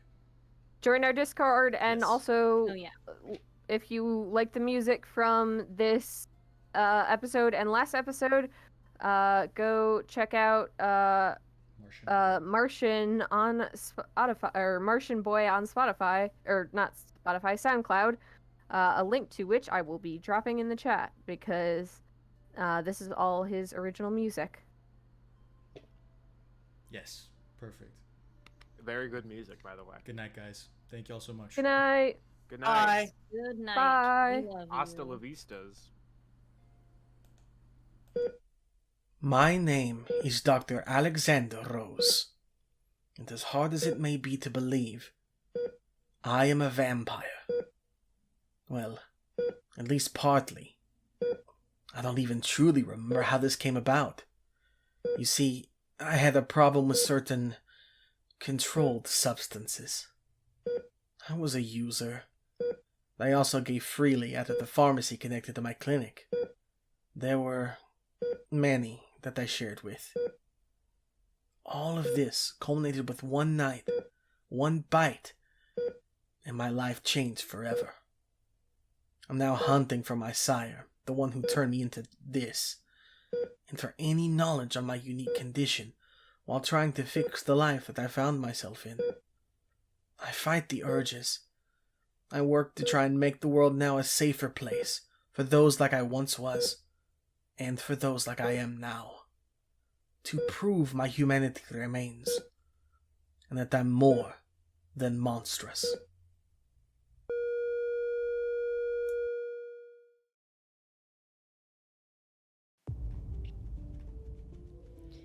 My name is Anne Darelay, and it's lovely to meet you. For the bulk of my career, I've been a dating coach. This has been a bit contentious for my parents, who think that there are more respectable paths for me to take. What's important to me is that I'm helping people. That's not what got me to where I am now. One day, I stirred from a nap with a message from an unseen deity looping through my head.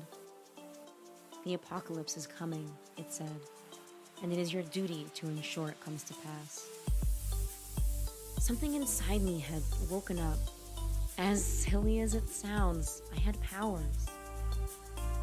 A year has passed, and I'm no closer to learning the origin of these powers, or bringing about the end of days at that, but I've still found a way to put them to good use.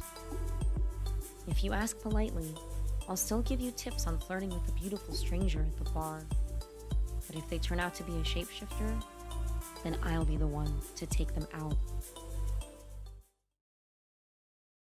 I am the head of Apophis, the Egyptian snake god prophesied to swallow the sun and bring about the end of the world. I was summoned from my slumber about 20 years ago by a group who didn't understand the weight of their actions, by a group that failed to acknowledge my power. And so I was split. I should have been risen as a horrifying, monstrous snake, large enough to swallow the sun, but instead I'm just the head of one.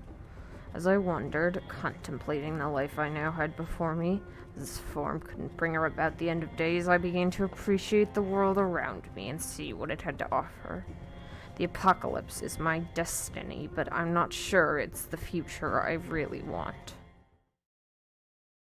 The name's Chuck Duval, though some people might be more familiar with my old work title, the Silencer. You could say I was a hitman. I used to take out anyone for the right price, be it people or monsters. How many people I killed is a secret between me and God. I've been retired for the past couple of years, but things change. Retirement got boring, and I don't have that much time left to waste doing crossword puzzles in between my daily dose of Vicodin. So might as well use it to silence a few deadbeats on my way out. 1 second, folks. Recalibrating the sonic rifle. Almost there. Hot damn! Oh, shit. Oh, I apologize. Let me introduce myself. My name is Theodore Ulysses Franklin. You can call me Teddy. Born in good old San Antonio, Texas, back in 1959. My mama was Mexican, my daddy a cow rancher, and sí, hablo español. After graduating from MIT with various degrees, I delved into some of the fringe sciences. There, I discovered the existence of the supernatural, and I realized my purpose: researching the unexplained and protecting normal folks from the terrors in the dark. My savings went into building Old Tex, my mobile base of operations, out of the scraps of a 442 Atlantic steam locomotive. Old Tex and I travel across the country, fighting monsters, protecting people, and riding the rails.